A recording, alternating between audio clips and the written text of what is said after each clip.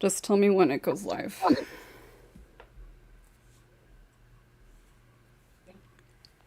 And if we can hear anything. It's gone live. Can you hear me speaking? And if we can hear anything. Yes. Okay, awesome. So yeah, technical difficulties that got fixed like 2 minutes before we started.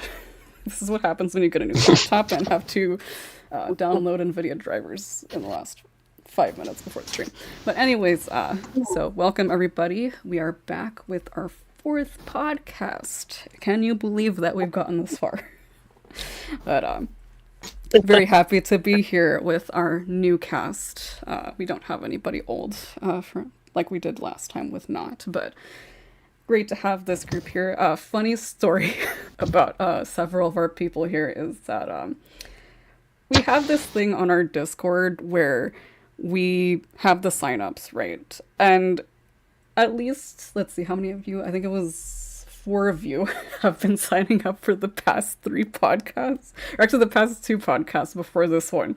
And I kind of told myself, I feel bad for not bringing you guys on. I have to bring you guys on now because you've been so dedicated.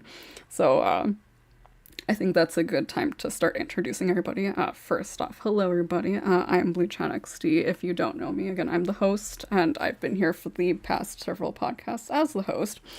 I am a scriptwriter over on ASMR, or r/ASMR Script Haven, as well as the new script-based subreddit called Talking Tall Tales, made by the lovely It's Esme Jones. Please go check that out if you haven't already. It's a nice alternative to several of the other places on Reddit if you wanted somewhere new to post. It's very small. We only have about like 200 and something members, but if you would like to check that out, go do so. I also like to do a thing where I mention whether or if there have been people on the panel that have done my work. Only one of you has, which was actually Tofu, I think. Hello. Yes, you're the only one who's done my work this time around, but we'll talk about that. So yeah, Tofu has actually done. Know who has taste. Yes, Tofu has actually done a collab script, interesting enough, the Yandere Villains collab. That was the one that I wrote. And from what I understand, you actually have another fill coming out very soon for my newest Yes, series. very, very soon. So please be sure to check Tofu's VA out for that. Yes. I believe that's going to be the next upload once I get around to editing I am that. very excited. I saw that when you posted. I'm like, yes, I want to hear this. But yes, again, very happy to be here with our new group, and let us go down in alphabetical order. I had to skip Ace because I'm the host, but let's go with you, Ace. Please tell us about yourself. Use this time to do your shameless plugs. Well, hey, I'm Ace, also known as Rye. I can see that Ryu and Rose are here from over my comments, so glad to see you too.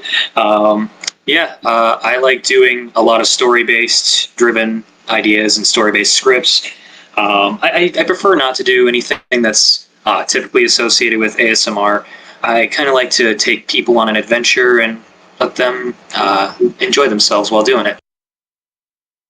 Well, it is great to have you on. And I know that you did say that you were both a writer and a recent VA, right? Yeah. I became a VA about technically 2 months ago, although I have been doing VA work before then. I only started my own channel about 2 months ago. I have written several different scripts, one of which, the Neko listener one, which is taking care of a band and Neko listener, has gotten very, very popular in the community. I'm not sure if any of you have seen that, but I'm sure someone at least has heard of it before. It was performed by originally the Clockwork Imp. Fantastic guy. Check him out. I think that's about it. That's all I can really say regarding introductions to myself. Well, we will find out more about you as you answer the questions once we get there. Yes. Next up, another multi-talented person in our group, Mackenzie Amazing, who also goes by, obviously, a Pisces on Reddit. So please tell us about yourself. Hi. I've been doing script writing for a long time, actually. Funny enough, I did it for a while and then took some years break and then just got back into it recently and then started a channel again. And so I've been doing voice acting again for about a month or so. Probably some of you might know me from the Yandere Billionaire series that kind of took off. I have, I think, like 87 script fills now, so like if you ever want to check those out, I've made a playlist on my channel you can go see because there's a lot of talented people on there. It's quite a few talented people that we're going to be having.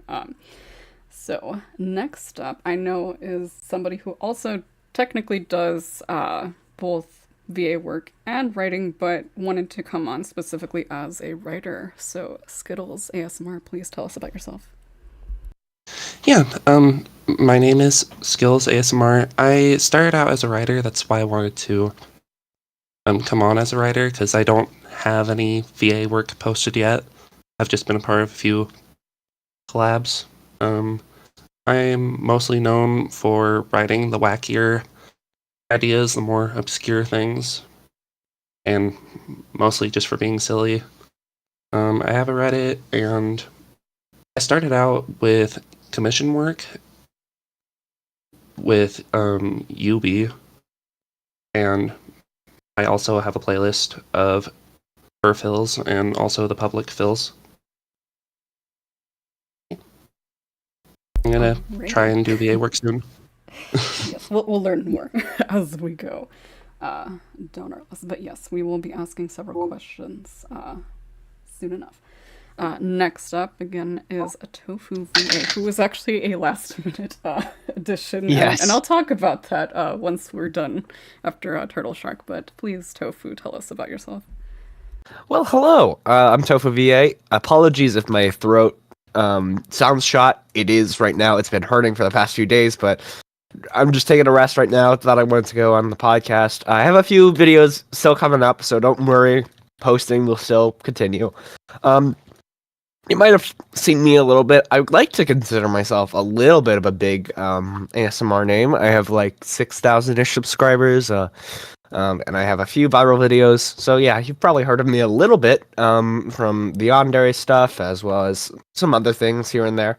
But yeah, I'm excited to be here. I'm primarily a voice actor. However, I am interested in script writing. I do script write a little bit in my free time just because I'm interested in like making my own sort of like story-based podcast, but that's another thing I'll talk about later. So yeah, thank you for having me. Yes, it's very good to have you, and hopefully we don't have you answering the writer questions right now, because then everybody's going to be answering those questions. We need to I'll just sit in the background. It's okay. You know, it's actually funny because last time we had mostly VAs, like, or people who did VA work, and very few writers, but now we have mostly writers, so we're kind of making up for that with this one. Anyways, last but certainly not least, Turtle Shark, a full writer. Please tell us about yourself. Hello, I am Turtle Shark. That's spelled TURT1E Shark on all my accounts. I write scripts on subreddit ASMR Script Haven, as well as I've recently started posting them on Talking Tall Tales as well. If you know me from anywhere, it's likely from my Your Wholesome Succubus / Your Wholesome Incubus series, or from my Visiting Your Yandere Partner at the Mental Hospital series. Those are both the biggest ones I've done. Very different vibes. Yes, yeah, very different vibes. I consider myself a variety writer. I try a lot of different things, but my specialty is probably comfort scripts. Along with Reddit, you can also find me on Ko-Fi under Turtle Shark ASMR, where, you know, you can donate to me, join some tiers for some special benefits. And I also have a YouTube channel where I don't upload anything currently, but I do keep playlists full of every single script fill I've ever gotten. So if you're interested in checking out my work, that'd be a good way to do it. And yeah, I'm just really excited to be here. Again, thank you all for joining us for this. Again, I've been wanting to bring a lot of you on, but we've had several people wanting to come on for a while, so people just kind of get pushed to the side, unfortunately. I wish I could have, like a 10-person, 20-person podcast, but we'd be here for like a 24-hour stream if we did that. So anyways, Nelson already kind of alluded to this actually, but I was going to talk about this with the whole like Tofu being a last minute addition. Tofu was actually not supposed to be on this podcast. We actually had another VA who was going to be joining us, Prince Cairo. However, we had an issue with scheduling, and unfortunately he was not able to join us this time around. However, he is confirmed to be part of our podcast 5 group.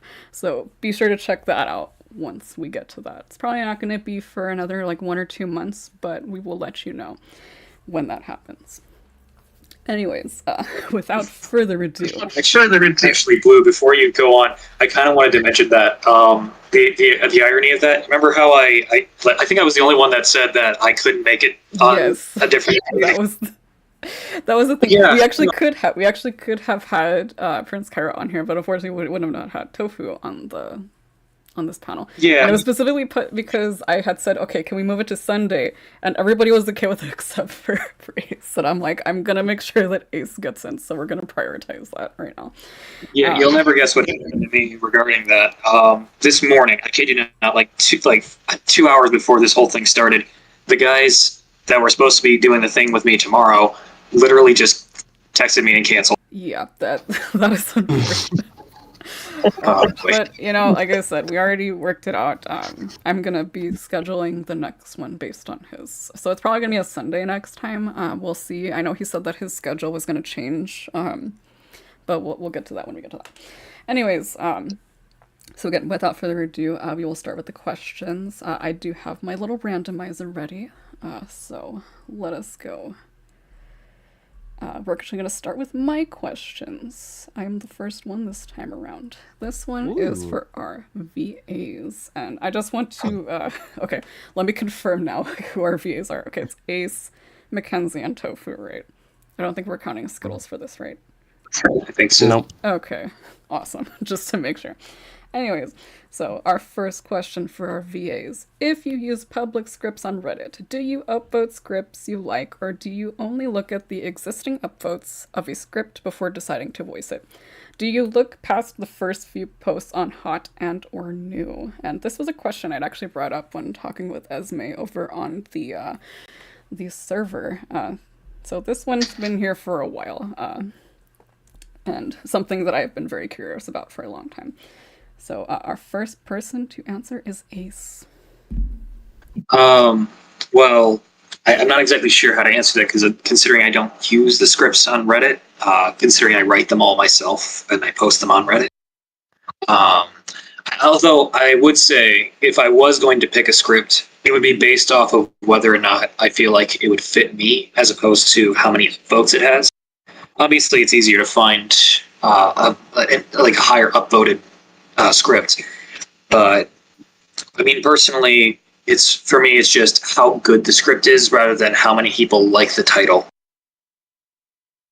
I hope that's the answer for most people, because I feel like I've noticed a lot of the time that, and I feel like probably other people have noticed too, whenever you see on Hot, like the first maybe 1 or 2 scripts ends up getting like a bunch of upvotes, and then everything else is like 1, 2, maybe 5. It just seems kind of odd to me. Is it just that some people are like more popular than others, or like are people just only looking at the first 2? That's why I was curious. So, but I guess we'll. I think people. Huh? Sorry, I was going to say I think people just kind of look for the similar names and then look at other scripts that they have. If they really, really like it, they do that. That's what I wonder, but that's what the question is for. So I might actually save this question for future podcasts too, so keep an eye out for that. Our next person to answer is Tofu. So when looking for a script, I am not really the most picky person most of the time. I usually don't go with the top ones, however, just because typically I find that more female scripts are just like more popular inherently. So I cannot fail female scripts, so I just scroll past them. So I think I just kind of like go with ones I like more naturally. I don't know why. I should also start upvoting the ones I use. I don't do that right now, but I realize I definitely should. So that's my answer. Short and sweet. Appreciated, I think, by every writer. Please upload Yes. the scripts. I will do that from now on. Them.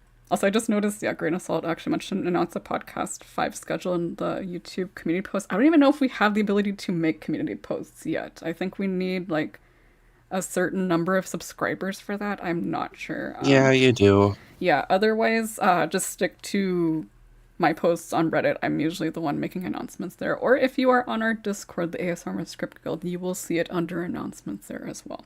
And that's also where we get our panelists. So if you are interested in joining, please join the Discord and choose one of the options of whether you are a writer, a VA, or both, or if you would like to join in for our written-in submissions, which I still have not actually confirmed with any of the people who did select that option, so we'll see if we will get to that. But anyway, that's something for later. Last person to answer the question is Mackenzie. Well, like Ace, I write my own stuff, so this doesn't really apply to me. I guess, though, if I was going to use it, like, I have considered using other people's scripts, so I figure, like, I'll probably do it based on, like what topic I want to do, and then search the topic, and then look through the ones, and, like, read them all, and figure from there. Yeah, I think this is why this is probably going to be a good question for other VAs, too, because, again, a lot of our people here who are VAs also write, so it's kind of a different thing. But I'd like to hear more from those who actually are specifically VAs, who just get their scripts from Scripthaven. Because I know also our previous VA that we had, Iceboy, in the last podcast actually writes his own scripts also. So different answers, I guess, but yeah, we'll see. I'll probably reuse this question. Anyways, our next question is going to be for our writers. How do you feel about fills that have high quality voice work but don't necessarily fit the vision you had or the overall voice you expected for the character? Let me grab my randomizer again. Oh, we're back to Mackenzie. Hi. I don't know, like, most of my scripts I kind of write for anyone. Like, they're usually all, like, A for A, so, I mean, I sometimes don't have, like, a clear vision of who it's supposed to be for, so I don't really have a problem with anyone doing the scripts. I guess the only time would be... I mean, I don't really feel bad about any of the fills that people did. Everyone is just so talented, and like they express the character in different ways, and I feel like that's awesome. That's nice that you feel like that, because I have a very different opinion. But we'll not in a different opinion, but we'll get to that when we get to me. Ace is next. Well, I mean, that has happened to me before. Not too often, but it has happened to me before, where people will fill a script that I have, and either something's not quite the same way I envisioned it. That actually happened quite a lot with my Dragon Teacher script. A lot of people could not pronounce the words that I used in that script because they were very long and very complex. So it was a little bit difficult for me to watch, as people would actually butcher some of the words. But at the end of the day, I realized that they are people, and I did at the end enjoy the videos that they did put out. Even if it wasn't quite what I wanted, it's still great. I feel like that's a thing with me too, like where like there's just certain words that some people have never heard of before, it seems, and so like they change it, like, or pronounce it incorrectly. Like, I know it's probably not a very commonly used word, but I have a script where the term or the word gauche is used, and I feel like people never heard that word. So it's like they end up replacing it with something else, but it's interesting. I'd like to hear them pronounce the word gauche. Yeah, gauche. Like, some people don't even say gauche. Like, I think people say, like, gosh, or they just replace it with something completely different because they don't know what it means. But, anyway. Yeah, very If I can French. interject, Very French. There was another word. I can't remember what it was. I'd have to think about it. But anyway, well, let's move on. Next. if I can, Oh yes. sorry, if I can say something, that's why I usually put like pronunciations by some of my more complicated words or made up words, even if I think it's simple, because I have heard a lot of words get butchered and it Yes. hurts my heart. So, Actually, a funny story was I wrote there's this like two-parter series that I wrote. It's not even a series. It's the one where it's like your villain classmate ends up kidnapping you, like basically like, or like a villain's kid kidnaps you for practice, essentially, right?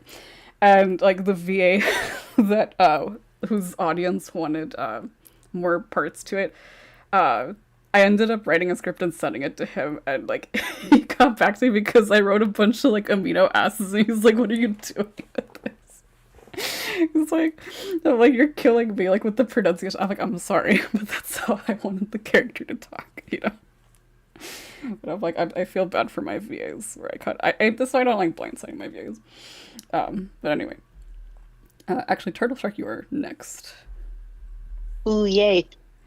So this, I kind of took this question in a bit of a different direction, where it wasn't necessarily like changing the gender of one of the characters or mispronouncing words, but I thought of it more as changing like the tone or sort of personality of the speaker character. Like, for example, there's a very talented VA named Vanilla Velvet. Please check her out. I listened to her stuff even before she filled some of my scripts. And she filled my Your Wholesome Succubus series. And that character I wrote with the intention of being like very bubbly, very kind-hearted, but also kind of just a bit of a pushover who wouldn't really stand up for herself.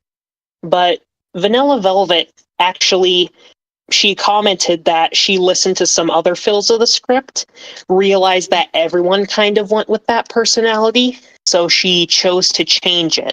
And her rendition of the character ended up being more like of a Raven from Teen Titans type of character who is kind of more, is still nice, but a bit more antisocial and just has lower self-esteem.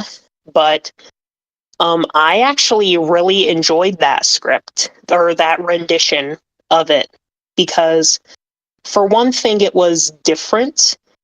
Just as I said, that's one of my most popular series. So I still to this day, I sometimes get new fills sent to me. And of course, I'm very appreciative and I listen to all of them.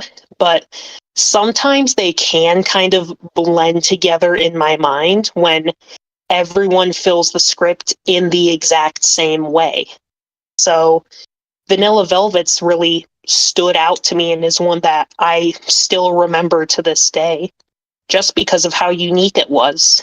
So, and I think that's also one of the nice parts about the collaborative nature between voice actors and script writers, where there are some times where, both of them are on the same wavelength and can end up, creating basically what the script writer intended. But there are other times where they take it in their own direction, do something unique with it. And as long as they don't completely change the plot or turn a nice character into this evil, hateful character, as long as it still makes sense, I actually really enjoy the change of pace. I think it's really fun. Well, coincidentally, it is my turn because I was going to agree with that in a sense.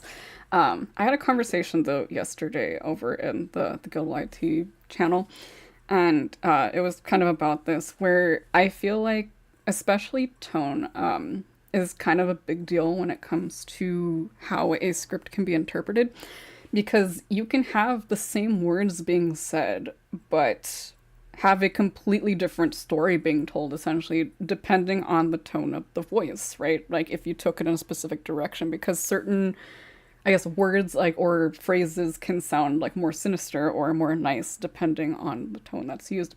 And I wanted to bring up an example that I feel is kind of an issue sometimes with a particular script of mine, because I even though I have it in the tone indicators in my script, I feel like people kind of miss the mark. One of my more popular scripts, the villain makes you feel wanted script, I never intended that script to have a happy ending, right? Like it's supposed to have very sinister implications at the end. And yet a lot of fills I've noticed kind of play it off as like, oh, this is a nice thing.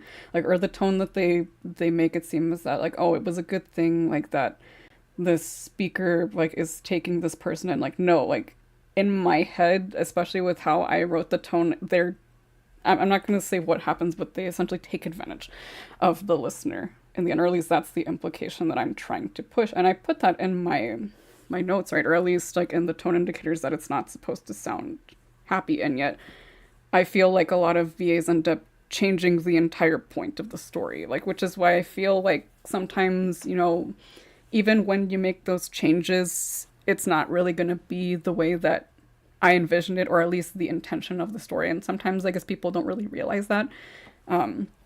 I feel like it can go a long way sometimes. But otherwise, yeah, like I feel like, especially with ad libs, I actually like some of my favorite fills happen to be ones that throw in ad libs and really make the character their own, but at the same time not completely changing who the character is. And I have like several that I would consider, you know, like this is incredible work. And again, I appreciate when other VAs do my work, but at the same time, sometimes I feel like, you know, I feel that certain VAs might do better with other characters, especially with villain characters. I think like when I write my villain characters, a lot of the time I'm expecting something a little bit more sinister, especially with the ones that involve manipulation. And sometimes I feel like certain VAs sound a little too nice for their own good. And I'm like, you know, it's like it has a completely different vibe to it. And honestly, sometimes I feel like those VAs would probably do better doing other scripts. But at the same time, I appreciate that they do like my scripts enough to voice them. But, you know, that's just me. Anyways, last but not least, we have Skittles. Yay.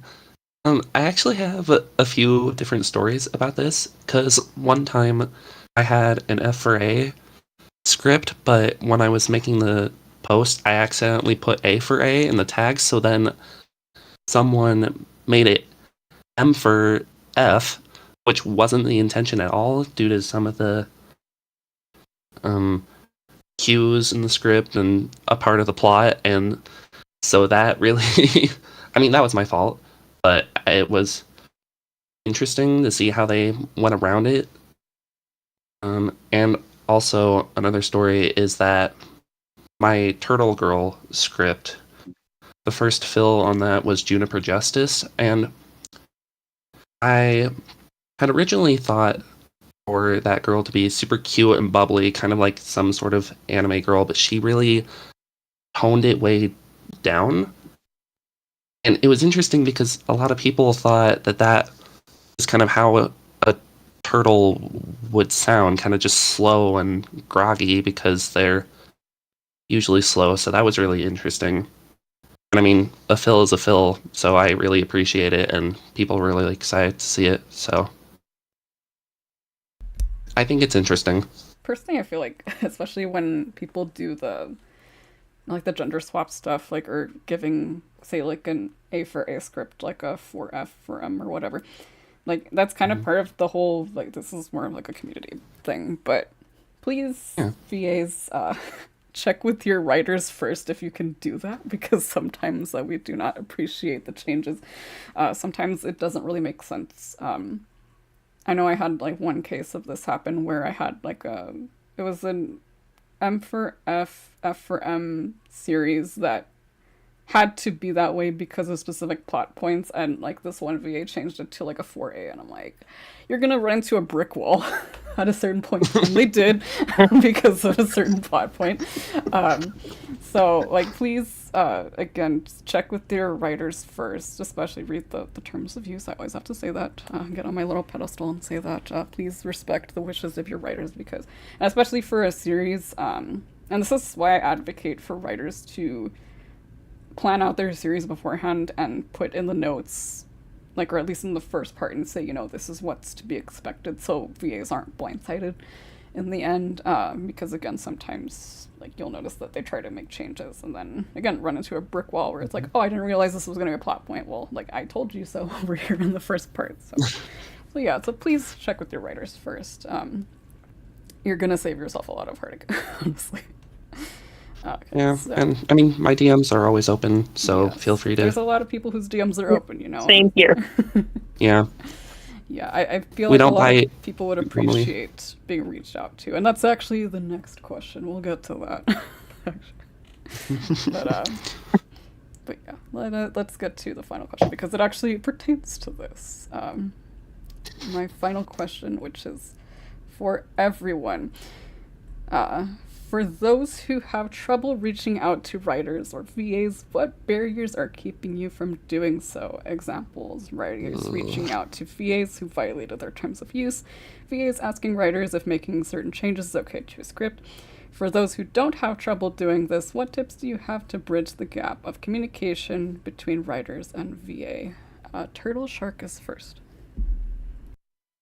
Okay, so this is kind of a recurring problem for me where I'll find a lot of VAs who have filled a script of mine but have like never notified me, which is something I have in my terms of service where I ask, you know, if you fill my script, please just send me a message or leave a comment under the post with a link to it so that I can know when my script has been used. So I've gotten into the habit of like pretty much once a week just searching my own name into YouTube and sorting it by, you know, like most recently uploaded. And I'll end up finding, like, it depends, but on average, like 1 to 3 fills a week that I just was never notified about.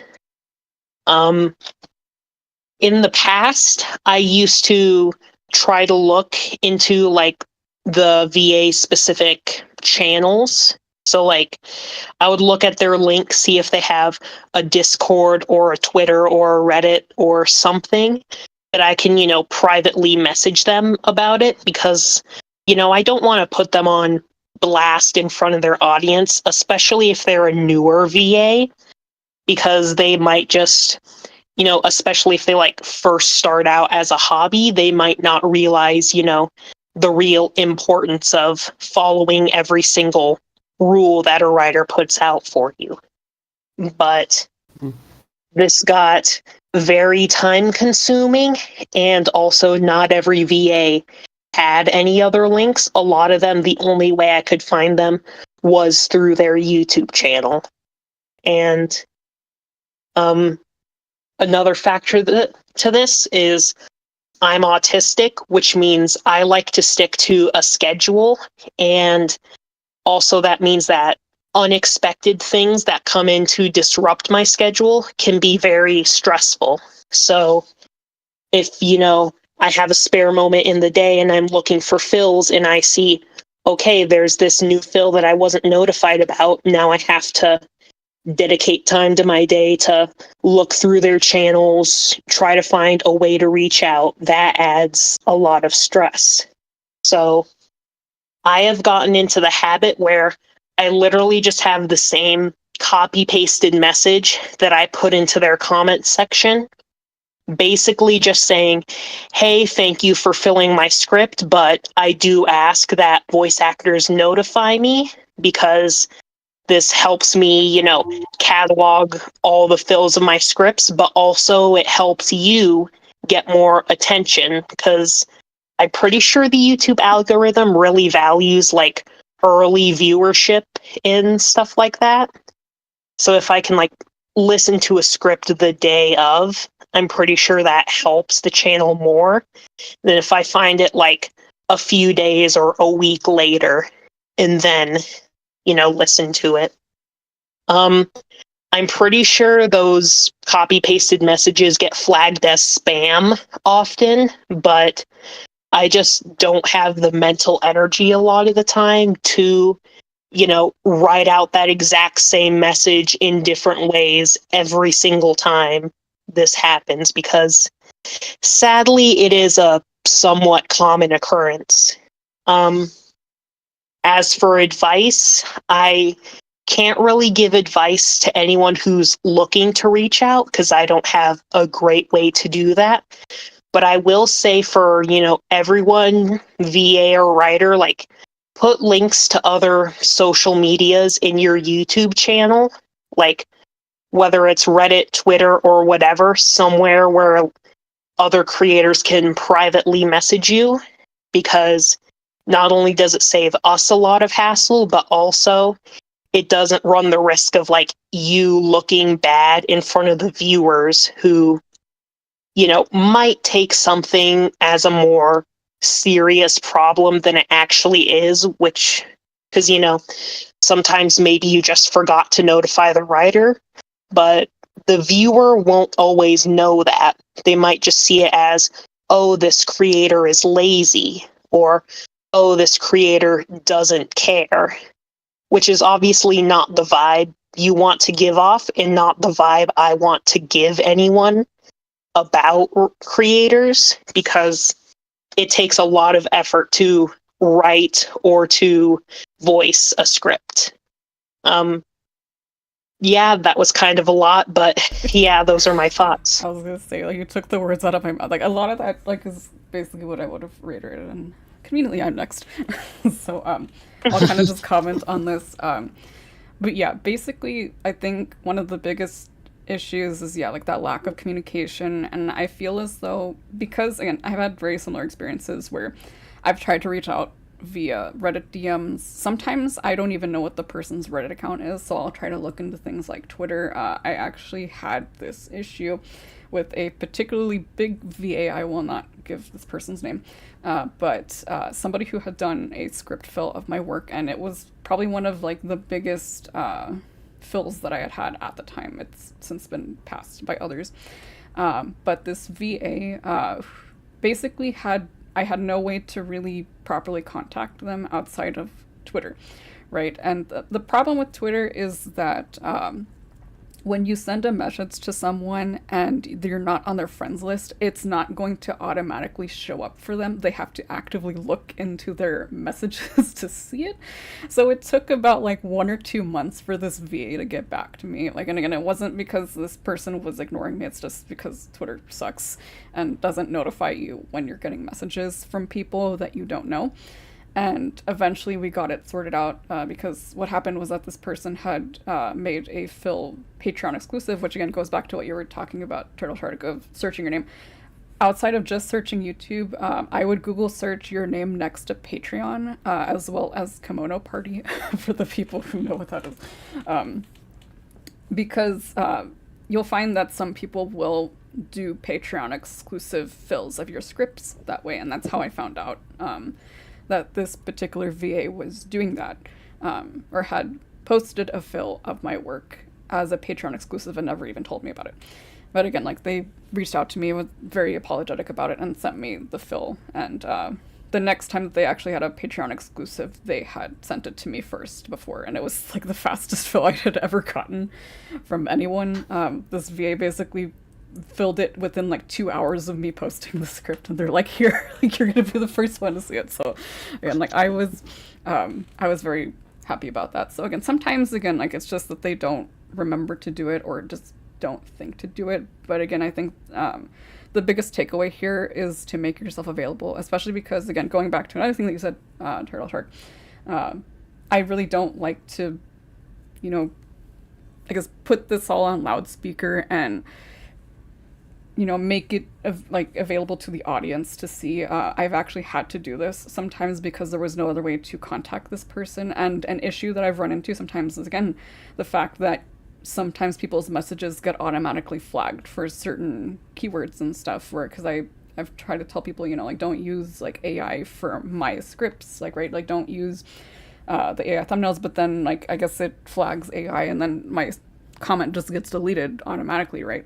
And so there's no way that this person would see it unless they looked through their flag messages or whatever. And it sucks because, I have no other way to contact this person other than through the comment section. And so again, my biggest thing that I need to tell people or VAs is, please make yourself available. I don't care if it's a business email, make your DMs open, something. Just make it convenient enough for writers to be able to contact you in case we have issues, because again, it's consistently a thing that I've noticed for myself and other people as well. Anyways, next up is Ace. Yeah, I was going to say the same thing, more or less. It's very consistent. It's a very consistent problem for me. I've had quite a few issues where VAs would fill my scripts and not tell me about it. They would fill my script, and in some cases, they would not credit me. I do attempt to reach out to some of them sometimes, but I think a lot of times they just don't really notice the replies in Reddit. It could be that they just turn Reddit off and they just haven't noticed in a while. They don't have notifications on. Maybe they only go there for scripts. I've had a couple of them that I think one of the people here actually recently told me that he doesn't do it at all. I'm not going to say who, but he doesn't do pay attention to any of that until he's told to change something about his video, in which case he'll then do it. Not a business practice I would advise doing, but yeah, it is very, it can be kind of depressing when your work is kind of going unrecognized because someone didn't really bother to look at your notes saying, hey, credit me, or hey, at least let me know what you're doing. The only advice I could really give to people who want to write stuff and want to have it filled, find a friend that also really, really, really loves searching your kind of work, because more than likely they are going to find the video before you do, and you'll be able to reach out to that person before their video gets bigger.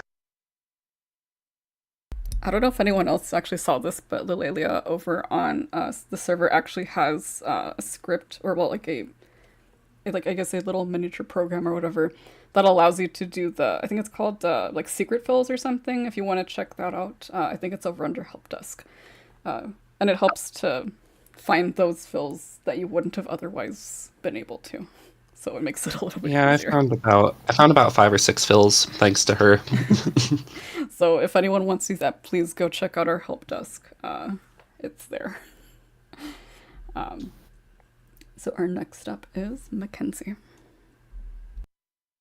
All right. So the barriers keeping me from reaching out, anxiety.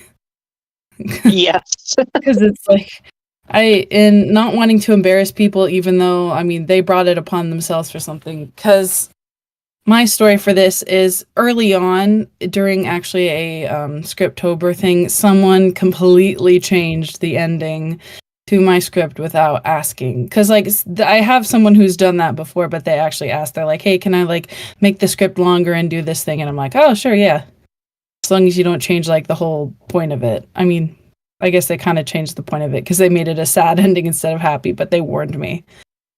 And so they changed the romantic, they changed it from a yandere bad ending into a romantic one, and I kind of just didn't really know what to do with that. So I just basically did not add it to my fill playlist and just kind of ignored it. So I have no advice really, except that for some people maybe who have less anxiety, know that it's your work. You should have a say in it, even if you post it publicly, because there is an expectation for people to be respectful of your work. Just because it's public doesn't mean people can just walk all over you. It's funny that you mentioned the thing about not putting it in your script list. I actually have this little thing for that on my master list where it's not technically the quote unquote naughty list, but I separate, I guess, my all fills versus my blues choice. That's what I call it. Fills for the people that actually completely follow all of my my requirements on the terms of use. So you can actually see who follows my work, or like who follows my terms of use with their work, compared to the ones that don't, if you really wanted to see that. So you know exactly who to support. I don't know if anyone else would be down to do that, but yeah, that's what I do. I'll have to consider doing something like that. But yeah, so people make sure that you're not on my naughty list or anyone else's. He's making a list and checking it twice. Better watch out. Better watch. Better Okay. Next up, we have Skittles. So, I mean, I comment on every fill that I eventually find. It's taken several months for some of them. There was only one script where I directly asked them, just for future reference, let me know, but that's because that script was very special to me, so I wanted to make for absolute certain because it was a very heavy script. But I also added things just for like, oh, for future reference, I can add this, and then maybe people will actually notify me. And to be fair, it worked. I added a little warning before all of my scripts saying to message me for questions or for script rules, and that has worked phenomenally. I've gotten so many people messaging me on Reddit asking about fills, and that's been super nice. Just something else is that sometimes in a YouTuber's About section, they have a business email that you can email them. I've used that a lot for asking about commissions or collabs. So, I mean, if an email is available and that's the only option, do not be afraid to email people. I'm going to add my email as well. I also have a link tree of things, so just going off of what other people said to add links for people to message you. But if an email is an option, then don't be afraid to email, because that's been super helpful for me too. Honestly, I'm gonna have to ask you where you even put some of this, because I feel like I've done this for my scripts where I say like, please like read my terms of use. Like I have it in like 4 places and people still don't do it. So I don't know what you're doing, Skittles. So as of recently, what's the magic formula? So what I do recently is for my scripts, the actual scripts, I have this little warning thing, just like, please do not use my scripts without notifying me first, because that's like my number one rule. And I have my Reddit there, just message my Reddit for script permission. And then whenever I post a fill recently, I've just, instead of saying something quirky about the script, I just post my script rules and then the script. So that's been super helpful. Well, we'll see how I also have the rules in my master list, which I probably need to should make put a it in my post about. master. Actually, I don't even know how you can do that in Airtable, but whatever. Oh. I guess, but I mean, I have it in my scripts. Oh, yeah. Because I put my master list on a Google Doc, and so I just have my script queues and then all of my rules before I have all the scripts. It's just a wall of text. And then I just copy and paste that for every... Yeah. And then I just...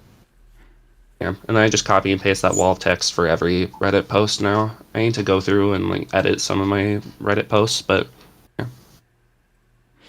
Yeah, I mean, that's kind of what I've done too, like where you just kind of copy paste it, but I feel like it's never really worked for me as much. But if it's working for you, that's great.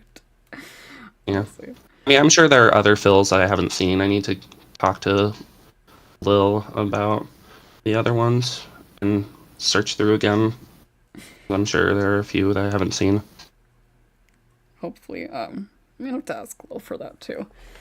Actually, I haven't tried it, but I've seen people do it, and it's nice. So yeah, I have noticed some difference with doing that, and also don't be afraid to have your link tree or your card. It helps. helps you and it helps us. Alrighty. So, last but certainly not least, we have Tofu. Hi guys. So I'm a little ashamed because you guys definitely made me realize, oh shit, I'm fucking stupid. And I had to go through about 3 videos and sent 3 DMs to 3 writers because I forgot to send it to them. I've been sitting here the entire time like, oh no, I'm gonna be shamed. I'm so sorry. But here's the good thing. This allows you guys to realize VAs aren't doing this on purpose. We're just fucking dumb. So here's my thing. I schedule my videos to go up at like almost a week before they go up. And what that does is whenever I schedule them and I send it to someone, they can't actually watch it until it goes public. And so what I do sometimes is I wait until it goes public, but then I just forget because it's been a week. That's my issue. I'm just stupid. So I got a solution for you. Something you could try doing. Just try informing them ahead of time when you initially post it. Just say, you'll send them a link a week from now, and if not, just tell them to reach back to you and ask for it. okay. Yeah. Look, I'm still new to this, guys. I only have like 50 videos, so you gotta give me some leeway. I'm just stupid. Well, I mean, most of them are live streams, anyways. You know what I mean. I need to go through my ASMR playlist, but I'm just dumb. So sorry. Actually, Going back to reaching out, most of the time what I do is just I find a script that works for me. Because there are a lot of talented writers and I don't like compromising their integrity by trying to make my own change to the script because I'm just a dumbass and I don't know what making a good script it looks like. So I feel like if I make any changes to it, it's going to make it effectively worse unless I find a good script that works for me. And there are so many scripts out there, it's just easier to do that than to go through and change it. So I feel like it's just easier for me to find the script I want rather than going to change it and going through the hassle of trying to reach out to someone. And I haven't had to do that yet. So that's my thing, I guess. I don't know. So well, actually, I mean, I was gonna say, like, in reference to what you had mentioned, something that I've noticed that some VAs do is that they will actually let me know when they've scheduled a fill to go out. So maybe that's a good alternative because, I mean, even if it's not out yet, just say, like, oh, it's gonna go up, like, on this day or whatever. I'll write that down. Sorry to the 3 people I just DM'd. If you see this podcast, I promise I'm just stupid. Yeah. I mean, another thing that it's just Echo specifically, he requests an MP3 of the audio, and that might be a good alternative as well. But I understand that can be a big hassle for file transfers and such. I've used MP3s before myself, and MP3s aren't really that difficult to transport over even a simple DM. They're actually pretty low in data, so they're actually relatively easy to send to someone. Even, heck, I've sent 16-minute long ones to people before.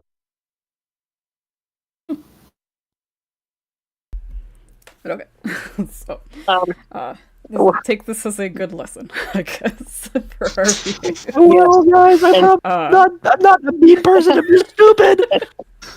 And also, I want to say that I hope nothing like any of us have said comes across as demonizing VAs or thinking lesser of them, because that's not what we think.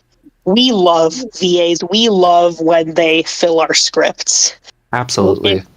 It's just there are sometimes little annoyances, and I can only speak for myself, but I would rather have like no VAs notify me of their script fills instead of getting no fills at all. Which that does not mean never notify me. I still want to be notified, but like it just means I really appreciate the work that VAs do, and it's very important, even if sometimes, things can slip through the cracks or not go how they're 100% supposed to.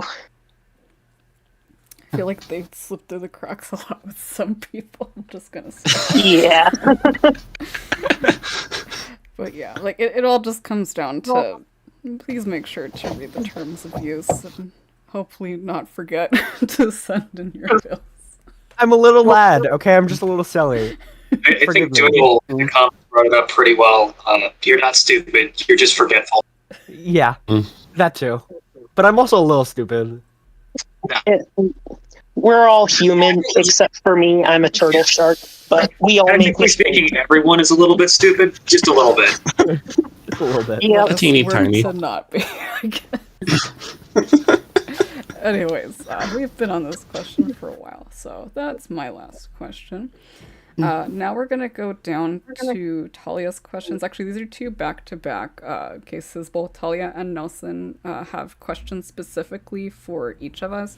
So we're just gonna go down the list by person. This one is specifically for Ace. What is your favorite character to write versus favorite character to voice, and how do their differences / similarities show in your writing versus acting? My favorite character to write versus favorite character to voice. Need to think about that one for a second. Okay, my favorite character to write is, for lack of a better term, a smartass. Someone who is fully aware of everything going on in the situation and is having the time of their life teasing and or making fun of another person. I really just like for a better example, I guess a character would be like Doctor Who. If any of you have seen that, he's kind of a little bit of an ass because he's so smart. He knows everything that's going on in the room. Actually, imagine a nicer version of Rick Sanchez. If any of you have not seen Doctor Who, basically using the brain in order to just, I guess. Basically, their personality is I'm smarter than you, and I'm going to make it fun for myself because this is how I have fun, by showing how smart I am to other people. That's my favorite character to write. My favorite character to voice is someone who's absolutely ridiculous. Or either someone that's absolutely ridiculous or someone that's very, very down to earth in a world that's ridiculous. Like even like my most recent video, go check it out. Shameless plug. It's is a Bakadere that is basically like Alice in Wonderland rabbit. He is he's completely idiotic, but he still acts as if everything he's saying is completely normal and not completely nonsensical. I love being in a world where, either I am the straight man in the crazy world or the crazy man in the straight world. I suppose that's it's more or less just the kind of character I like to voice as opposed to write. Chaos incarnate. Always with a shameless plug. Well, do I have a script for you? Please do it. Okay. So next up is a question for Mackenzie. Do you have a script / audio that you think is underrated and would love to see more of in the future on other channels? I feel like most of my scripts have been filled, so I don't know if that should really count as underrated. I think the only one that hasn't been filled is my Pied Piper Comes to Collect You one. I would really like to see that one because it's like my one like full-on horror script. And I think, and that did get a couple people on Reddit saying like, oh man, I want this filled. So I'm like, someone get on it. If you send that to me, I'll get on it. Yay. I was gonna Yeah, say just send it that. to me whenever. I was gonna say that horror feels like I feel like they tend to not do as well overall. I don't know if that's just me. They don't typically, unless it's like Halloween or something, but they're still super fun to do as a VA. I feel like it's kind of the same vibe as like you could do crazy characters like yanderes and stuff, but like why can't we do more horror? You know, unless we're Absolutely. bringing in the yandere horror. I mean, I've seen it done. We had that one Alvar series, the Lemon Drop series. We brought that up in the first podcast. But anyways, let us move on. Yes, I think you're done, right, Mackenzie? Right. Yeah, I'm done. Okay. Just making sure. Okay. Next up, we have Turtle Shark. How has your writing changed and evolved to where it is from, or where it is now from where it started? Well, I have been writing for about 2.5 years now, which, in the grand scheme of things, doesn't sound like a super long time, but it feels like I've been doing this forever, and that's in a good way. So how it's changed. First of all, I'd say the biggest change has been kind of on the back end with my editing process, because as a kid, I loved to write stories. I love to, write them and give them out as gifts to family members for like Christmas and birthdays. But I would never edit a single story because my mindset was, well, I already wrote it once. Why would I edit it? That's boring. I want to do the next story. But once I... were you saying something? Okay, I guess not. I think that was just a go. Yeah. So once I started posting scripts, I have not posted a single script that I have not edited. So I really had to learn the editing process throughout a lot of my early days of ASMR writing, which means that when I look back at some of my older scripts, I notice a lot of like awkward lines or weird phrasing or just some simple grammar mistakes that I wouldn't let slide now because I have a more in-depth and streamlined editing process. So that's one of the main ways that my writing has changed. I'll also say that my writing now is more like I'm more willing to get experimental with things, because in my early days, I don't want to say I was playing it safe, but I was really going with a ton of simple stuff, like mostly single VA scripts with like a simple plot, very little, sound effects or background noise. And my occasional experimenting would be like, okay, I'm going to experiment by writing a script with 2 VAs, or I'm going to experiment by writing my first series. Whereas now my experimenting is more, okay, I'm going to delve into maybe an unpopular genre that I don't see a lot of. Or like just recently, I experimented writing a script with multiple endings, because eventually I'd love to be able to write a full choose your own adventure type storyline through ASMR. So practicing writing, split paths and multiple endings beforehand is important. But I'd say those are the two main things that have changed. My editing process is a lot better, so there's a lot less mistakes that go through the cracks. And I'm more willing to get weird and experimental. I'm less afraid of, screwing it up if I were to try something different. Yeah, we actually had a question about edits to scripts, but we'll get to that eventually. So maybe you'll have more to say on that once we get there. Yeah, I will have a little more to say, but I'm holding my tongue. I don't remember. Was that your question or somebody else's? I actually don't remember. It was my question. Okay, it was your question. It's gonna be a while before we get there. Yeah. We saved the best Yeah. for last. We'll get there. Mm. Okay, so the next one is actually for me. Do you find it challenging to write characters that aren't too similar to each other, or do you like them to be similar? So this is kind of a loaded question because the answer is both yes and no to an extent. It really depends on what I'm trying to do with my characters. I've mentioned this before in the Discord, actually, that there's a couple of times where I've had ideas that I've split into 2 or 3 different scripts. So you'll end up hearing the same vibe for 2 different characters on occasion, and that's because they actually were the same character at one point. This has happened several times, actually.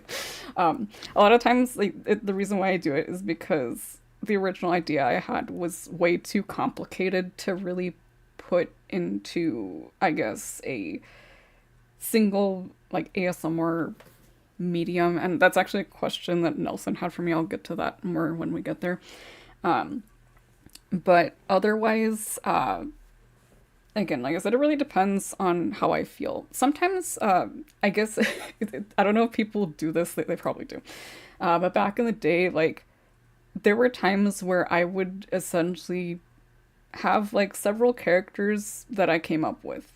Like, this was when I was much younger.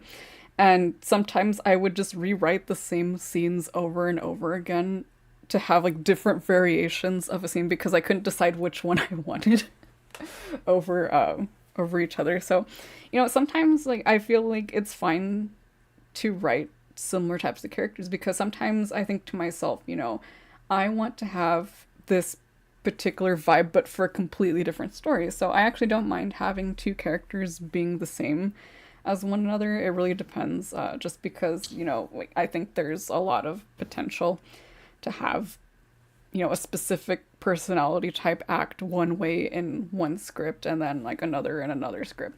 So even if they're not the same character, like, I think it's just kind of that equivalent of when I was younger where I would just write the same character in completely different scenes, like where, say that I had these 2 characters that I shipped together and it's like, what if I wanted them to end up together this way, or what if I wanted them to end up together this way?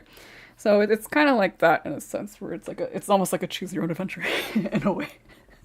Like Turtle Shark was saying, but not with the same story, if that makes any sense. But that is my question, and I will get more into that other point when we get to Nelson's questions. Our next question is for Skittles. As a writer, what is your typical process for writing a script? Ooh, so, it usually depends on which idea I'm doing, because sometimes there's an idea where I'm just like, I need to write this right now or I'm going to forget, or I'll look through my very large idea list, but, sorry. What I normally do is I copy and paste this script template that I've made, where it has the title, gender tags, and the warning that I made. And it also has a plugin that Lil made for me with a word count. So then I go from there. I pick a color that I think associates well with the speaker. And then I usually just write. I don't really have to do too much editing.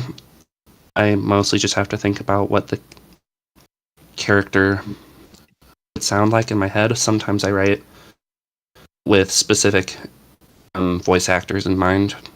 Not that they will fill the script, but I just keep it in mind. It kind of helps me form the character. Also, it's kind of an interesting way to do it. I don't think I've ever really had a specific VA in mind. I don't know if anyone else has when they write scripts. That's kind of a pseudo question for everyone else. I mean, I used to when I was younger, but now I try to make my scripts like general for everyone. So not really anymore. I definitely do add food themes into my scripts. The theme being storytelling. I want people to feel some sense of uniqueness whenever they watch or listen to my stuff.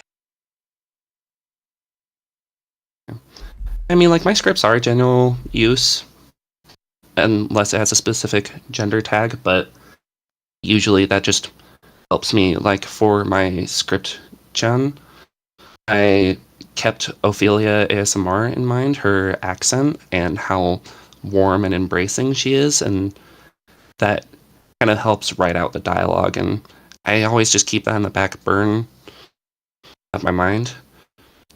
But, I mean, I'm always curious to see how people will fill it. That's a question that I feel like everybody has. It's like, how is this person going to sound? Like, or who's going to end up filling it? And sometimes, you're surprised, I feel, by what some I was people very can do. surprised. Yeah.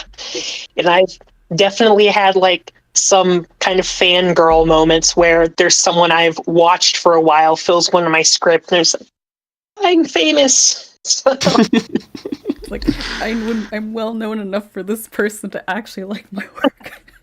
yeah. I will probably pass out the day I've that had happens.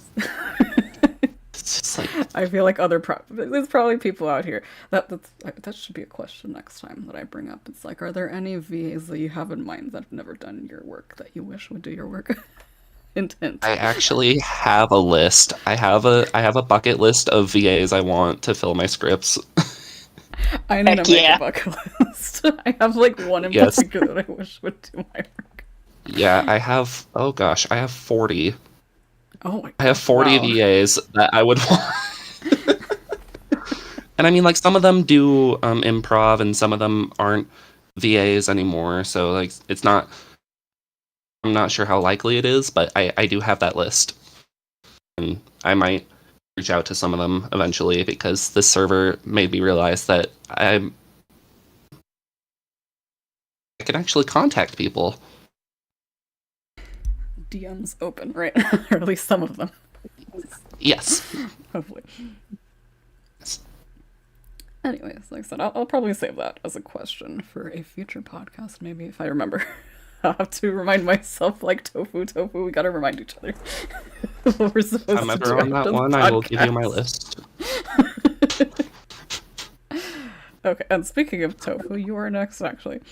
Woo! Since you are on the path to / of professional voice acting, how does it compare to our genre of entertainment? Do you feel like there are different standards, and do you use the same standards for your audios versus other stuff? Very good question. So, yeah, I think I kind of do. When going into ASMR, the main idea behind it was to get something to send clients to show, hey, I can do voice acting. And this is it's kind of evolved into its own thing that I'm going to keep doing by myself just because now it's like becoming a steady source of like some income. So it's like, okay, this is actually valuable now. But talking about it being different in genres, I mean, there's always going to be different in different types of acting. Like, I do theater acting, I do voice acting, I do ASMR, I do all this sorts of stuff. So everything has to be a little bit different. But with ASMR particularly, you've got to be a lot more clear in your diction, I've noticed. You've just got to make sure, because sometimes before in like voice acting, there are context clues on the screen that help the listener or the watcher just be able to notice, like, if I mispronounce a word, they can be like, oh, okay, they meant this. But with ASMR, it's entirely based on your voice. So it's a lot more difficult because, like, I just naturally have, like, a sort of lisp to me. Not like lisp, but like kind of like a little bit of diction that throws myself off it sometimes. So it's just like certain things like that are the main difference between voice acting and ASMR. When talking about ASMR itself, it's a little bit more difficult because with voice acting, you have directors and people tell you, "Hey, this is what we're looking for." With ASMR, even though I do consider the scriptwriter kind of my director, it's going to be hard to be able to be like, just sit down with the. You can't like just sit down with the scriptwriter and say, "Okay, tell me what I'm thinking for this line." So it's a lot more self-executive function, and you've got to be a little bit more creative in some ways. So, fun fact, I have offered VAs the opportunity, hey, do you want to get in a VC and have me voice direct you? That'd be great, you know? I think it would help. Um, I mean, I wish hey, other writers would do it. I'm always down. I will sit with I you mean, in a VC to do the rest of the series that you're working I on, will if you be really so want me to. I am so down. We're doing I that. would be down. Like, if you really want to, just reach out to me. I will sit with you in a VC, and we can do that. Perfect. I mean, did same it here. with We'll do that both now on. not. I did it with not, and I did it with with Ash. So that was fun. Let me see. Oh, did you add me? Wait, who's adding me? Yeah, that's Yes, you. I added I you. was like, okay. I was like, I saw Discord. I'm like, here we go. Okay, awesome. Okay. Anyways, okay. I don't know if I interrupted. What was that? No, Was no, okay. that was basically it. Okay, cool. It was just like it's different because it's a lot more self-preservation of the scriptwriter because you do want to be respectful to the scriptwriter, like you guys mentioned before. Mhm. Some VAs take it in different directions than you were expecting, and that's not to your fault. That's not to the VA's fault either. I mean, to some extent, it's a little bit of both, you know. So and with voice acting in particular, you are able to communicate with each other and are more able to be like, okay, this is what you were thinking. However, this is what I interpret. Can we maybe meet in the middle? Whereas with ASMR in particular, it's kind of all the VA because they don't hear what you're saying. They're just like, okay, this is obviously how they wanted to go. Yeah, and I feel that sometimes even writing tone indicators, it's not necessarily always going to be how you envisioned it in your head. Like, there are times where I'll go back at my scripts and say, like, you know, this probably isn't easy to understand. I would probably have to sit here and actually describe what I mean by this. But even then, it's kind of hard to put it into words sometimes because there's, like, subtleties that you hear in your head, and you're like, I don't know how to describe that, honestly. Yeah. So, but anyways, let us move on to... that was actually the last Tully question. Let us move on to Nelson's questions.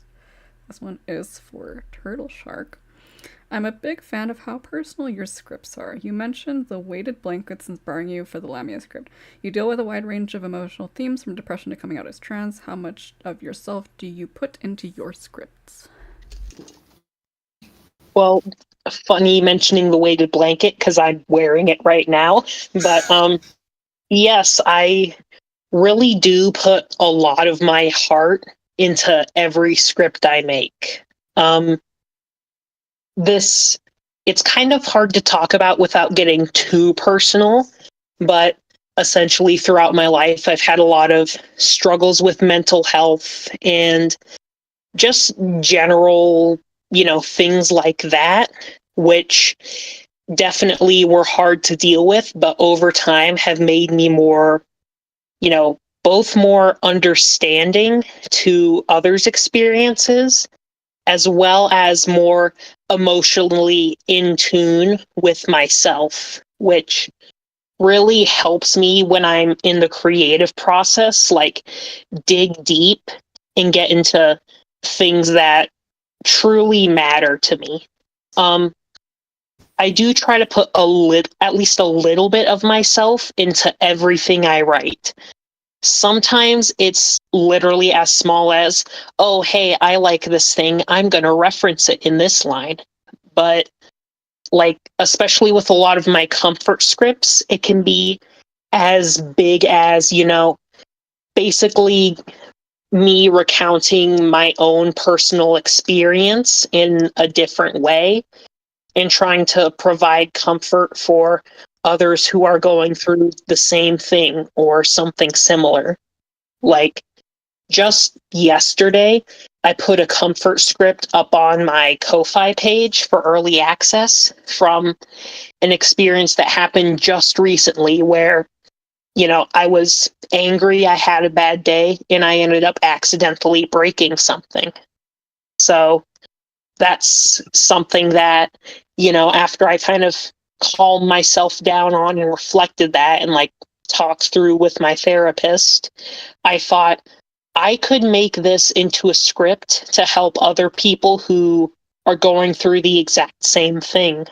So I, took my experience, put some liberties on it, and some different artistic twists to it. And that is how I made that script. So I guess I can't really say, oh, this is the percentage of myself that I put into scripts, because that's not how that works. But I will say I do, especially for my comfort scripts, I try to really dig deep into my heart and figure out what I, was going through at the time, and the things that I would have needed to hear when I was struggling. So I put those into my scripts in hopes of helping someone else out there who really needs it.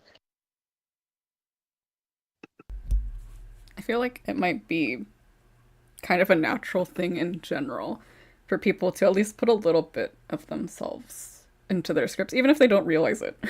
Like, I guess it comes down to, like, even simple things like your personal beliefs sometimes. Like, they just kind of come through. Occasionally, obviously, you're going to write characters that don't have, like, the same mindset that you do, but somewhere in there, I feel even, like, little personality traits as well. Like, they kind of creep through, even if unintentional. I don't know if anyone else has noticed that. Oh, Yeah. absolutely. Every script. It's like how in school, before you would read a book, you would learn a little bit about the author's life, because it helps like color your interpretation, helps you understand their intentions better and what they were trying to get across.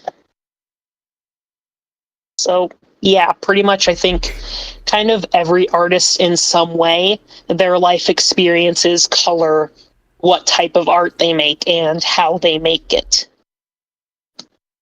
And then we have people with their very interesting interpretations. Yes. See, like, your AP English classes in high school. Yes, I know. I used to like try to go full game theory to make really wild interpretations just to get like attention from the teachers. It's like, this But represents yeah, this, and this person's, it's like, no. yeah, It's not like that deep I sometimes. somehow connected the giver to the 7 deadly sins. I don't know how, but I did. I would not know. I guess, like, when you're in school, it's like, it just kind of, there's just a point where, like, you get so into that, I guess, mindset that they try to put you in, that you kind of, things just go over your head more, probably. Yeah. But that's a story for another day. You try to make everything super deep, even when it's like, not. It's so deep. What this person had for breakfast represents this. Yes. Why are the curtains blue? They represent the author's sadness about looking out into the world. Well, we gotta do that for our script of Theseus thing, because that was a plan that we're gonna do Yes. at some point. That would be hilarious, just deconstructing our own scripts in the most wide way possible. I'll be actually so probably fun. talk about that at the end, because that is a plan to do the script of Theseus, where, actually, I'll talk about it now a little bit. We have a plan to have, like, somebody write a script and then just go down a list of several writers making changes here and there and see by the end if it's still the same script or not. So, that's gonna be fun once we get that off the ground. Like, can you all understand my vision? Is it even the same vision by the end? But anyway, we'll see. But thank you for that. We are back to Tofu. From clothing brand to streamer, in 3 years, you've had a lot of ambition. Has your pursuit of a career in voice acting taken away from... Or has your pursuit of a career in voice acting taken away from you? I'm not sure what you mean by that, but whatever. What are some of the changes you've gone through to support those ambitions? And he says, Nelson says, could you answer this in French? I don't know. I don't know why. Okay. So let's take this step by step. from clothing brand to streamer in 3 years, you have a lot of ambition. Thank you. Clothing brand. It's funny you mentioned that because Smile More Clothing Shop is not a thing right now, so I don't know why I felt the need to do a selfless plug, but that's a thing that you can go visit, and nothing will happen. But yeah, I do those. Has your pursuit of a career in voice acting taken away from you? Not really, no. I have a lot going on right now. In personal life and voice acting and online stuff, but I make sure to be able to take it in steps that I'm comfortable with. Which is extremely important to me. Just being able to relax while also doing what I love and also feeling the ambition, you know? So no, my career in voice acting hasn't taken away from me personally. It does take a little bit of extra time from my life, but I think that is to be expected with anything you're passionate about, right? What are some of the changes you've gone through to support those ambitions? I've done a lot. I've tried to currently right now to support my ambition the most. I'm going through the process of hiring editors to help get the ASMR videos up sooner, and so I don't have to sit down for hours to go through the sound effects and all the other finicky stuff. But I'm doing the videos and all that stuff by myself right now. But having my 2 editors, Stud VA and Do, on the side, just helping out a ton right now. Could you answer this question in French? I took French for about half a year, so I will try.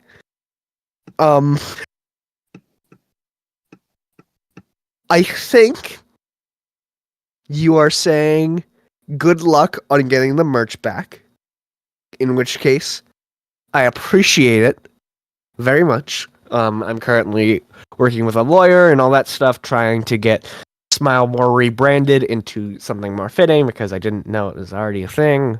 So, a lot of stuff going on back there. I'm, again, really stupid.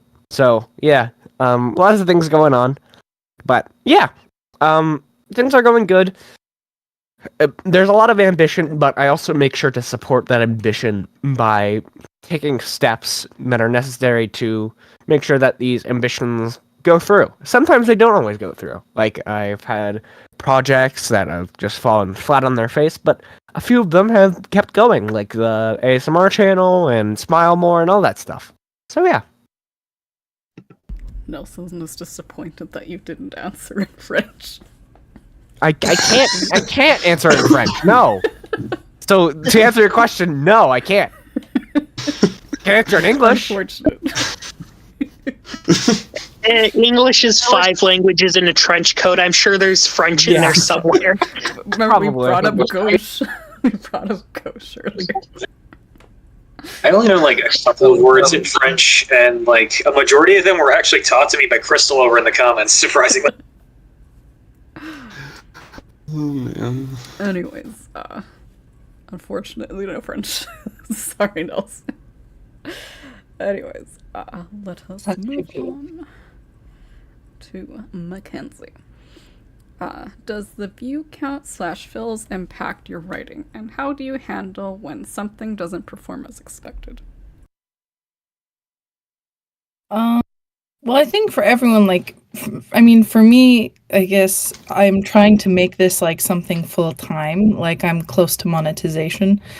So it does affect me and like making me feel like, oh, maybe I can't do this, maybe I won't be successful. But I just gotta keep going. I gotta find something else, maybe like be like, oh, if this isn't working out, then I try something else. Like another type of script or another type of audio. And then, I mean, for anyone, I feel like a high view count or a lot of fills like just makes you feel good sometimes. Getting that outside, what's the word I'm looking for? Influence validation. The dopamine. Validation. There we go. External validation. The dopamine hit. That Yes. dopamine. That sweet, sweet serotonin. But I guess lately, it has impacted my writing because, for example, like I wrote a werewolf script and I filled it myself on my YouTube channel and it went really well. So I've decided like, let's make this a series. So I guess it sort of impacts my writing and where like I'm like, okay, maybe I'll just continue that storyline and figure out something, a place for it to go. Just because like I sometimes I don't know exactly what I should be writing. Sometimes I have a lot of ideas, sometimes I don't. So I'm just like, oh, if people like this, then maybe I'll just continue that. And that's my answer. I was gonna say, oh my gosh, what was I gonna say? Actually, don't remember now. It was about, I think I was gonna ask you something. Sorry. No, it's fine because it's your turn. That's fine. I think it had something to do with like was it the view counts? Oh, I think I remember what it was. I think it had to. Well, it was more a comment actually, specifically on those cases like where you have people in the comments saying that they really want more parts to a series, and then you just kind of feel obligated sometimes to continue, even if it was supposed to be a one shot. Mm. I feel like sometimes it kind of messes with the original vision. Like it's happened to me, like where I've ended up just kind of giving in, being like, okay, like I'll do a part 2, like or a part 3 or whatever. But it wasn't really, again, like fitting of the original vision that I had initially. I don't know if that's how it's been for you, like once you see something that's popular and then you end up adding more parts. I don't know if that's been a thing you've noticed, Mackenzie. Yeah, that it like kind of changes like the original one. Like for example, like my werewolf one, like I had to be like where it's like you can join the pack because like, or you can have to go back through the forest and maybe get killed by the other wolf pack, and like, and some people are like, oh, I want this to happen, and so like take it slow, and so I was like, okay, I can have that happen, I guess. So it's like a little differently from what I had planned, but I'm like, this is fine. Like, it works out. Actually, to comment on that with Nelson, it really depends, I think. I feel like you can end up losing the original vision sometimes. And like I know this was actually a comment on another panel that we had where I think it was the first one, actually, where Not talked about this, where sometimes like people in the comments would say like, oh, tell the writer change this or whatever. I'm like, that's not like on you to ask a writer to do that. I mean, like it's up to the writer how they want to tell their story. If it's not the way that you wanted it to be told, like, well, it just wasn't for you then. Like it's not your script. So like I don't feel like people should be, I guess, necessarily entitled to how a story goes about, like the way it does. Again, I don't know, like some people might be okay with giving people what they want, but at the same time, it's like it's still that person's work. Like it's up to them what they decide to do with it. But yeah, I agree. I'm just like more open to stuff. I'm just like, oh, you want to see this? All right, I can write that. I can try to make it work. I just take it as like a challenge. So it's like to mash the original vision with what people want to see. I mean, hey, if it works for you, right? Yeah. But I can definitely see like your point. Mm-hmm. Next up, we have a question for Ace. Having been a scriptwriter and now a successful VA, how have your goals changed? Ultimately, do you have a finish line in mind? I guess you could say it's a little bit ambitious, but I kind of want to change how ASMR is more or less done, as ASMR is kind of just, it's become saturated with this overly romantic, heavily just romance-influenced like generalization, and it can be a little bit degrading to some people. I kind of want there to be a successful second base that people can go to where they can say, oh, hey, we're going to do a more story-driven based scripts, more story-based genres, more like and more ridiculous stuff. Like, I'd like to see more twists on existing takes and on existing videos. Like, as I've mentioned before, like, for example, recently I did the Kraken video, which is funny because technically speaking, that's not a Kraken, it's actually a Cicalia, but the word Kraken has just been kind of overused in videos, so you kind of just have to use it. Basically, for the Kraken video, instead, it's the merfolk that are actually the insane ones, whereas the Kraken is the normal, sane, actually intelligent one. And the listener is kind of like, again, kind of like an inverted version of a Little Mermaid, something that I kind of wish Disney had actually done for their live action video, or movie, I should say, because that would have been an actual interesting twist to see. But unfortunately, we didn't really get that. Yeah, but more or less the end goal I'm trying to push towards regarding ASMR community is more just, I guess, twists on the existing genre that are believable and are also good, I suppose. I was going to say, based on your first comment, we're not at the question for hot takes yet, Ace. We'll get there. I don't really think that was much of a hot take, but okay. I think it has something to do with what you said, like you didn't like or wish that there were less or something. Oh, no. I'm not saying it's me. I'm saying like other people have told me like it's become somewhat oversaturated. But hey, I mean, like this is. I mean, you ask the question, you get the answer, I suppose. Well, we'll comment more on this later. I guess Once we get to the best question. Okay.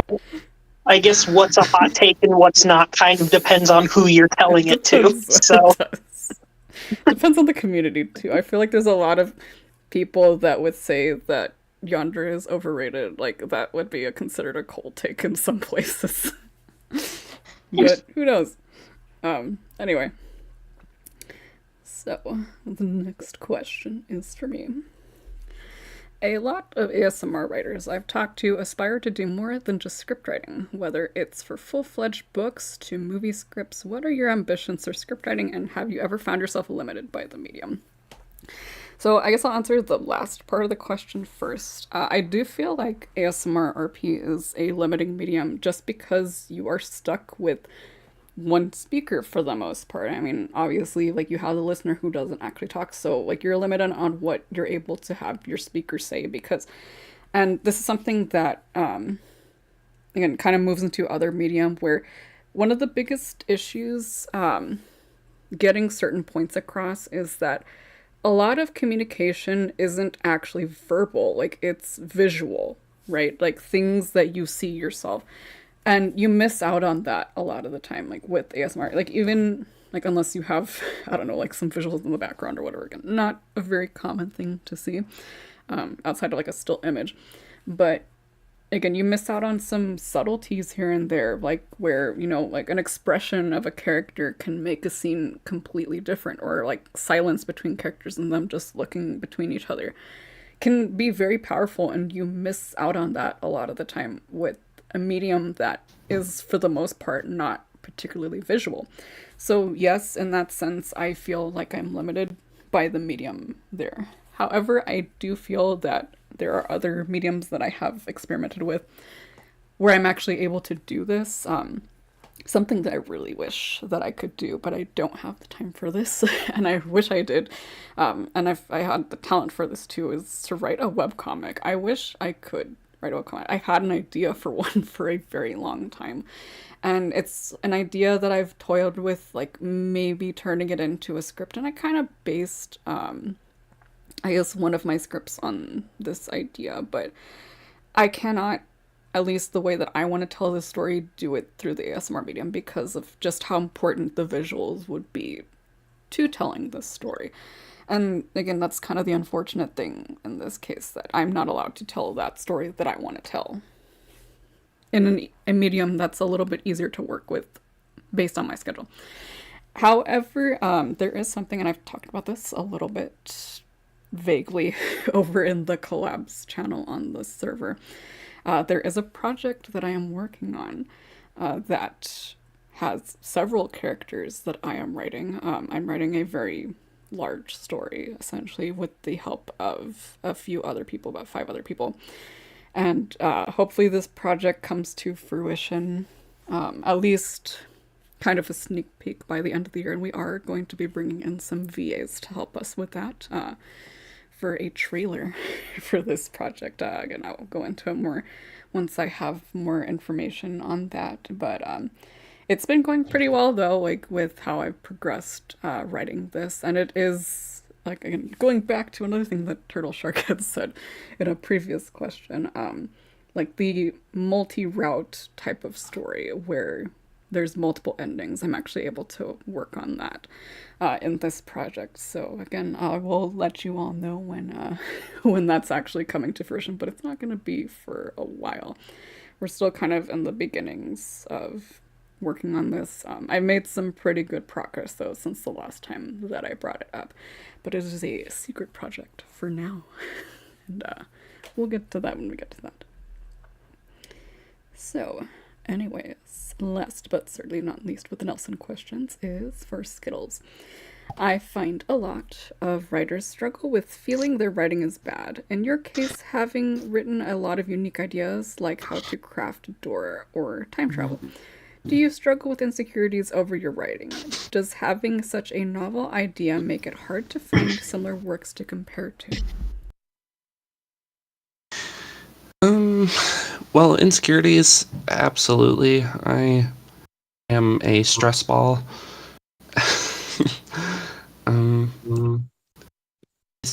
Part of it is that I have a lot of unique ideas, but I'm worried that they won't get filled. A lot of recent anxiety has been thinking about being a voice actor and like voicing my own ideas because I've been super, super nervous to do that. As for comparing works, there's not really a way I can do that other than just upvotes with other scripts, and obviously there are other things that are going to be more popular, and I sometimes feel insecure or jealous when other scripts get filled because my ideas might be too obscure to get filled. But I'm working on it. That was part of the reason I didn't upload to Reddit for a while, because I was too nervous and insecure to even show my own writing. I feel like it's something that comes up too, like over on Reddit itself. I've seen a lot of people posting that they say, like, I'm too nervous to actually post my first script, and then you get a lot of people saying, no, like, go and do it. But at the same time, like, I get it. Like, it's kind of a big leap, especially for those very difficult scripts, and I'm pretty sure that everyone's probably had that moment where they wrote something and they feel like, I'm very passionate about this topic, but I don't think it's going to perform well. I mean, like, I feel like that's something that a lot of people have experienced as well. I've had a few like that. Yeah. And it's also the weird thing, and this happens all the time with content creation. I've seen it far too many times where you work on something for a long time and then it doesn't get as much attention as the random thing you only spent an hour on, and that's happened a lot, I feel like.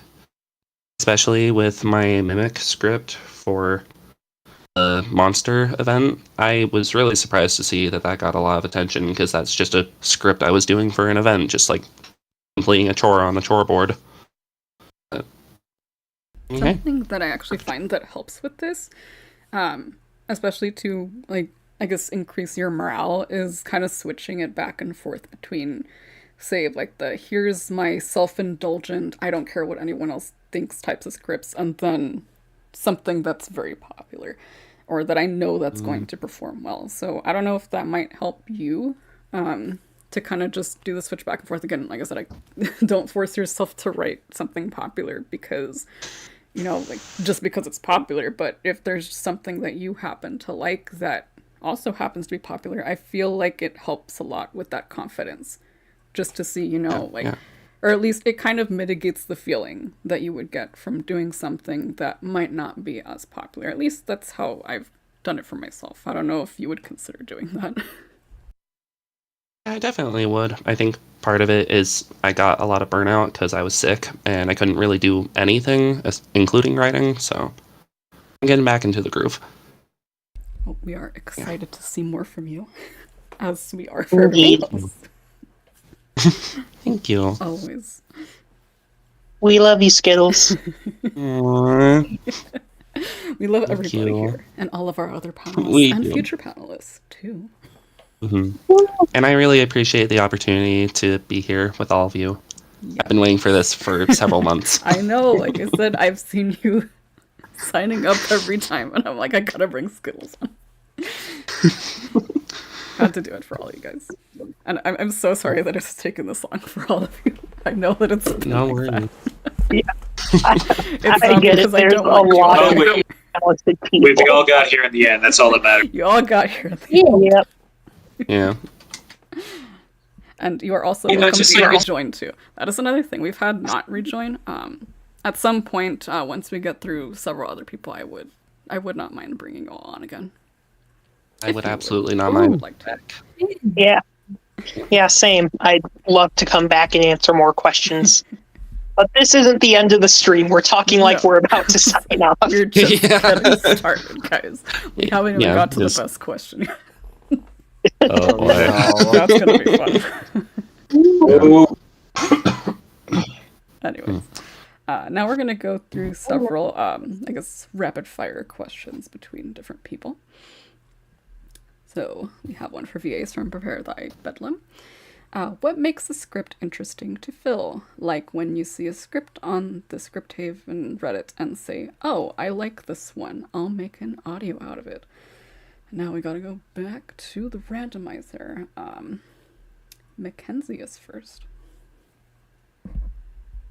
Well, considering I write my own stuff, Yeah. Sorry, go ahead. Well, I guess like I like something with a lot of character, like a lot of different beats, like a whole story. I like lore. So that's what I try to go for. I will But say like that for Laura's ones one. that I've Oh no, I was agreeing with the lore. That's why. Oh yeah. Yeah. That's my answer. Alrighty. Let me check again for our randomizer. Tofu is next. I'm sorry, could you repeat the question again? It is what makes a script interesting to fill? Like when you see a script on the Script Haven Reddit and say, "Oh, I like this. I'll make an audio out of it." Whenever I can sense the personality behind it, it's just kind of like a sixth sense you get whenever you get into this for an extended amount of time. You're just able to feel whenever the writer loves the script and whenever sometimes the writer isn't too interested in it. And you can just feel the difference sometimes, and that's when makes me want to do a script the most. Just whenever I see a script that's unique and interesting, and I'm able to see that the writer really loves the concept behind it. How do we tell though? Sometimes because I feel like again, like sometimes, especially for me, like I can't speak for other writers. Sometimes, and I brought this up before the podcast started, that sometimes they write scripts on autopilot and they end up doing well regardless. Well, It's me. I'm people. Yeah. I mentioned before I try to put a bit of myself into every script, but especially when you're on a schedule, sometimes you just kind of go with it, even if you're not 100% on board. Just sometimes Yeah. it's like, I need a lazy script, like, and I don't want to skip out on this week. Here's this one really Yeah, easy like- one that I know that's gonna do Yeah. well. Yes, just get an Yeah. easy one to pump out. And then that one ends up being like your most popular one. Like, how did this happen? Yep. Exactly. Every time. Okay. Last but not least, we have Ace. For me, it's just, I guess similar to Mackenzie, I like the lore, like Matt Pat says, it's the lore. But I don't know. I also really, really like cute things. But going back to another note you were just saying earlier regarding like how did this one get so popular? That's just the kitten script for me. It's like it's something that I cranked out in like a couple of minutes, but then it like became my most popular filled script out of all. It's weird. It's like weird. The brain That's all I just can like somewhere in the back of your mind, like you just had this perfect idea. Like you just need to let your subconscious do it for you. I guess so. Yeah, it's weird too because like I filled it off of the request of someone else. That being Imp, and like I'm like, all right, yeah, sure, I'll do it for you. He's like, hey, do I need to like commission you or something? I'm like, nah, this will be easy. I got this, man. All of a sudden, he's at 40,000 views, and I'm like, what the heck is going on? Hey, it happens, you know. Sometimes things just work out that way. It just does, you know. Just be like that. It'd be like that sometimes. It do be like that. Proof that we're in the Matrix. I should probably fill it myself at some point, maybe potentially. Watch yourself get like 100k views. You never know. Maybe. I don't know. Like, Magically. yeah, I mean, who knows? You know. Alrighty. That is our VAs. I think this one is for writers. That is correct. From Yatterglass. For writers, what do you do when you have an idea for an ASMR script, but not much of a clue in the best way to execute it? Randomizer. I am first with this. And this is something that I do with every script. It's not even just stuff that I don't know what to do with at the moment. I put them on a big Google Doc and save them for later. That's basically it. Like essentially, again, I have just this big Google Doc of ideas, and I have a goal every week. Like, hey, you know what? I'm gonna write one script a week, and I'm going to add a script idea to my list. A lot of the times, I mean, there's a bunch of script ideas on there that I've had for years now that I haven't even touched at all because I don't know what to do with them just yet. And once I do know, I start writing notes under those ideas. And that's kind of what helps me decide later, okay, I want to do this now. There was a script that I put out, actually. Let me find it. It was the one, let me find the title. Because this is one that this personally happened to me with. It was fairly recent, actually, a couple of weeks ago. It was the preparing Evelyn's favorite meal after a long day at work. That was on my list for like 2 years. It's been there. I kept telling myself, you're gonna do this script, this set between series, and I just never did it. Like it's been there in the back of my head for a long time, and then I finally sat down like this past wave between series. I'm like, you're gonna do it now, and I finally did it. So again, that's just my take. Just put all of them into one big Google Doc or something, just so that in case you don't have an idea for it now, you'll have one later. The next person is Turtle Shark. Ooh. So, I do the exact same thing. I have all my ideas in a big Google Doc, and sometimes they can be as detailed as like a short plot summary, and other times they're just like vampire speaker. So they can really be anything from something you put a lot of thought into to just, hey, this might be fun to do someday. One way I'd say that can help you build on, especially those smaller ideas, is combining them with other ideas that you have. Like, say you have 2 different scripts that would both take place in the same setting. You might be able to combine different ideas from both of those, different aspects from both of those ideas into one big, like, better script that can make it more interesting than if you just did each one individually. I would also like to add, if you are struggling to figure out how to execute an idea well, try to look for other pieces of media that have done a similar idea. Like, say you want to write a script about an alien.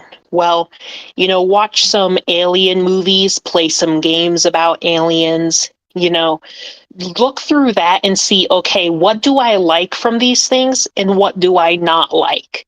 Then you can take some of the ideas that you liked and work it into your own unique thing that takes inspiration from it. So those are my ideas on how to help with that almost writer's block mentality. And it's funny that you mentioned putting ideas together, and that was the exact opposite of what I did before. Right? I just divided stuff into like more comprehensible, like simplified versions of the stories. So I guess it works either way. Yeah, it shows you that different things work for different writers. Basically. Yeah, just find out what works best for you personally. Okay, let us move on. Skittles is next. Well, while you guys were talking, I actually was doing the math between the several idea lists I have, and I have almost 200 ideas that I haven't done yet. I mean, plenty of scripts to do in the future. Yes, very much so. So, I mean, I also have an idea list, but I instead use Google Sheets because Google Sheets has this template for a to-do list. So I can just make it a to-do list of ideas, and then I can just cross them off when I finish them, and that really helps with you can also do that with Google Docs. Well, how I do it, I just highlight stuff that I've already completed. Oh, yeah, so. Yeah. There's different ways to go about it, honestly. Yeah. It's just the problem is that some of these ideas are also old, and I don't quite remember what I was doing for some of them. Like, one of these, I think that's part of the problem that I have, is that I don't write enough information for when I come back to it, because some of these ideas are also a few years old. But normally I just take an idea and I just go with the flow. I only usually have a few notes for when I'm writing. Sometimes that means a script will be done in less than an hour and then it's good to post. Sometimes that means a script will take a month to figure out all the details, but yeah, I don't very often have a plan. I just have a concept and then I go from there. I think that's how you're a discovery writer too. Like, yeah, some people do that, I think. That's what I do actually. Like, I'll write like some very brief notes, unless it's a series where I'm like very detailed with my notes. But even then, I feel like when you sit down and even when you're looking at your notes, sometimes it just doesn't turn out the way that you intended it to, but it works in the end, right? So, however it works, right? Yeah. Scripts just kind of take on a mind of their own. I swear it's not me, it's my characters doing that. It's like, I'm gonna blame the character now. Yes. The character is doing a character thing. And another note. Yeah. I just also will ask other people for help. I've recently been talking to Storm a lot because he has a lot of good ideas. I constantly ask Lil. We talk so often, but she is the number one person that I go to for like when the script isn't going so well, and then she'll usually just have that push, just being like, there's a little nudge to get you going, and then usually I can write from there, because sometimes I'll be stuck on like a 500 word mark and I just need something to just push to keep the ball rolling. And a lot of people with feedback and great ideas help with that as well. That also helps too, like put it over the proofreading channel. maybe, Yeah. for people to actually kind of get some traction there too. Yeah. And people might be interested. So, let us move on to Ace. Well, I think you all kind of covered pretty much everything I could say about it. Although, I mean, I guess I also do have a pretty large list of ideas that I just haven't really filled or written out yet. However, I would say that when there is something that I do want to like crank out and just actually, make into an actual video, what I'll end up doing is I'll kind of just start off with the beginning idea. I'll just crank out the beginning idea in my head, and then after about 5 minutes or so of doing that, the rest of it will kind of just start flowing naturally into my mind. Be like, this character goes here, this character goes there, and I'm sure some other people could relate to that. Yeah. I had this meme saved with, it's just this little, it's like the Doge, and he has these little toy dogs that it just pushing them closer together, just like, now kiss. It feels like that sometimes. Yeah, kinda. Yeah, a little. I guess. Yeah, I think I've seen that meme before. Yeah. Yeah. I can post it later, but I always find that one funny because I do that a lot. Just like this random thing with these unsuspecting characters to be like, no, do. This is the quintessential part of every enemies to lovers story. Writing sometimes is just like playing with dolls in your room. Exactly. That's basically what it is.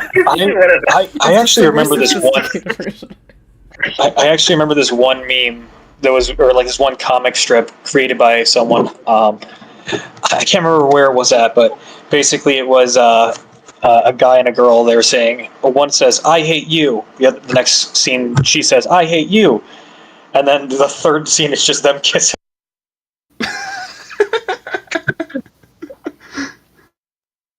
I don't know if you've ever seen that one, like the ProZD video, like where it was, I'm trying to remember what it was. Like it was where it was like a shipping one, like where basically like one person's like going around and saying like they'll end up together or something, and then the other person doesn't get it until like the very end. It's like, oh, it's like oh, they yeah, I think that's the video. I think that's the one. Fan fiction 101. Every single time. That's funny, seeing the difference between fan fiction and script writing. I have a coworker who writes fan fiction, and then I write scripts, and it's so interesting to see how different and how similar it can be, because it's mostly just different formatting, honestly. I've been on that end in the past, so I know what it's like to write fan fiction, and now I know what it's like to write scripts. So it's a very different medium. Yeah. Especially because I think like it goes back to what I was saying with the other talk about how this medium can be very limiting in what you can do. And I think when you actually are able to describe things, or if you have like a visual medium, you're able to get certain points across without words. Because again, like sometimes like things can be said without words, and they need to be said without words. So yeah. Do we have anything else from, I think it was, oh, we had Ace. Did you have anything else, Ace? I mean, I don't really think, I think I kind of said pretty much everything I could say regarding this. Okay. Like, it's just like you crank it out, you keep going. Again, I do have quite a few video ideas that are just in a backlog. I'm probably never going to touch those again. Because like I just keep coming up with new ideas, and they keep pushing the other ones further and further back. And think of it this way: the life you're of a have creative. plenty of ideas for later. Yeah, exactly. I'm never realistically going to run out of ideas. It's more or less just like it's a question of when it's more or less a question of when I get burned out from doing all these ideas that I stop making them. I start going to my backlog. Then maybe like 2 years later, I'm like, oh crap, I'm out of ideas. That's why we gotta have our little like once a week thing. That's what I do. So, or at least Ye old idea list. It's hard. When you're like 80 in the nursing home, you'll be like, finally, I finished all of my ideas. Now I can rest. Hey, Sonny, can you speak up? I think I had one last idea somewhere in the back of my mind, and I think it's something to do with the nursing home. Oh wait, that's where I am. Is that a voice we're gonna hear for one of your characters at some point? Oh, please. I will write that if you voice that, please. What if maybe I should just be like, maybe it should be like Mermaid Man ASMR. I think we mentioned this at one point, like somewhere in the Discord, where we were saying, like, what about characters who are like older, right? Why do we not have scripts for that? I mean, I don't know. I don't know. I have an audience that's 65 plus. It's like 0.8% of my audience, but they are there. Well, that's funny because I have a different YouTube channel, and it's like, man, some of these people are like over 50 years old, and then I realized my mom watches my YouTube videos. Oh. Hi, Skittles Mom. There's so many. That's very loaded. Let's just say. We're not gonna get into that. Anyways, let's move on to Mackenzie.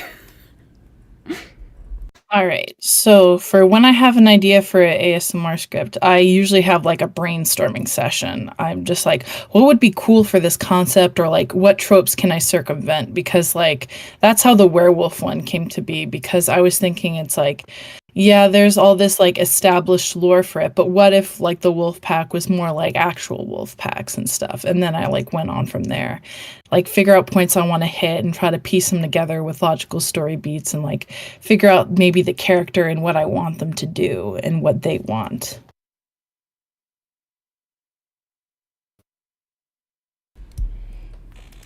Okay.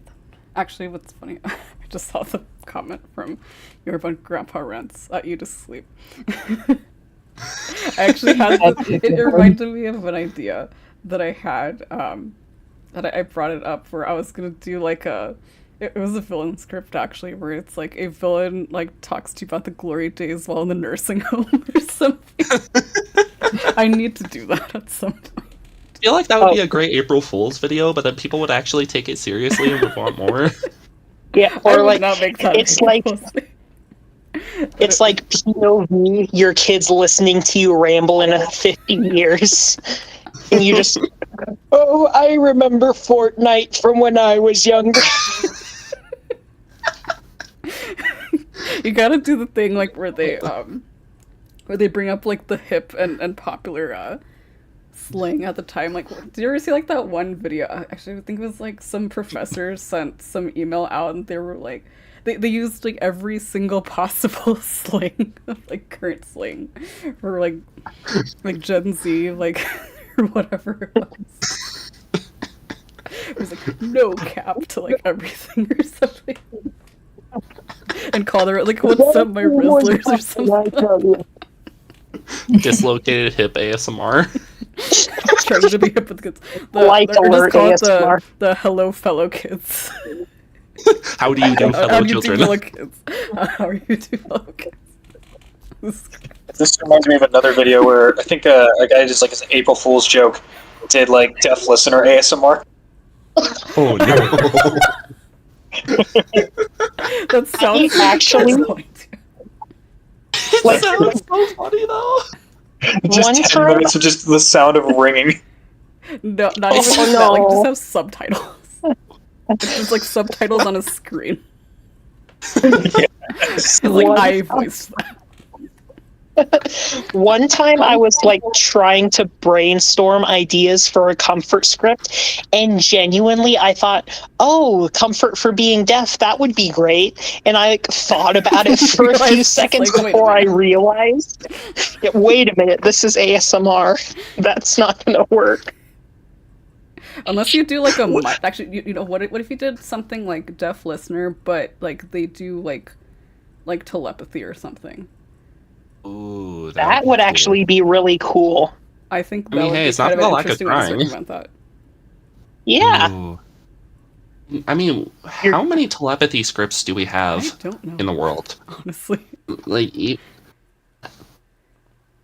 Someone write Yeah. that. Someone put on their list. Yeah. Along Now- a similar line, I've thought about, like, because some autistic people, like, they are nonverbal. So I've genuinely had the idea to do a script where, like, okay, you're a nonverbal autistic listener and their best friend is a telepath, so they can hear their thoughts and communicate that way. Whoa. That's an idea I've had for a while. I want to do that sometime soon. Honestly, cannot wait. anything where you can kind of circumvent difficulties in communication in some way. I feel like you can get really creative. Yeah. Something along the lines of like translating everything said by your autistic best friend. Yeah. Being like, Some weird comedy. it need to be like a like those ones where like, oh my gosh, you know, where like it's that meme where like you have these people like in a car and they go up to like the drive-through and the other person tells the other person's order. Basically like that. Yeah. Oh my gosh, yeah. Just like heck, being at McDonald's or something like that. Hey, you got or like the autistic person is just shaking, and then the friend is like, "Hey, you got their order wrong." Like, oh, Yeah, McNuggets. just like that. It's like I mean, honestly, nonverbal yeah, communication, but a step up. that sounds great. I feel like I've seen this in Medium before, but it wasn't really like that. It was, I don't know, has anyone ever heard first off, do people know about Nippon Ichi, like the people that made Disgaea? No? I Nobody? I am a gamer. I don't know much about Disgaea, though. Okay, so I was just I'm gonna the say wrong people- flavor of this is gamer. this is gonna make it even more obscure. There's a game called Soul Nomad, and the protagonist is a silent protagonist, right? And they get possessed by this guy named Gig, who's basically kind of like a demon in a way, just for, I guess, easier.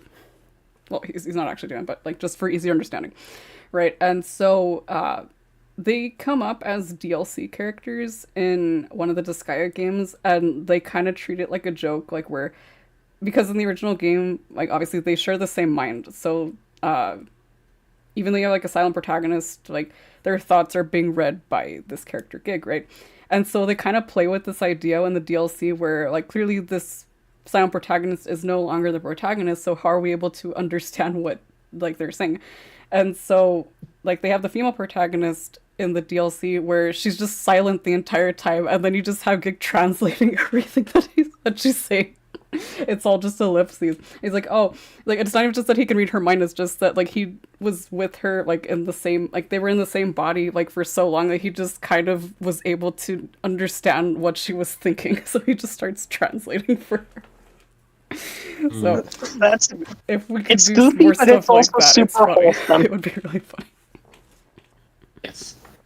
yeah, both funny and sweet, because it's like you understand each other so much that you don't need words to understand what they're feeling. It's sweet. There's a lot of opportunities for this. We all gotta put this on our lists and see what Yes. everybody does. Have it be Oh, don't this worry. Theseus idea where Next we all week, just put we're all different gonna have, like- ideas to this concept. Next Now I week have we're all 197 ideas instead of 194. Woo. But yeah, like next week on ASMR Script Haven, there's just going to be 50 different telepath scripts now. We have to do telepath month like we did with Monster Madness March. It's like, why are there I so feel many like there are so many scripts things you about can do to make up for all the lost time. Okay, we have been on this question for so long already. We gotta move on. Okay. So, Mathematician C368 for everyone. How many hobbies do you have that aid with roleplays? Thumbnail art, video editing, writing, etc. Okay, first is Ace. I mean, technically just one. If we're gonna be, I guess just one. That would be like role plays and stuff like that. Like I've written role plays a while back. Technically speaking, I don't really do that anymore, but that's what I had my videos for. So, I mean, they do assist in some ways. Definitely. I mean, it's where I got most of my writing experience from. Was writing different like characters and stuff like that. Surprisingly, I actually have like I said, I've been doing this for about 6 years. Somewhat recently, my BFF, my bestie, and I actually were on a different podcast. We actually had a tier list of the greatest villains that I had written. So, yeah, I guess. Yes, an actual tier. Now we need the villains. That's a great. Yeah, I would advise doing it. I need to ask people who actually listen to my work. I need a tier list of my villains. Yeah. Yeah, do it. Tier list of audience. Yeah, exactly. It was relatively agreed upon when we did the tier list. Although I did it in the format of Mr. Incredible becoming Canny.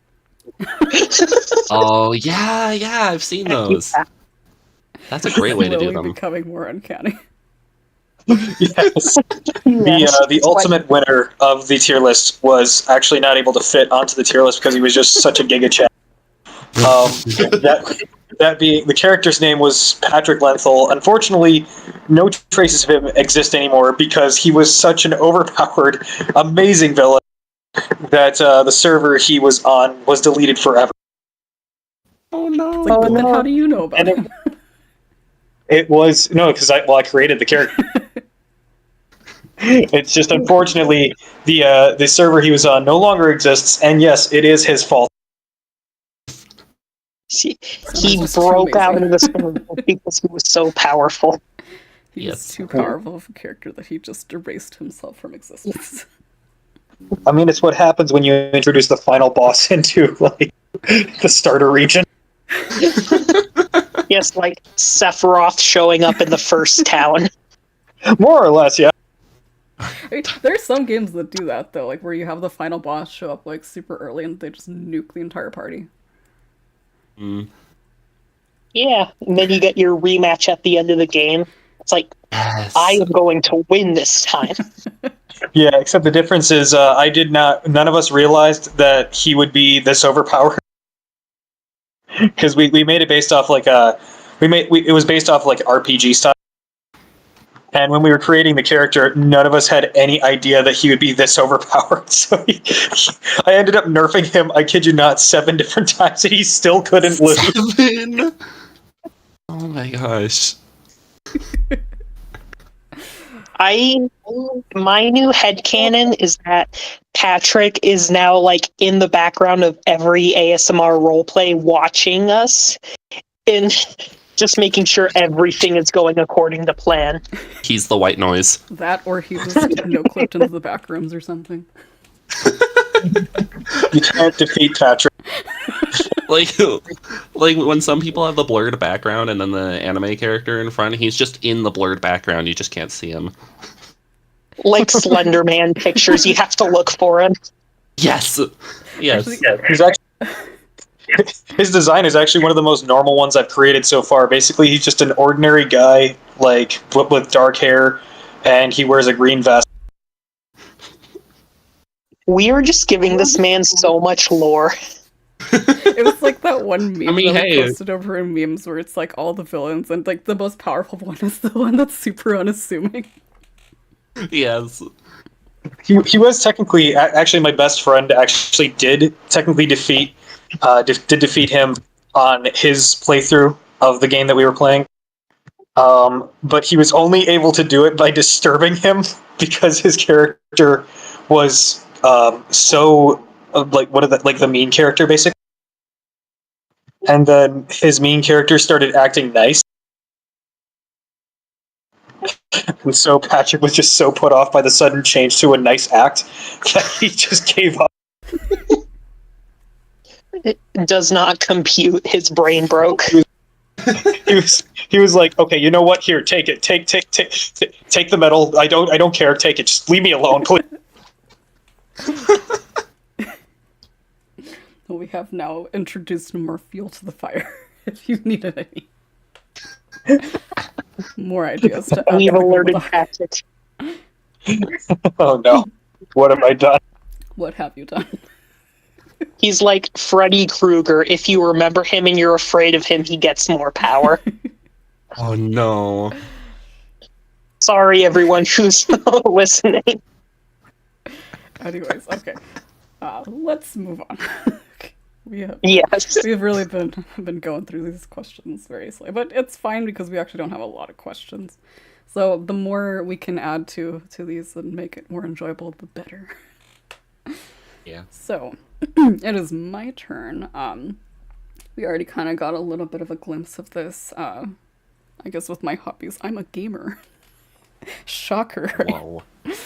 Wow. So a lot of things that a lot of my ideas actually come from games that I play, or at least a lot of my inspiration comes from games, or even anime sometimes, or just anything in general. Again, I don't even watch anime much anymore. I just don't have time for it. But like, I'm an active gamer, like, so you'll notice a lot of the time, like, it's actually, if you were familiar with some of the stuff that I have played or watched, you'll kind of see some similarities.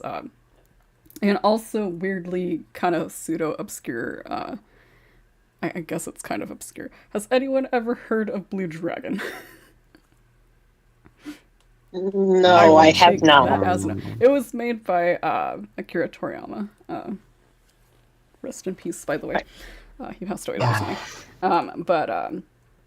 But yeah, the guy that made Dragon Ball. So I'm assuming people know what Dragon Ball is, right?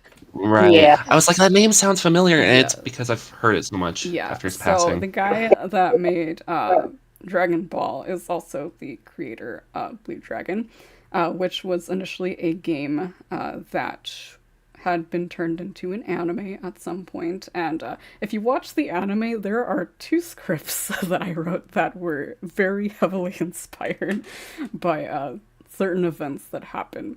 They were both villain scripts, by the way. So if you ever watch Blue Dragon the anime, both seasons, by the way, both of them are required, you will notice some similarities between my work and some of the plot points that happen there.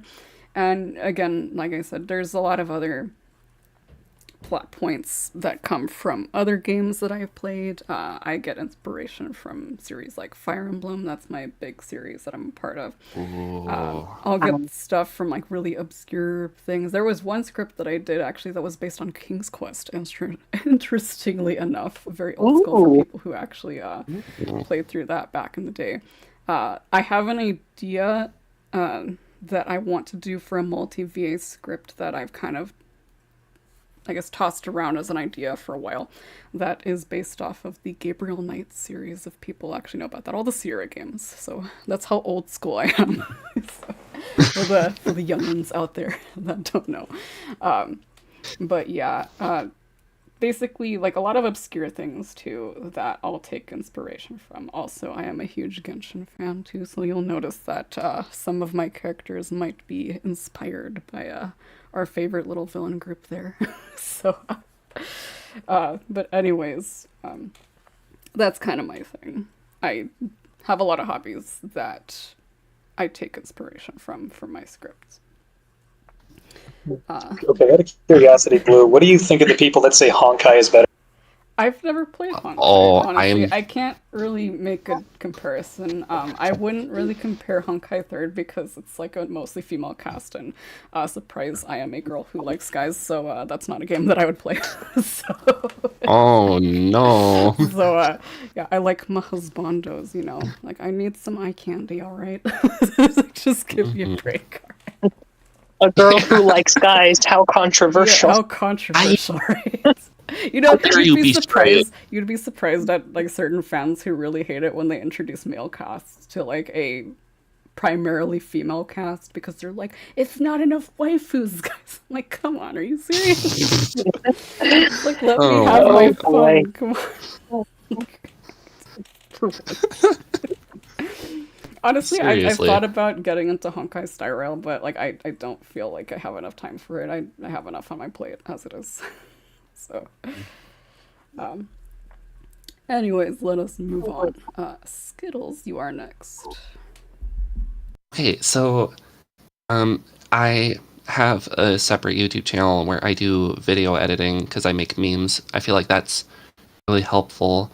I've actually drawn a few thumbnails before, and that's going to be helpful in the future.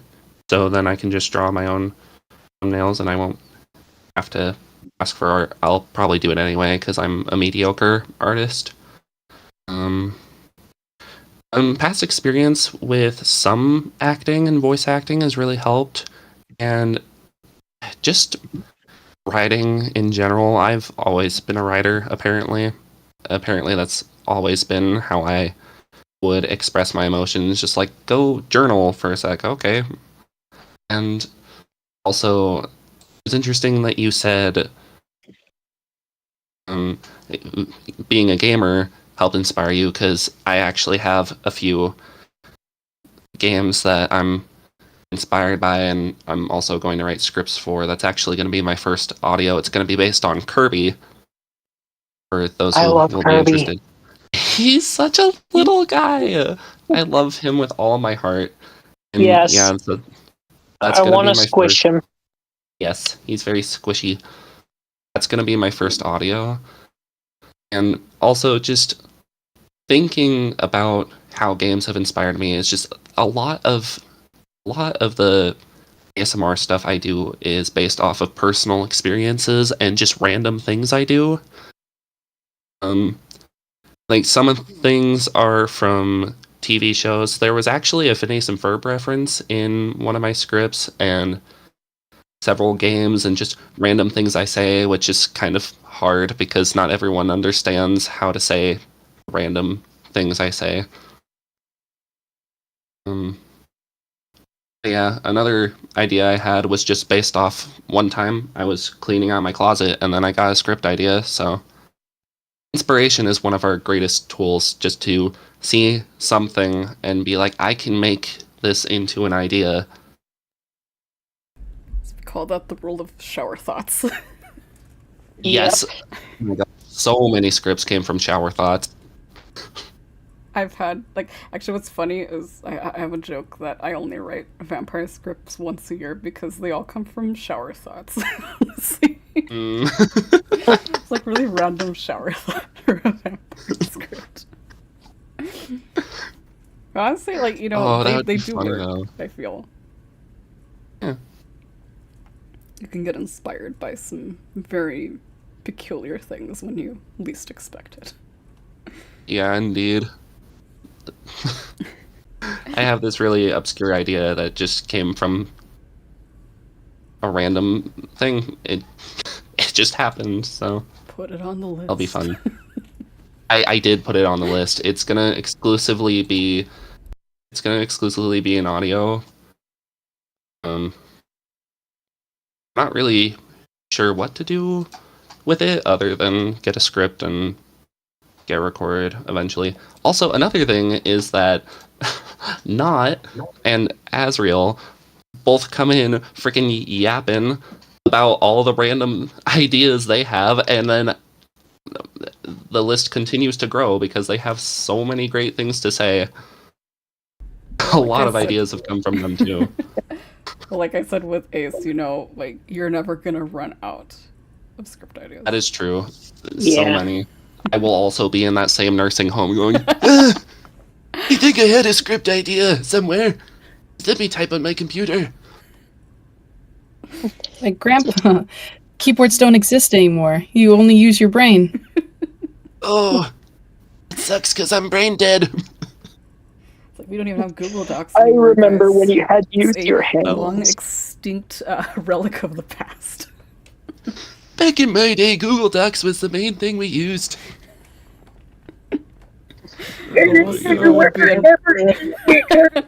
Send an email. We'll see where we end up in 10 years, let alone 20. Indeed. Oh my gosh. Okay. Yeah. So, Mackenzie is next. Well, I guess my answers are sort of boring because, like, video editing, like, I used to do a lot more, like, YouTube videos and stuff. And then acting, I've done that for a long time. I was actually part of a voice acting group for a while a few years ago.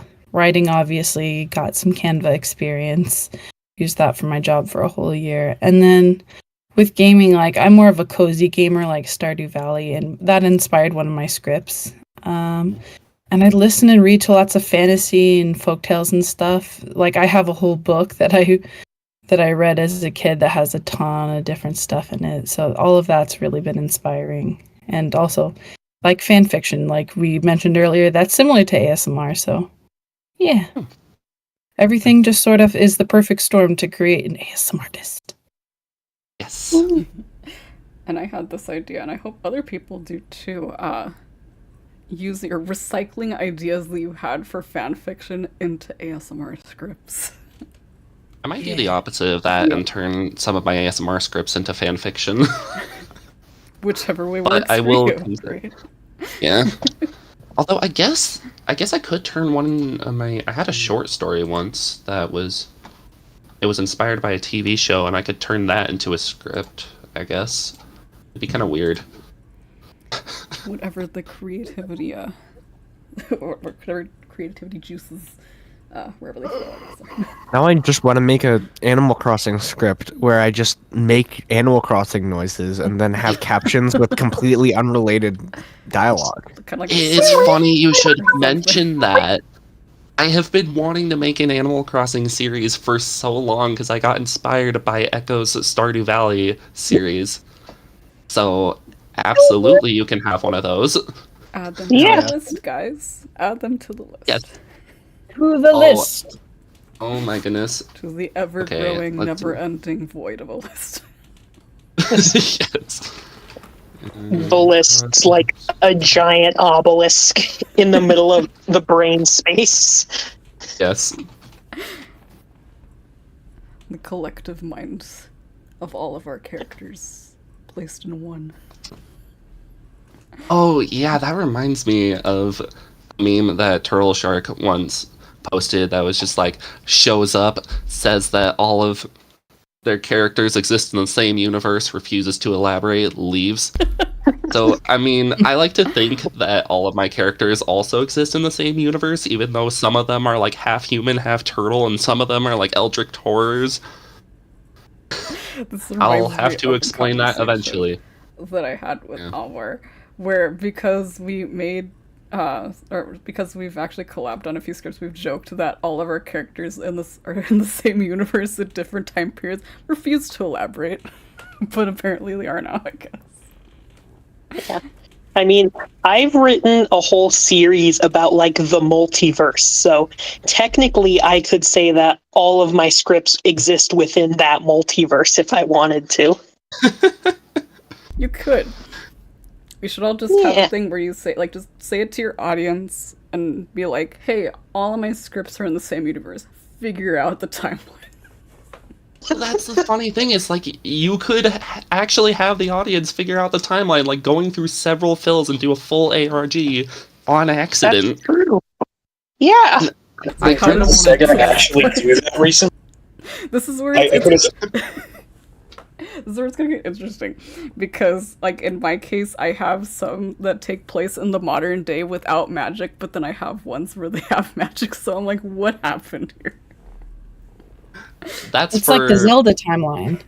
Yeah, that's for us to know and for the audience to find out. That's why you guys gotta figure it out. The Star Theory. We just need ASMR Theory as a YouTube Theory, channel. the podcast, and we just take a bunch of people's scripts and try to create a timeline out of them. Absolutely. And at the very end, we say, but that's just a theory. An ASMR theory. If we have time during this podcast, we'll try to do it. But I don't think we will. I guess we'll see. listening. We'll see how. Oh We how need to everybody God. whisper it. We need to Yeah. whisper it like it's just a theory. Thank you for listening. Oh my goodness. Some more theory. Okay. So next up we have Tofu. Yeah, not have you answer anything in a bit, Tofu. Yeah, Yeah, they've I've been on kind of mute been- for so long. Yeah, It's no. because you're not a writer. That's why. Yeah, no, it's Oh. okay. I've just kind of been sitting here waiting for my turn so that way I can go eat. Okay. Oh Here you go. no. Because I am starving. I'll just bring my stuff down, don't worry. I am not that interesting. My two hobbies that mainly come are just like video editing and voice acting, and I'm doing both, and they kind of just work out perfectly into ASMR. That's also why I originally got into it. It's just like combining two things into one beautiful thing, and that is ASMR for me. I also like video games, but I don't really make scripts, so those don't really affect me too much unless like it's a story-driven game and I like take notes on how actors deliver their lines or something like that, but that's about it. Very well put. I feel Oh, that Thank you. reminds me. it is a I'm good. gonna way go to grab my actually, food. I will be back. Yes. Okay. It's fine. I'll try to make sure that you're like the last person for the next one. But anyways, so last but not least, we have Turtle Shark. Oh boy. So I could ramble about my special interests for a long time. I'm going to hold myself back. But so obviously writing is a hobby of mine. That's why I got into this in the first place. And, you know, I wouldn't still be doing it if I didn't enjoy it. But, you know, other hobbies, I also really like video games. And, you know, I like movies and other media. So they obviously inspire different things in my scripts. Sometimes it's really obvious, like I've written 2 scripts where there's just a Danganronpa character as the speaker, or a script that takes place in the Splatoon universe, but in general, I like my, excuse me, I like writing original stuff more, but of course that doesn't mean I don't get inspired. Part of that really liking media also goes into media analysis. So I like to, you know, look at the things I really enjoy. You know, I enjoy them, but I also like to look at it through a more critical lens and see, okay, what do I like about this? What do I not like about this? You know, if I were to rewrite it, what would I change? And that also goes for like watching other people do the same on YouTube, like rewriting stories or just analyzing what the story means. So that has definitely helped me when writing scripts. Just, yeah, in general, analyzing other stories helps you write better stories yourself. Also, like, in the past, some of my family members have described me as a Renaissance man, which, you know, I don't like that term for myself because I'm not a man, but obviously no one knew that at the time, including myself. But the idea of like being a jack of all trades, sort of, I have done a lot of varying things in the past. Like, I've done cooking, I've done gardening, I've done multiple different types of art besides writing.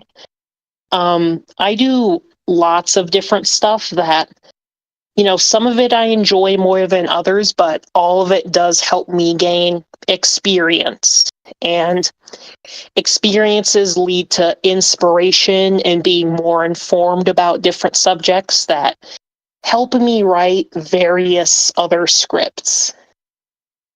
I think that's everything I wanted to say. Yeah. Very eloquently put. But yeah, I mean, I think that's just how it is for a lot of people, you know, like just almost like in a way, now that I think about it, like where scripts inspiring other scripts. I feel like this might have happened. It might have happened to me in the past. It absolutely has happened. Yeah. Yep, same here. Yeah, kind of going back to what I had said before, about how sometimes, you have a character that you wish things to turn out differently. Like, you have an idea for, like, how these characters will end up together or whatever, but then you wish you had seen it done a different way. So I guess it's kind of like that in a sense, right? Like, you're almost writing the same character, but a different scenario for that character, even if it's not quote-unquote that character. Unless we're doing something like one of those, like, time travel stories where we keep going back in time to redo stuff. I don't know. Like, maybe that might be an interesting idea. Someone say time travel? That's called regression. That is an idea that, maybe I'll put that on my list of things. I actually thought about doing that. It's just people recommended that I didn't, because I'm working on a time travel series right now. That's my series for the April event, but I'm doing it more of a linear series instead of my original plan, which was going to be a time loop mechanic. So you can always put it back on the list. I mean, who's to say that you can't do it at some point, right? Or at least the way that you intended.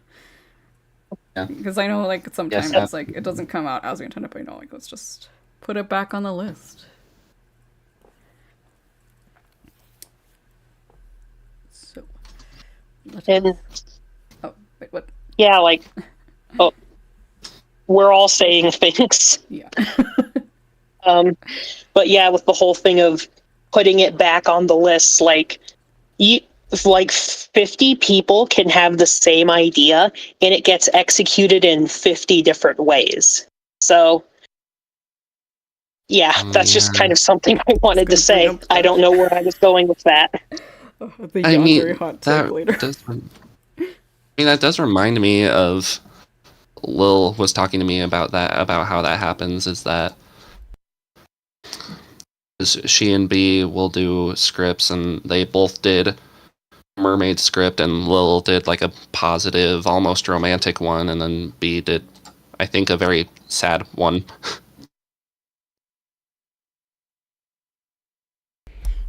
And then, I mean, yeah, I was gonna say, that's not an icy take.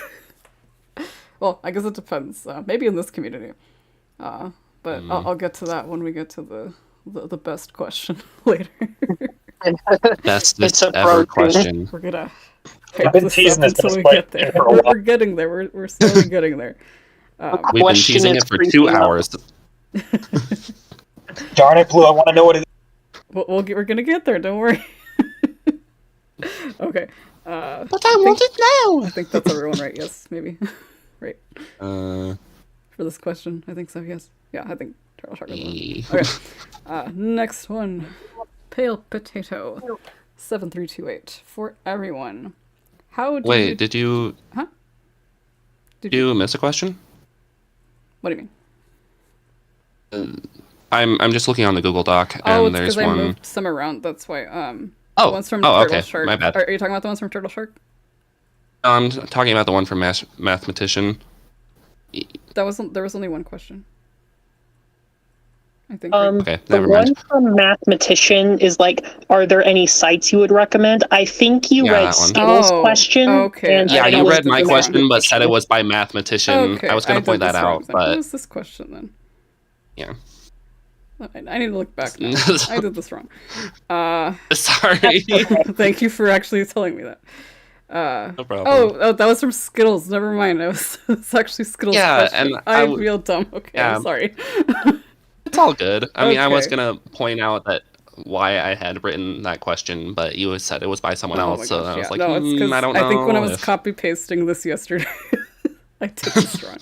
Oh my gosh, let me write that down. Let me fix this now. We're gonna change this. I mean, I was curious, and that's why I did write that question, because that was your question. My bad. I'm sorry. realized that I had several hobbies that pertained to. Let me change this ASMR, to Skittles. I can do it in real time. Skittles. It's all good. This is what happens when you're in a rush. with your new laptop trying to fix things. With your new laptop. Yeah. We Oh all my make God. We had mistakes. the It's okay. issue before with the stupid thing with NVIDIA driver not working and almost us trying to, or at least having to change things up. But let me see if I can add the actual question for mathematician. Okay, let's add a text here.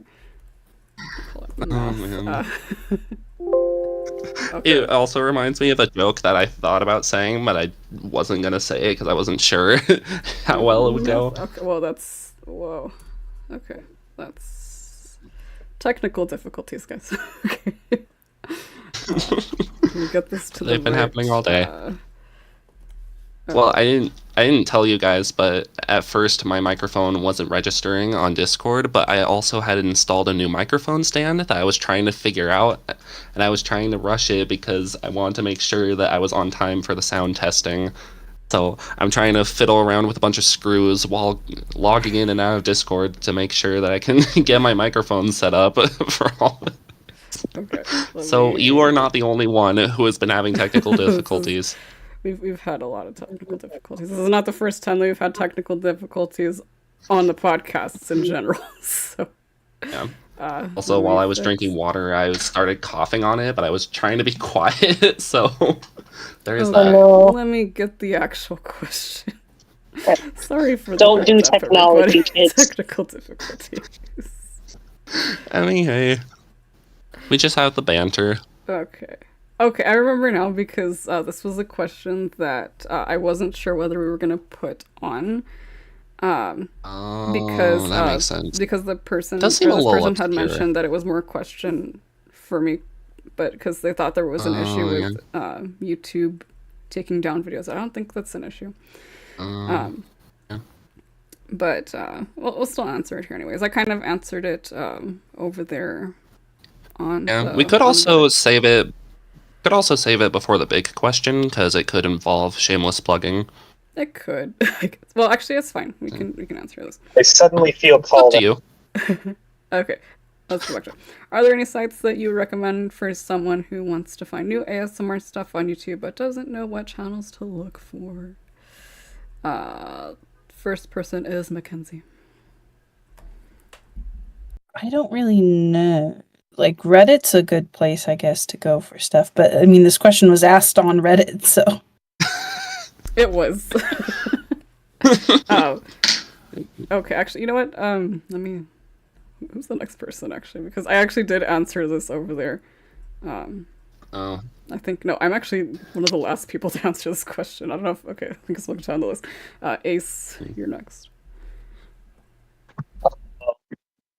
I would have to just straight up say the only answer I can come up with is no, because I don't really know any other site. We're just gonna go down this. No. Everybody. Does anyone have a yes? I have an answer, but I'm one of the last people to answer. I also have an answer, but it's kind of subpar. I also have an a answer. lot of shameless It's my plugging. YouTube channel. Answers, yay. Well, go ahead, do the shameless plug. It's fine. Oh, okay. Well, I don't know the link. Hold on. At Tofu VA period, I think. Hold on. Yeah, that's probably it. There you Yeah, go. it's There's probably a it. channel you can check out. Yeah. Yeah. You can go check out that guy. Yes, I've heard he's pretty it's- cool. Yeah, he's pretty neat. Probably have an Shameless Animal Crossing plug. video coming up. Man, that Yes, a Tofu very VA good- guy very is so good video. cool. Please watch it. The one that definitely is not one of my scripts. Yeah, their newest video probably gonna be one of the best. So maybe just keep an eye We'll out. see. Just keep an eye out Yeah. there, you know? Yeah, just a hunch, but it'll probably be good, you know? It'll probably be good, you know? Possibly, Yeah. possibly even better than average. Better than Ooh, average. maybe it'll be Better than the best Actually- thing you ever heard. I don't know, you have to find Now out. you gotta find out, guys. Yeah. Maybe it's gonna be bad, and you all have to make fun of me in my You- you comments don't and give me more Yeah. attention. Oh Have no! to They dislike won't know that unless they YouTube actually video. watch the video all the way. Hint, hint. That's true. They have to watch all the way to the end because there could be a plot twist. Oh, There's no way to so know. so much variety, And- and just, you And gotta they go have check to it like out. and subscribe, because how else would they know if they really liked it or not if Exactly. they don't like and subscribe? And they gotta hit the Exactly. bell so that way they get notified about any other updates on more ASMR videos. Because Yeah, maybe what if it's better than the last one. notifications turned on. Yeah, and like, what if there's a part 2? Exactly. I don't want to miss right? part This is a 2. series, You never want to miss remember? part This 2. is just part 1. Exactly. Oh my goodness gracious. You gotta listen to the entire thing when it's out to be absolutely sure whether it's good or not. Exactly. So much potential. Also, we are. We all over the really place got here. like our, like Mr. Monopoly monocles and top hats on for this. Yeah. So much room The for Monopoly Man activities. doesn't have a mod. Yeah, the Mandela get 'em. effect. Woohoo! I remember that's like the basic example for whenever someone mentions the Mandela effect. I mean, I know about the Bearstain bears. That's the main one I know of. We probably Bearstain shouldn't bears del- versus Bearstain bears. We probably shouldn't delve into conspiracy theories, This is but not the place for we- this. Conspiracy Conspiracy theory, guys. theories. You know, what Different if podcast. certain writers are the same person and you just don't know it? You know, actually, this gives me an idea for like a Mandela effect script idea. Oh. Yeah, I mean, hey, I may have a second channel, and you just gotta go watch all the other ASMRists to go find it. yeah, exactly. You gotta Go go support find every other every single ASMRist you know. Because Oh, maybe I'm actually them. So you gotta go support them. Wait, actually, I don't know if any of you have ever seen The Twilight Zone, but I think they delved into the Mandela effect. Like, guy wakes up and nobody recognizes who he is, and then he wakes up again in a different world, and he doesn't recognize his own wife. Oh, that's super weird. but hey, that's just a theory. A conspiracy. Oh, Actually, that'd be film. That would be on film Conspiracy theory, theory. actually, wouldn't it? Yeah, it would be. That would be a film theory. Although, to be fair, he's put Five Nights at Freddy's on like 3 of his different theory channels at this point, so it doesn't really. Not anymore. It's the other people that took over. Yeah, it's 4 other guys he's got. Like, Let's see. We got Tom, Lee, Santi, and Amy. Yes. I think, yeah. we got Leonardo, Raphael, Donatello, and Michelangelo. Dude, that would be so also funny. the colors match. I should draw that. That'd be so funny. All them just as Ninja Turtles. Yes. Dude, I'm gonna draw that when I get a sec. Wait, don't you have like Mario Bros drawing? Oh, yeah, I did. Mario, Luigi, Wario, and Waluigi. Oh my god. Yeah. Wait, okay. Now I'm kind of upset that the style theory one is not purple because it should be Waluigi. Yeah. Dude, it could be. It's also the most obscure out of all of them It because is. I don't think anyone was expecting style theory. Yeah, nobody watches style theory. Unfortunate. I feel like I've watched like 1 or 2. I'm gonna watch the shaving legs one because I am curious. Because I have a. If it's okay to delve into this story, it's just one time I was shaving my legs and I was going too fast and I got like a 3-inch cut because I went up too fast and just. Oh no. It was the worst shaving experience of my life. And so if there's any way to prevent that, then I am all for it, because that was so painful. We'll call this, Yeah. or tie it back into this, the comfort for a botched shaving experience script. Yes. I mean, I could use that, because like, that was almost a panic attack. I understand. Honestly, I'll write that down. Gotta add Yeah. more to the list. This is Yes. the podcast of adding more to the list. Yeah, yes, 'cause, every second of every day, new ideas. Yeah, because I mean, I have podcast the... script, guys. We gotta do one where it's like 6 voice actors playing all of us, but it can't be us. It has to be somebody else playing us. That'd be amazing. Yes. What would the story be? Murder mystery podcast. Not again. How does that work? Is the question. Someone So, died. so basically, there's The host one of the people in the podcast is a murderer, and everyone else is just randomly being murdered off in their own homes, like so far away. Yeah. It's like unfriended. Yeah.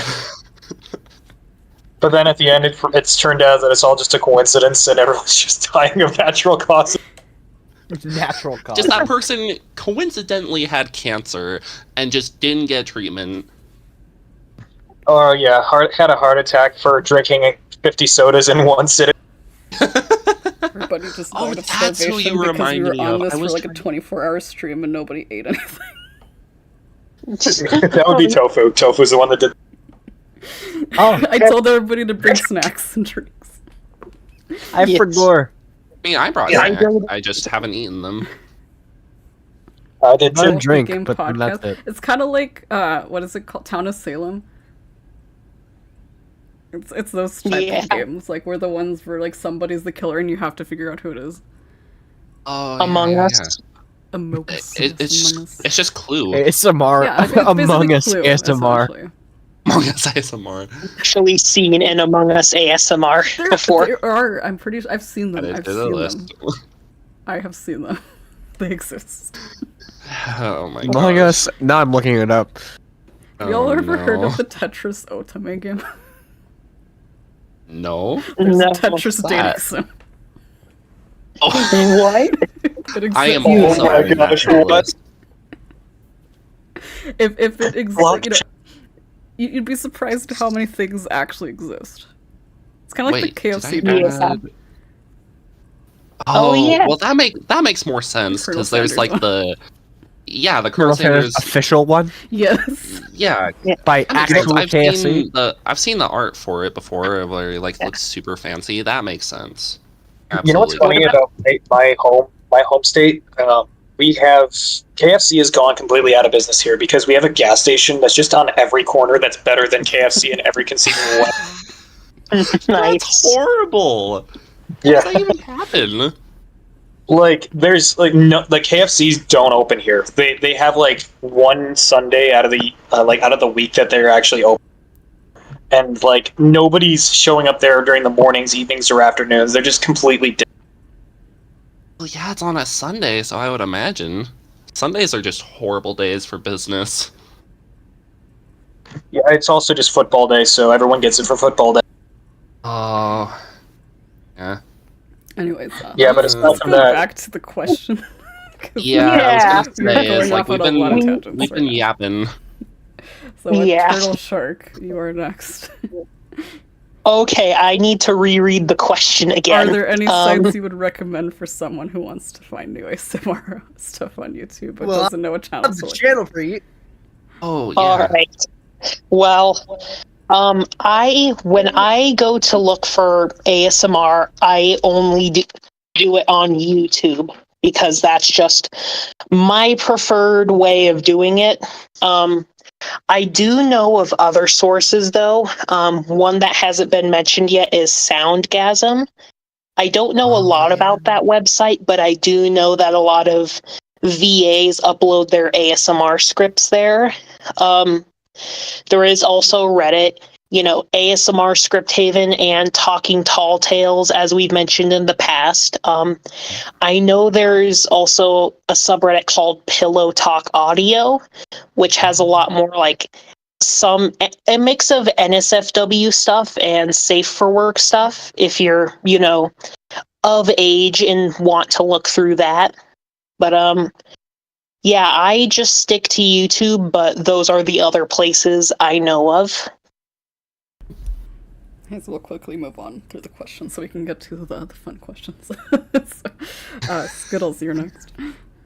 Yeah, I was gonna say stuff like that is that a lot of times just searching through YouTube for a specific kind of comfort is that's how I actually started through ASMR. Is like I had a really bad day, so then I looked up comfort for a bad day or comfort for insecurities, and then it just went through the rabbit hole. That's super duper easy to find things that you like through there, but there is also Reddit. I was just also going to say that joining the ASMR Script Guild Discord that we're all in is a great way to talk to those VAs and writers that you watch and follow, and they can recommend stuff. You can join in as a listener, as a writer, an artist, VA, whichever, and it's a great place to also find things because we post often. We have so many different categories and events for getting out of your comfort zone. And it's a really great opportunity, and it also just has a lot of friendly people. And so if you have a Discord account, that would be great. We'd love to have you. You get watered by Fuyuki, and he's gonna post an audio. Yes, whenever he's gonna post an audio, and then you get rambled to death by me because I can't stop talking. You can see all my memes. Yes, you can see all of Turtle Shark's memes. They have great memes. It is absolutely wonderful. It's a great community with great ideas, and you can even give ideas to us, and it's great for community feedback and just growing a community in general. So I would really recommend that if you have a Discord account. I know Greenups will ask if there's other Discord channels. That's the only one that we're mainly a part of. There's a couple others out there, off the top of my head. Yeah. Why am I forgetting? The ASMR, the RP, or ASMR RPG, or not RPG, I was saying RP Lounge. ASMR RP Lounge. Yeah. My gamer brain is The gamer. the gamer brain. ASMR RPG. I cast Tingle. Yeah. Basically the lounge. So that's what they dude. call it. I'm not in there. I know some people are. It's a lot bigger than our community. I can't really say much about it. I think it's more for VAs and like audiences, like or the listeners to come together. Again, I wouldn't be able to tell you much about most of those. Again, ours is a little bit more community based. Of like we actually do things like events regularly in the Script Guild, consistently, like every month. If you were interested in doing that. So if you wanted to step out of your comfort zone, like, hey, you know, this is a good place to do it. We have collab month coming up in July for those who are a little too nervous to ask for collabs, but we will put you together in groups if you want to do that. Oh, that's going to be fun. I actually never... I need to check on that because I remember I did a collab for collab month last year, and I don't think we ever heard the fill for it, but yeah. We'll have new. It's just also gonna add though. So. Yeah. Right. I'll probably ask Lil to help with that because we did that. We put everybody in teams manually.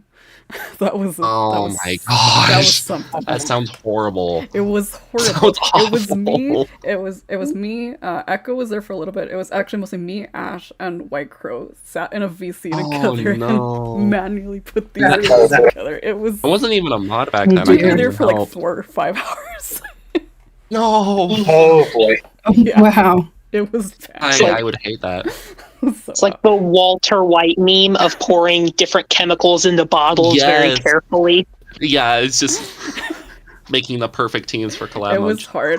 I want to do the thing where we give the team names again. That was fun. Oh, yes, absolutely. Names. Yeah, that just boosts morale, honestly. It was fun. Yeah. So we'll figure something out, but I'm probably going to enlist Lil for that. So. Yeah, I'm sure she'd be happy to help and ask. Yeah, so.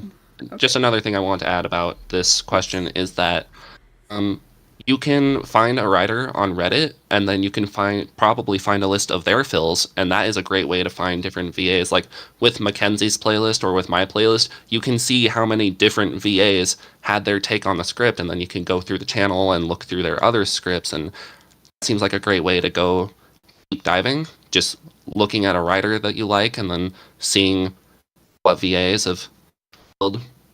And also, a lot of VAs have their own Discord servers if you're also looking for communities, and they might also have recommendations there if you just want to dive deeper into the community. And also, a lot of them live stream if you're into that. We have some that are VTubers also. For those that is true. Yes. But I'm actually next on this. And pretty much it's a lot of repeating of what everyone else has said. Places like Pillow Talk Audio, our newest shameless plug, Talking Tall Tales. Please go check that out. It's really people good. didn't talk about GWA, but that's more NSFW, if that's what you're interested in. They're the ones that use Soundgasm the most, just because they can't post NSFW content to YouTube. Another one I've seen used is called Whip. It's WHYP. You can use that as an audio hosting service, because sometimes Soundgasm doesn't want to work, so Whip is used instead. It's a nice alternative. Otherwise, yeah, like it's a lot of the same thing that everybody else has said. And like, thank you, Skittles, for mentioning that again. Like, the Discord is a really good place to kind of ask questions and get to know, like, if you really want to get started with ASMR, if you want to actually partake in it, or if you want to just find someone new to listen to. Another thing is that you can watch this channel that we are streaming to for each of the videos that we posted on how to get started on being both a writer and a VA. So if you were interested in doing so, we have the resources for it. And even if it's not enough for you, you can ask questions over on the Discord. So yeah. I'm eventually going to try and make a video for the guild channel, if that's okay, but I haven't gotten work. Free to do it. Start on that yet. Feel free to do it. So I'll be featured on the channel, and a lot of great people like Knot and Ash have been featured on the channel, and really great place to ask around. Yeah, we're all here discover. to answer questions if you need any. Indeed, we love it. We love chatting and talking. It's a very vibrant and active community. You're gonna love it here. You will enjoy yourself, and you will enjoy all the events that we have. We have one going on right now where we start or continue series. This is a season of series, so join us for that if you're interested. I'm working on my time travel series and some sequels to Scriptchan. And I may or may not be writing a series that Tofu may or may not be posting. He is. Or shameless plugs. Nudge, nudge. Shameless wink, plug. wink. Always. Yeah. Yes, we're all the same question. Oh my gosh. No, we'll get there. We're getting there. We just need your response after this. But last person is Tofu. Answer the question. Tofu, youtube.com/channel/TofuVA. Period. I don't know. I don't actually know any like other places, so I'm just using this opportunity to shamelessly self-promo. That's what this is for. If you actually want better recommendations, listen to what all the others said. I'm not good at this. Yeah. Okay. So let us. I mean, check out some of the people who are watching this right now. There are a few VAs I know that are watching this live stream, and there are a few of us here that have YouTube channels. I have one video that's a trailer to a collab, and I'll be uploading sometime soon, and y'all have content. Everybody here check has us out. content. Check everybody out. Yeah.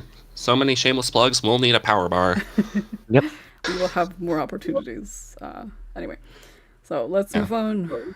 Anyway. Okay, I didn't do the pale potato question. I think did I? We were. I did the pale potatoes question. Pale potato, yeah. Okay. We're back on track, guys. Let's go through this. We have, let me how many questions we have. We have this one, we have Yoda's bonus questions, and then we're getting into Turtle Shark's questions, which are the fun ones. The exciting ones. So, We've been teasing for 3 hours now. Yeah, we'll get through these, guys. Let's zoom. Okay. So, for everyone, how do you do ASMR while balancing other responsibilities in your lives? The first is me. So, I'm gonna say I work a 9-to-5 job, so I'm very busy. So basically what I do is just in my spare time, I will write, and this is a consistent thing with all of my scripts, I will write at least 200 words per day. That is my goal for every single script that I write, even if it's not gonna end up being like however many, like 1,400 words. Like sometimes I write less than that. But that's my usual goal with any particular script that I write. And again, same as I mentioned before, I write down at least one new idea per week. So again, it's kind of a hard balance because I have other things, like other obligations in life, you know, especially when most of your day is dedicated to working. And especially because, again, I work full time. But otherwise, yeah, like I do make time for this hobby and anything else, like spending time with friends and such. But again, like I said, it's because I have a very particular schedule for myself. So yeah, I don't try to overwhelm myself with doing too much in a day. Sometimes if, like on the weekend, I might write like 400, 500 words if I'm feeling really inspired. But otherwise, yeah, it's just the 200 words per day. And it's not really a lot. So I think it works out for me. Our next person is Ace. Well, I mean, I don't really. I do also work an 8-hour day job, so I kind of just wing it, kind of just figure out whenever free time I do have. I'm like, okay, I'll just need to set aside a couple hours to do this. I guess another thing is just like I kind of just like tell myself to do it when I need to do it. Yeah, it's more or less just being like, okay, well, what are you gonna do today? You gonna sit down and play on your Switch, or are you gonna record? And I don't like being a couch potato. No offense to actual potato, but yeah, just it's just like just do it. And that's basically what I do. That's basically what I got to do. Just put down the gaming console and pick up the editing tool. Sometimes you just need to push yourself to do it. Exactly. So Yep. Let your dreams be dreams. don't let your dreams just be dreams. Yes. Okay, actually, Skittles, you're next. So tell us, how will we no longer let our dreams be dreams? Well, oh, it's interesting. I also have a job. It's just I'm part-time, so my schedule is very all over the place. I have no schedule. I live at home with like 7 other people. I have a lot of animals, so it's hard to record. I have a job that sometimes needs me for 12 hours, sometimes for 3 hours, and it's very, hey, can you come in this day, even though it's your day off? And I also have a weekly schedule to keep for my other channel, and I'm trying to figure everything else out with that.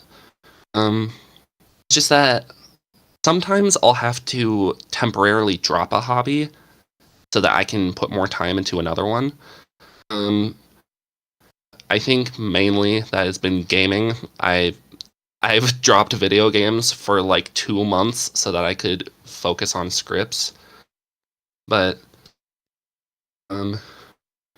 yeah, and I mean part of the script writing thing for Don't Let Your Dreams Be Dreams, just doing it, is that I was very nervous when I started uploading on Reddit because I had heard everything of people like, man, they don't tell me when they fill my script, and why are these people using AI, and a bunch of things to stress the little stress ball out.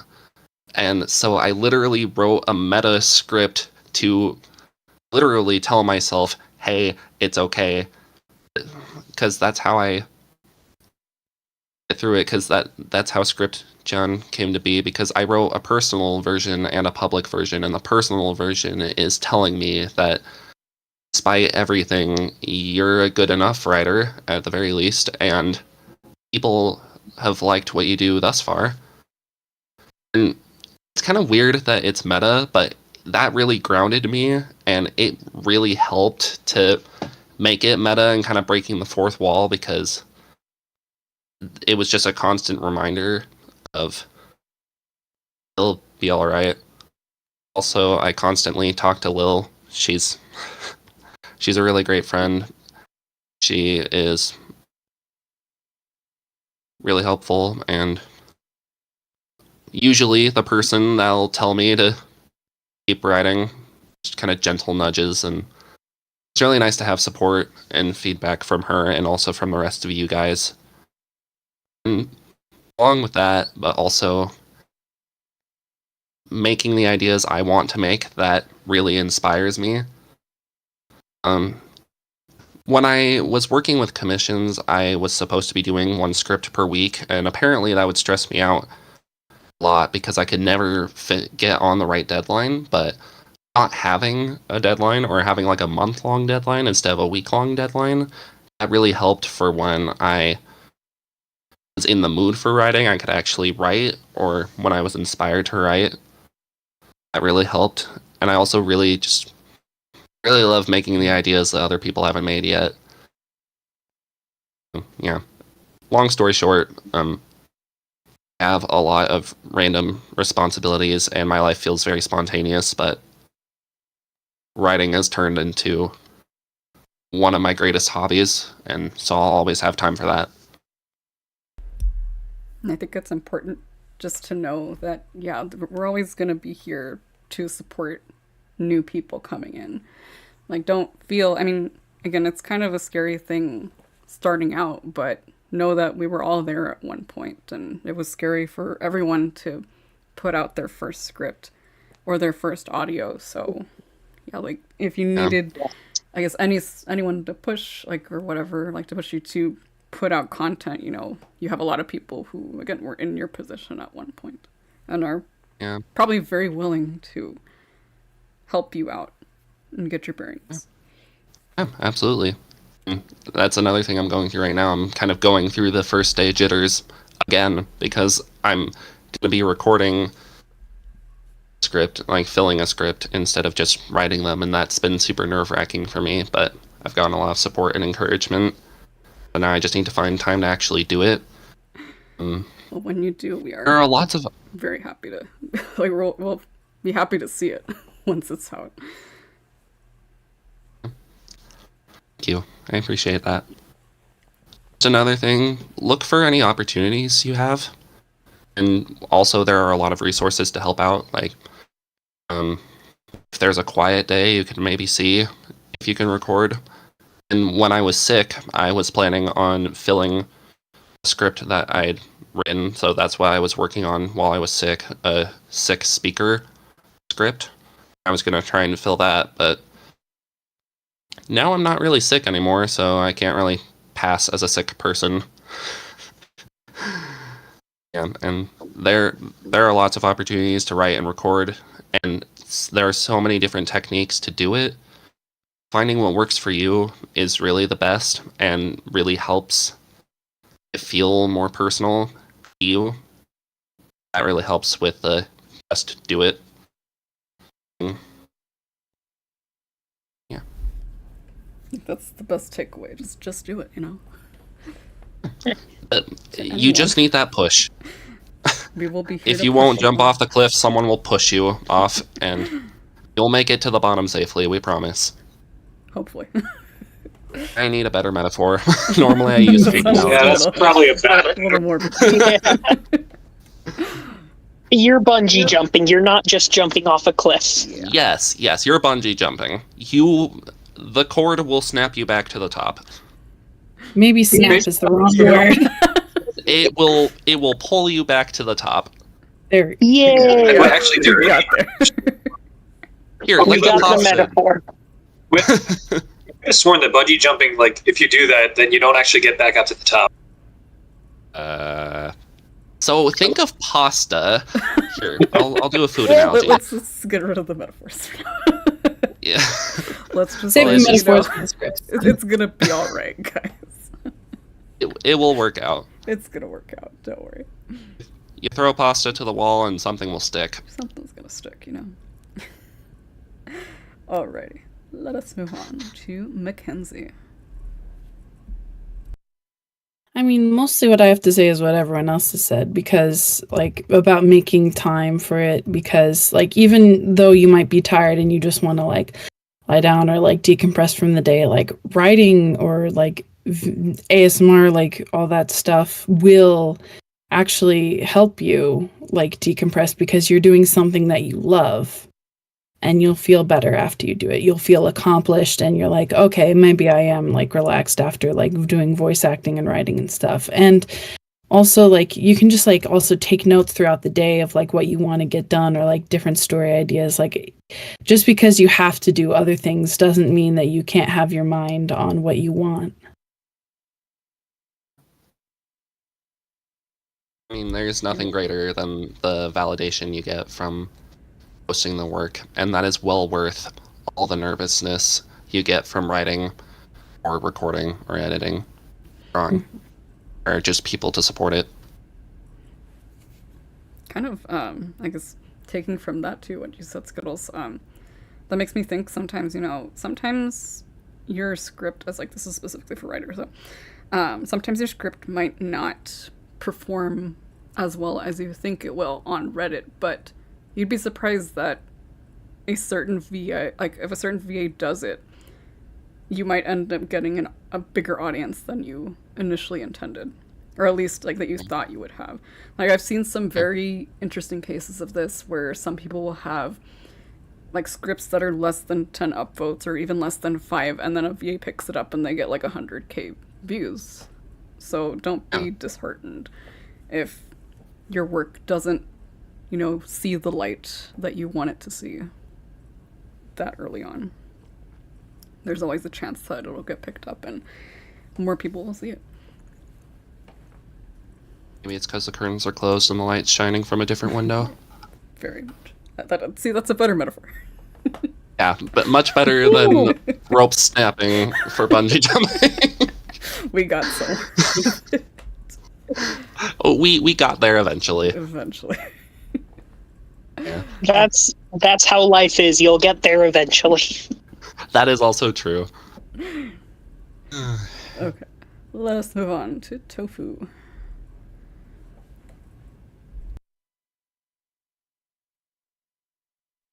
Is Tofu here? Sorry, I forgot I was muted in Okay. Discord as well. Hi. That's okay. They don't exist. Hey, hello. To be honest, I don't really know. I'm currently trying to figure that out myself. Trying to balance. There's a lot of stuff going on in my life, as I mentioned previously before. Just trying to get through it all while also doing my own thing it's weird. It's a weird middle ground that I'm trying to reach right now. So I don't know. I don't think I can help too much with this specific question. That's perfectly fine. We have other people to answer. But yes. It reminds me of. Oh, sorry. Oh no, yeah, go ahead. It's just yesterday I was playing Mario Odyssey, and sometimes you can get Mario to roll down a hill, but he will slow down sometimes. But the main thing is just actually pushing the button that gets you rolling down the hill. That was not a great metaphor, but anyway. We gotta start working on the metaphors. You were doing so well. I gotta work on those. I think I get it. Yeah. Yep. The snowball may not be perfect on the first try, but all you need to do is throw it down the hill for it to get rolling. That's better. How's that? Yep. There we go. It's something. Perfect. Note to self: work on metaphors. Work on the metaphors. Add that to a new list. Metaphors to work on. Yes. Actually, you know what? Yeah, we'll make that a new list. Alrighty. I had a few good ones, but apparently not for motivation. Well, that's something to work on. Okay, so turtle shark. All right, so I will say, if you're first starting out, you're just posting your first script or your first audio, worrying about a schedule is not the biggest concern. I did not have a consistent schedule till I think 6 months into my script writing. And before then, I just posted whenever I had something done. And I will say that's a perfectly okay schedule, especially if you're starting out, because you want to see if you're enjoying what you're doing and if you want to stick with it. And also, if you want to try to build this as more than just a side hobby, if you want it to be a more prevalent thing that you do. My personal schedule, it has, over the past few years of me writing, it has changed a lot, mainly because outside of ASMR writing with my own life, I moved into my own apartment and switched some jobs. So that got a lot of different things changed around. But My general schedule is I post a new script 2 times a week, once on Monday and once on Friday. And my general daily schedule, I work part-time and I have a split shift. So in the morning, I will, get up, shower, all that, then go to my morning shift. Then I will come back home. I'll have some time to myself. I'll have lunch, and then I'll do my writing, which editing a script usually takes me about 30 minutes, and writing a rough draft takes me about an hour.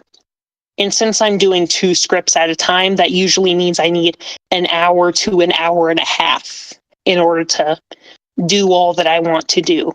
So I will do my writing, and then I have my second afternoon shift that I go to. And then after that, I will do all my chores that I need to do, whether it's cleaning or grocery shopping or whatever, have supper, and then I'll have the rest of the night to myself. I also make it a habit to give myself one break day from writing every week. This is not just because, sometimes life just gets in your way and you kind of have to take a break with something that you normally do. But also because sometimes it's you can't have yourself working all the time. I think that's something that can be hard to do because you want to feel productive all the time, but it's important that you earn your own breaks, that you pat yourself on the back sometimes. So one day a week, there's no specific day, will be my break day where I don't do any writing. So that could be a day when I have other appointments to go to, or when I have extra time I need to spend at work, when I have just had a bad day, or sometimes it's just, I don't have anything going on this week. I'm just going to put this as my break day. It varies. But as other people have said, there's not a one-size-fits-all schedule that will work for everyone. So just because this schedule works really well for me, that doesn't mean it's going to work well for you. So all I'd say is, experiment with things, figure out what works. You can use things like alerts in your phone or sticky notes on the mirror or whatever to remind yourself what you have to do for the day, and make sure you give yourself a break day every once in a while just to pat yourself on the back for doing a good job.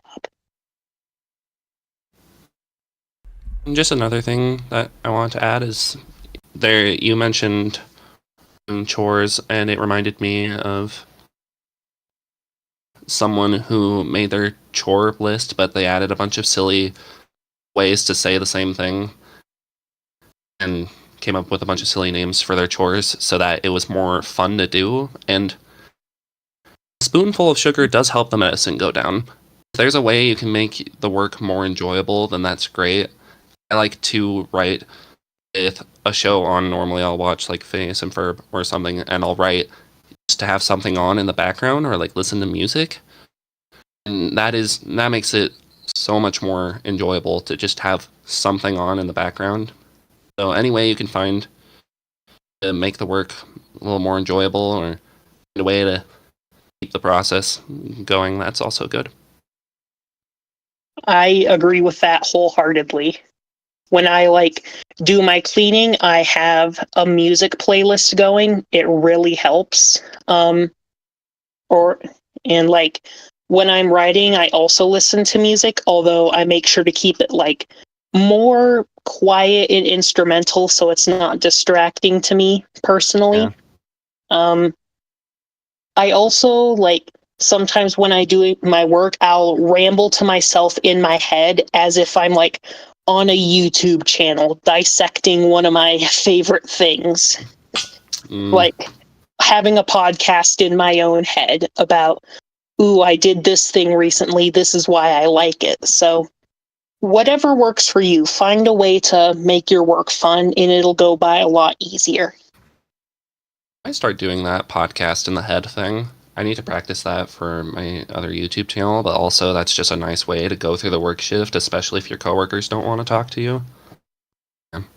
Video game music is good for writing because sometimes the words get jumbled in your head and sometimes you just write out the lyrics to the song. Done that before. Yeah. Yes, like 90% of my playlist is video game music, and the rest is like Vocaloid or from movies. So I agree with the whole giving yourself a day off thing. I have like a specific schedule for myself that I set and say like, okay, I'm not going to write at all today. And I also do have my usual post day, which is actually today, and I need to do that like right now. I was gonna post stuff before the podcast, but then things happen. So I'm probably gonna do that like in the middle of the next question. Yeah, I mean, I've been periodically doing stuff in the background. Hopefully, it hasn't been too loud. The third part of a series that may or may not be posted as a film by Tofu. On a very maybe YouTube not. channel. Maybe it will be. Maybe it's not. You gotta go check it out at tofuva.com. Nope, that's not. You have to go like and subscribe in order to find out. And you gotta hit the bell. Yeah, Turn you on gotta hit that bell. notifications. gotta Turning make a bells blood is just fun. sacrifice. Oh no, not one of those. Okay. Not again. I know. So, I did that last week. we are in the final stretch, almost. We have 2 more people's questions to go. Okay. First one. Both of these are for everyone, so it's going to take a bit. If you had to come up with the Safe for Work script / video title with the only goal of being to maximize views, what would it be? So, the first person is Mackenzie, and I'm going to go and post the script while you do that. Oh boy. I mean, I try to do this every time I like post a video or a script. I'm like, what is the best way with the most keywords? How can I like get across what's the best part of this script? So, I don't know. I think I'm going to go with the one I'm most known for, Yandere Billionaire Wants You. Heck yeah. It's been used, so tried and true. Yeah. Tried and true. The tried and true formula. Many men foes. Indeed. So, next person is Ace. Okay. I have a couple of things to say about this one. This is kind of my forte, and I think I did actually answer Yoru initially when she asked this. Basically, best way to describe it is clickbait. Just be as clickbaity as you possibly can with not just like, if you have to do a title that's like wholesome, and the video is wholesome. Obviously, a lot of my videos are very, very wholesome. Something that you definitely want to do is have an attractive character in the thumbnail, if that's possible. Secondly, make the character say something that out of context would sound a little bit worse, but maybe not. Just leave it up to the imagination. And finally, the titling. Definitely make the titling a little bit different than what is actually going on. Not too different, like definitely keep it within the realm of what is occurring. I think, Mackenzie, I pointed this out to you with your video, like, your titling. Yeah, obviously you can go a little bit too far, but I think your video titling was fantastic, especially with what your character was saying. Just as long as you can make sure that what you're doing isn't going too far away from what the original source was, you're definitely going to get at those people that are clicking out of curiosity. But then what you need to do for the first 30 seconds is do something that'll make them maintain that curiosity to stay. Okay. Sorry about that. I was posting the script, so I'm like half paying attention. It's up, by the way. Hey, Good check job. out Blue's writing on Reddit or the Discord. Just posted. Yeah. Go with the updates. Okay, so where are we? Turtle Sharks next. Oh, heck yeah. I I've been doing not shower thoughts, but trying to fall asleep thoughts, thinking of what would be the ultimate view count thing. So the title I came up with was Yandere Mommy Neko Snuggles Her Good Boy to Sleep. Oh, that's And a good one. for the thumbnail, you have, an anime cat girl with like unnaturally shiny skin and very big personalities, just slightly off camera. And the caption for what they're saying is "Lay on my chest, baby boy." And that is how you get 1 billion views. That is pretty hard to top. That is honestly. that's something. That is. It's sad but true. Well, okay. I guess somebody's got to make it. Then we'll see who works. Oh my gosh! All right, add it to the Add idea it to list. the list, guys. Add it to the list. Okay. Make it like start out as a normal script and then slowly gets more unhinged as it goes on. It just falls apart. Yeah. Like the fourth wall literally breaks with a glass shattering sound effect. Oh, dude, I would be so down for that. I've done so many random scripts like that. Heck yeah. Okay. I am next. I did some research into things. So, I noticed in the past that some of the most popular videos out there are M for F scripts because of the target audience. I'm pretty sure like it's a pretty big female audience, right? In the community who likes their romance, right? So I came up with two of these one is kind of divided into two different versions depending on if I'm allowed to add tags to it. The first one, and again, I'm basing this off of my research into what was popular and some of the most viewed videos.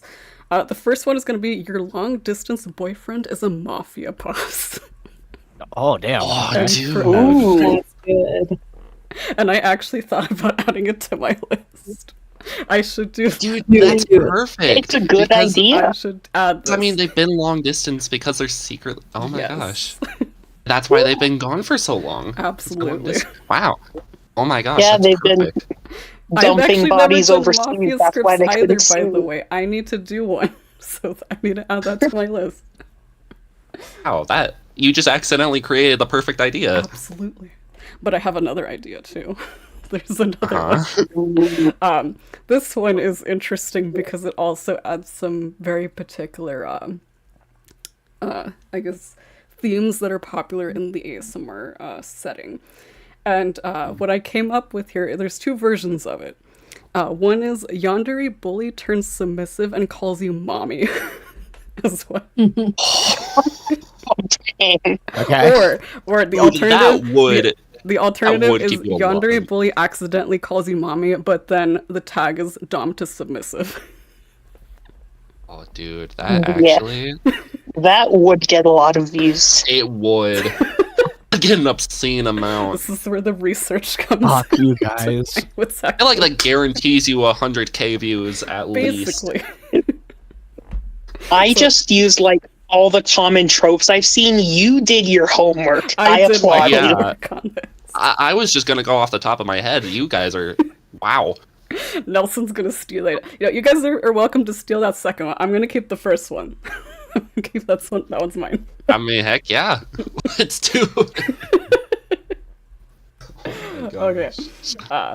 Skittles, you're next.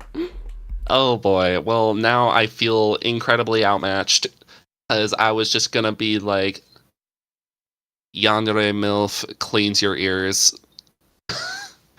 Because I feel like that is one that is somewhat popular.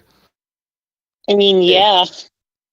Yeah, I mean, if I were to make like the ultimate clickbait script, it would probably just be that. Interesting because I'm told that my titles not really ASMR titles for YouTube, and I've noticed this with my commissions as well, is that they've changed the title of the script just for YouTube, and it's fine because they were paying me, so it's whatever. It's their script now. But yeah, probably something with yandere in it. Always That something seems with really yandere. popular. Okay. So, last but certainly not least, we have Tofu. So, there's a lot of paths to go down here. I'm thinking of. Yeah. Hey, from personal experience, my most viewed videos are the more dominant characters. So I would have to base it off something like that. I'm not too clickbaity right now, and I need to fix that. So I'm doing my own research in the background, don't worry. But if I had to choose something, it would be something like bully follows you home and something else happens. I don't fucking know. Ooh. I mean, it's a start. Ooh, and something It's a else start. happens. It's a Wink, start. wink. Yeah, it's a start. It's a good. Ooh. Also, I just realized I didn't say the actual title of the video. What is the title? Wait. Okay, like if I like going into all the things that I said earlier, like what you need to build up to it, I would say something along the lines of like maybe vampire forces you into bed, and the actual video would be like the vampire's like trying to give you chicken soup or something like that, saying like you're sick, you stupid idiot. Oh. Yeah, Yeah. but yeah, the title would be something a lot different. Sound.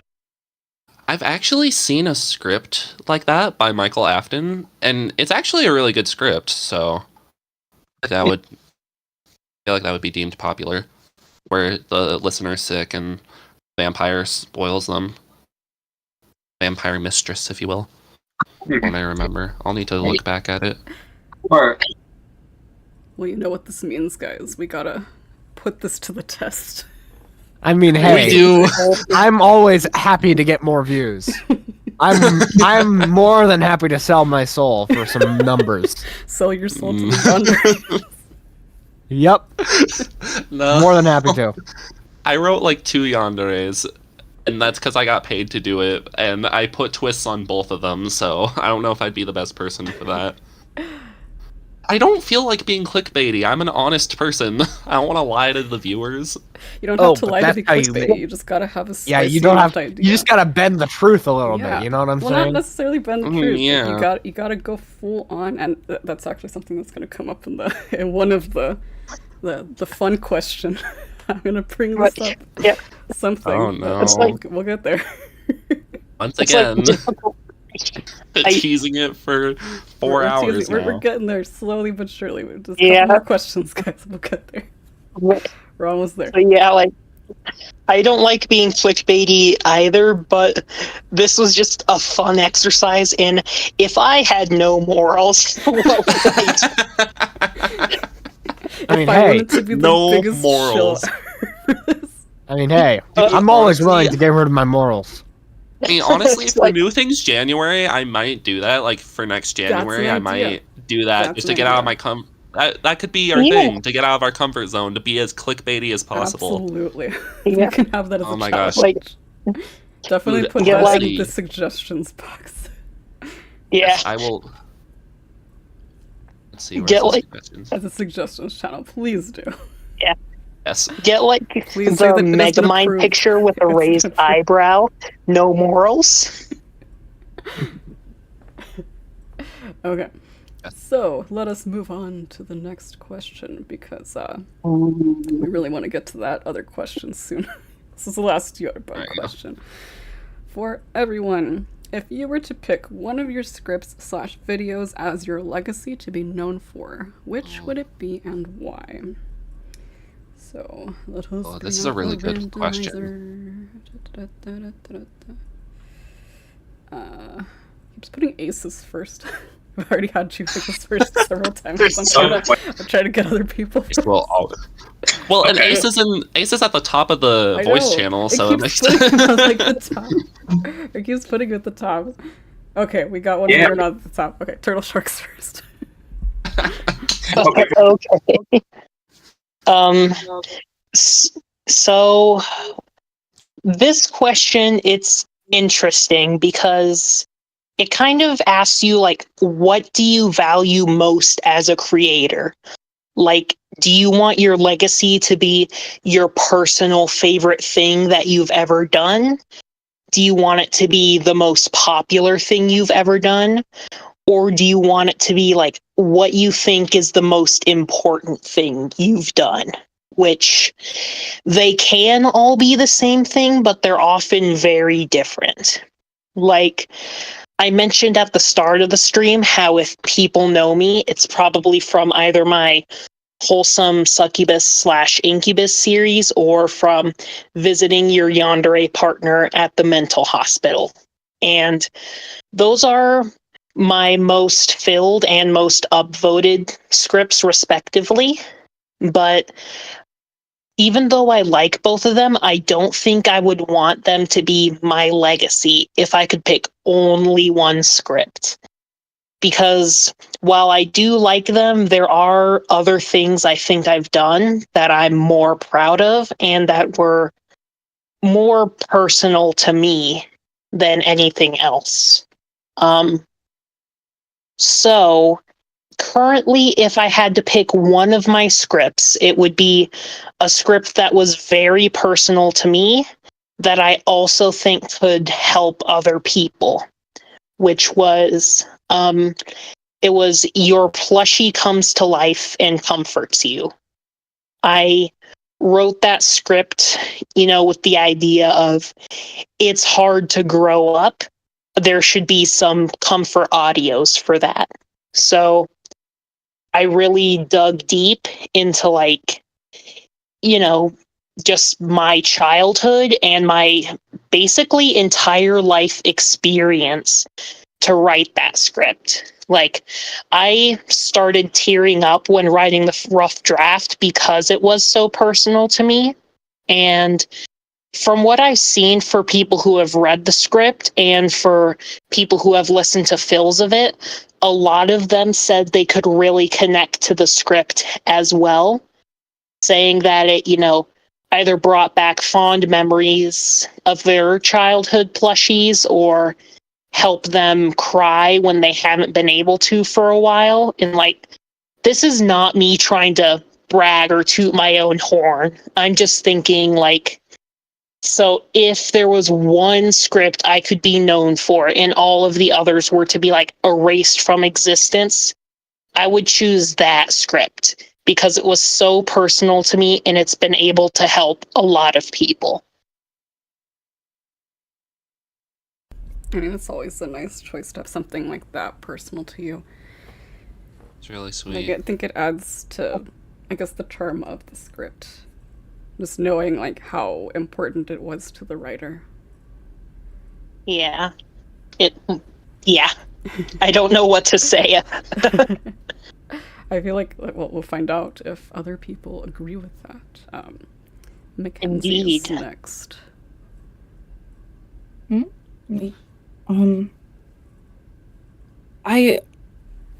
Out of everything I've done, I don't think there's something that I don't know if I have something that I'm as connected to yet that I would want to be my legacy. I'm sure that Yandere Billionaire is going to be my legacy, but I feel like there's something to come that's going to be better and that I'm going to want to be known for. I feel like I've just begun. There's still more to do. You'll find the peak eventually. And maybe it won't even be the real peak. For all we know, we're going to do even better in the future. You never know. Yeah. If I have to pick one now, I would think Warrior Naga Spade, I think, is my favorite. Who was Spade? Warrior Naga. Oh, I should check that out. I love Nagas.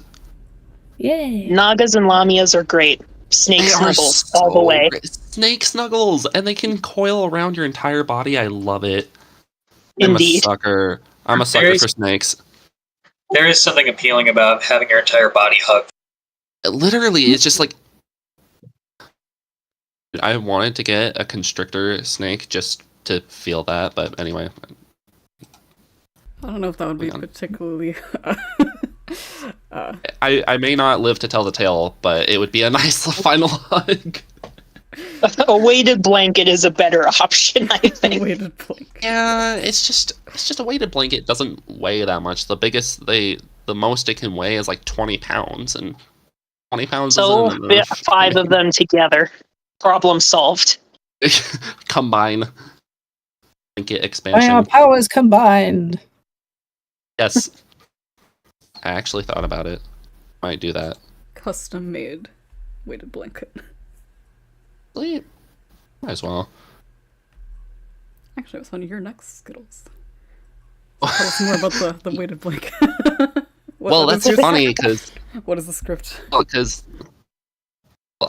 before I talk about the script, it's just the weighted blanket that was kind of nice with the mimic, because the mimic could transform into any size and any weight for a weighted blanket, and that's been something I've been wanting for a while. Just, I don't know. I personally like a lot of weight on top of me, so a blanket with like maybe 50 to 70 pound weight would be nice, but I understand that like lugging 50 to 70 pounds of blanket is not good in most circumstances.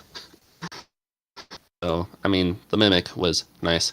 But as for my legacy, that is really, really hard because I started writing in the roughest time of my life. And so for my legacy script, it would probably be something that's super important to me. And I'm really torn because right now I don't think I even have that great of a legacy, and talking with everyone else, I realized that I'm not really sure what I'm known for. Because everyone had their thing that they were known for. I don't know what I'm known for. I started out in someone else's shadow, so I didn't really have a chance to shine for the first several months of writing. The first 20 to 25 scripts I've ever made were for someone else. So that could be my legacy, just living in someone else's shadow. Which would give suck. Yourself some time. Again, I feel like it's never going to be something that, you start off with. I mean, it's going to take a while. I mean, we'll get to when we get there, but what I would consider mine wasn't something that I wrote super early on into my work. Mm-hmm. So again, just consider that you still have probably several years into this, if you're still interested in continuing on with the hobby. So don't think that, you're never going to get that one big script that you would consider your legacy. I think for just the sake of, if this is the one script that tells you about who I am, not necessarily if every other script I had was deleted, but just if this was the first script you read and that was your first impression of me, I think it would be Turtle Girl. Because that is a good way to show that I do obscure ideas and a bit more on the sillier side. I'm not gonna do what most people expect. I'm gonna take the path less traveled, and it's gonna be an interesting experience. So probably that one. Either that or there's this first script that I ever wrote. That one is super important to me. And there are a couple others that are super important to me, so those would probably be it, but I'll probably just pick Turtle Girl, because that one was really important. I was super excited to see it finally get filled, and I really hope it gets more fills in the future, because I'm going to add more parts to it. Really fun character. Any VAs out there, that's a new project that you might want to consider. It's a really fun script. Skittles. Yes. U/SkittlesASMR. U/SkittlesASMR on Reddit. I also have my YouTube channel. where I will actually be doing behind the scenes videos for future Turtle Girl scripts, so look out for that. It's a secret project I've been doing. I have to write the sequels to Turtle Girl first, but yes. As a turtle girl, I can confirm turtle girls are awesome. They are so fun. I love it. I'm super happy to see that fill. Because Echo was actually the first one to show it to me. It's just like, Skittles, you will not believe who just filled your script. And I was like, wait, which script? And then he showed me that. Which is nice, because Echo was also one of the first proofreaders for that script. And Turtle Girl was the third script I've ever done, but the first one I ever publicly gave to someone. And Echo was the first person to receive that script. So that's a special connection that we have. Anyway, Turtle Girl, very fun. I know how to spell turtle. We have different ways of spelling Turtle Shark spells it differently. It's true. I also spell things very weirdly because I love a good joke, and sometimes making up a word is a really good joke. My classic Heckin' McGeckin phrase. Heckin' McGeckin, I've seen that. We're in the script guild. Will eventually become stickers for everyone to purchase. Yeah. The merch that Nelson Yes, so the desperately merch. wants us to have. Shameless plug. Shameless plug, guys. Always. Yeah. So Yeah, there's my answer. Next person is Tofu. If I had to pick one, it would probably actually be, I think, one of my worst performing videos ever, ironically enough. Let me check, actually. It is my second lowest, next to my Q&A at 1K subscribers. And it's actually the one Mackenzie wrote for me. So I'm sad that this one didn't do well, but it is Popular Roommate Helps You Make Friends. And that's it's fun. It's just the idea of a self-help ASMR type thing I really wanted to do. But the first two videos I did of it didn't really do well, and I took that as a sign of, like, maybe a little later on, once I'm a little bit more comfortable with that. So that's kind of what I want to do in the future, more self-help based scripts. But I have two right now. One, how to get over heartbreak, and two, how to make friends. And those two are probably my favorite, just because I love self-help. I think it's probably the most important thing a human can do, besides like getting like official help, like from a doctor or a therapist. It's the best thing you can do for yourself without having to pay basically anything. So, and speaking of which, I am working on a demo for that script because I remember you talked to me about that. Just know that that is one of my work in progress scripts. Perfect.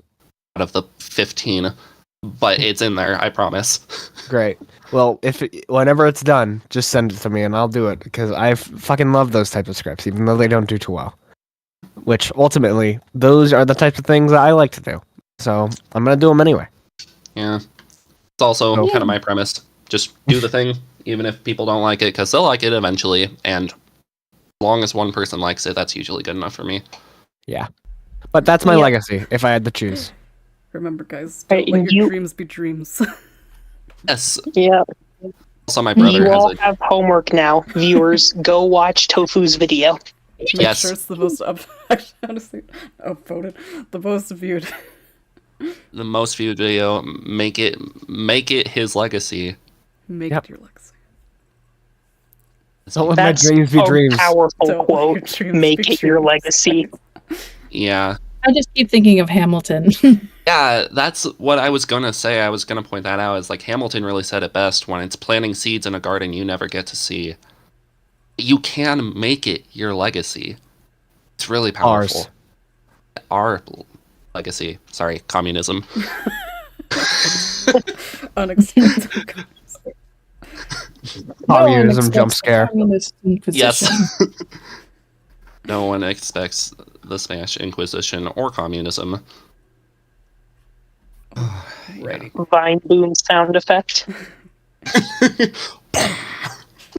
Probably have that in a soundboard somewhere, but that would probably be too loud. So, anyway.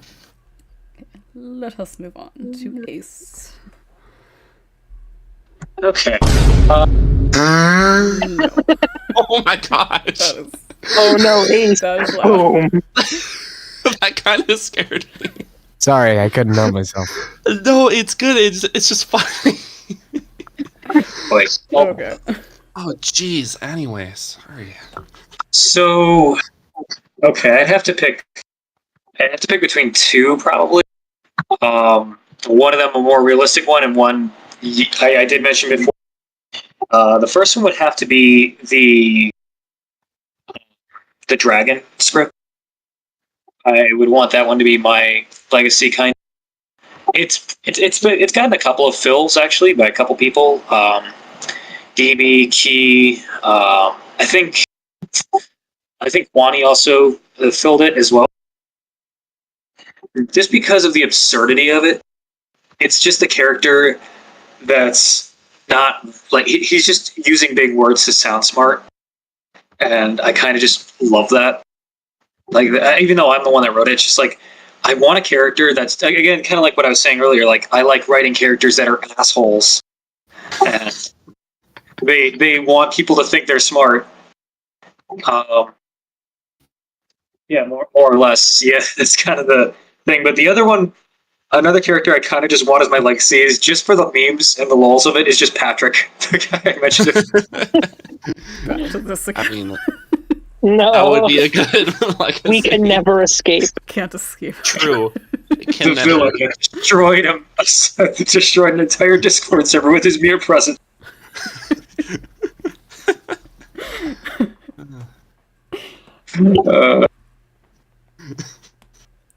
But yeah, no. In all realism, yeah, I'd probably say the Dragon script. That one's definitely a top video, or I mean a top script for me. Well, we will continue on. I am the last person for this question.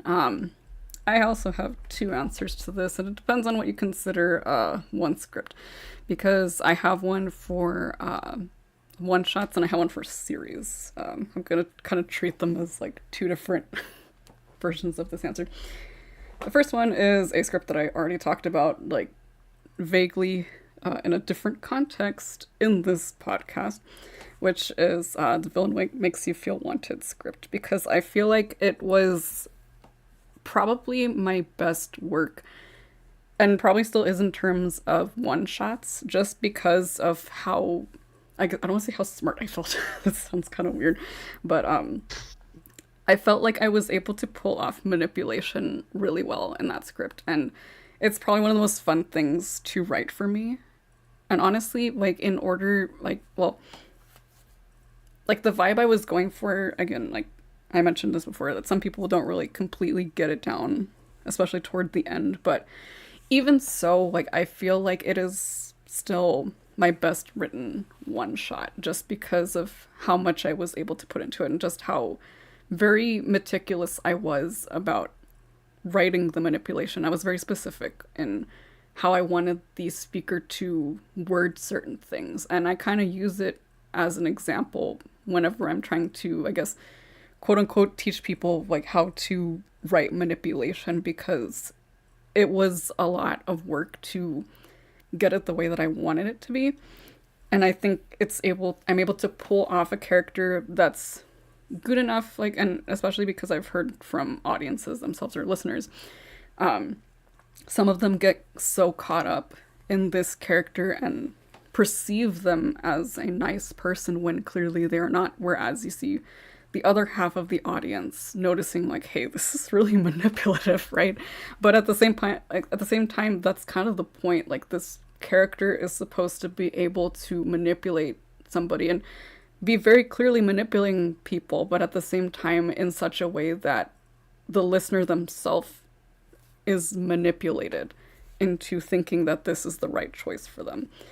Because, again, like, from the story itself, I mean, this is a very unreliable narrator, so you can't really completely trust what they're saying.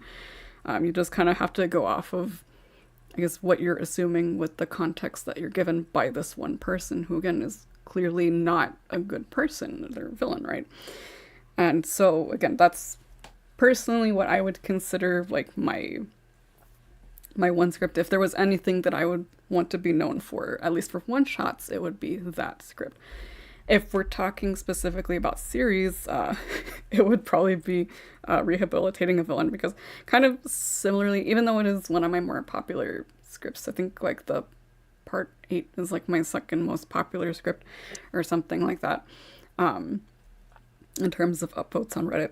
But it's not even just specifically because of that, but I think it's probably one of my most unique villain characters that I've written, because I don't write a lot of bratty characters, but I think it worked really nicely. And kind of similarly to what I was saying about the one-shot, in that instead of manipulation in this case, it was more of how to write a childish character. Like, I had to be very specific with how I wrote this character's dialogue, and I had to think, you know, how would I talk as a kid, right? You know, like, how would I sound like as a bratty kid?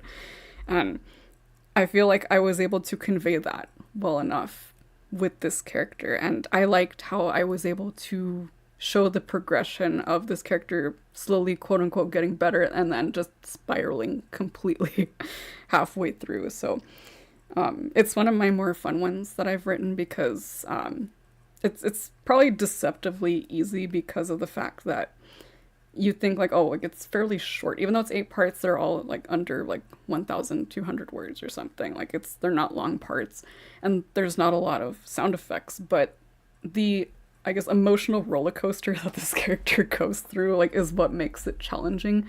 And I really enjoy listening to VAs being able to pull that off, and there's some really good fills of that. So I would recommend going to listen to fills of that. It's on my master list, by the way. But yeah, those are my particular scripts, I guess, that I would consider something that's worth viewing as a legacy. And maybe one day, you know, there's going to be other scripts out there that I write that I think will do a better job than those. But for right now, it's those two. And so we move on to the final stretch. We're getting into Turtle Shark's questions. Dun, dun, dun. We're almost there to the fun question, guys. It's the last one. But so, actually, wait, where is it? Okay, so this one is for our VAs. What are your pet peeves regarding scripts, as in things that won't necessarily make you turn down a script but will annoy you? Let me bring out the randomizer. Tofu is first. Pet peeves? One I have that I haven't encountered a lot. In fact, I think there was only there's like a handful of times. But sometimes people format the script like just as a one run-on like sentence, where there's no space in between pauses or anything. It's just one paragraph. And that's like, just makes it so much harder for me to be able to read through it, that I have to bring it into my own like doc and like be able to like do it manually. Like, if I really like the script, I will still put up with it, but like, oh my god. That is my pet peeve, probably. That's not even like a pet peeve. I actually have a rule against that in the video that I have on this channel. Make this actually like visually appealing to VAs, because it's gonna be a nightmare trying to voice that block of text. Yeah. But yeah. So please, guys, don't do that. Or as Nelson says, formatting is it's a important. skill issue. Alrighty, let us move on. Ace is next. Well, I don't really have a whole lot of pet peeves in regard to script writing, or I mean, I should say scripts that I've seen that other people have written. Unless they're of course written by this one asshole named Rydecar. He's just a terrible script writer. No, I'm kidding. I'm joking. Yeah. In actuality, I think maybe just like forced self-insertion, I guess. If like it doesn't, I don't see it very happen very often, but I have seen it a couple of times, and it does rub me the wrong way sometimes when people just like are clearly inserting themselves into the script. as like one of the characters.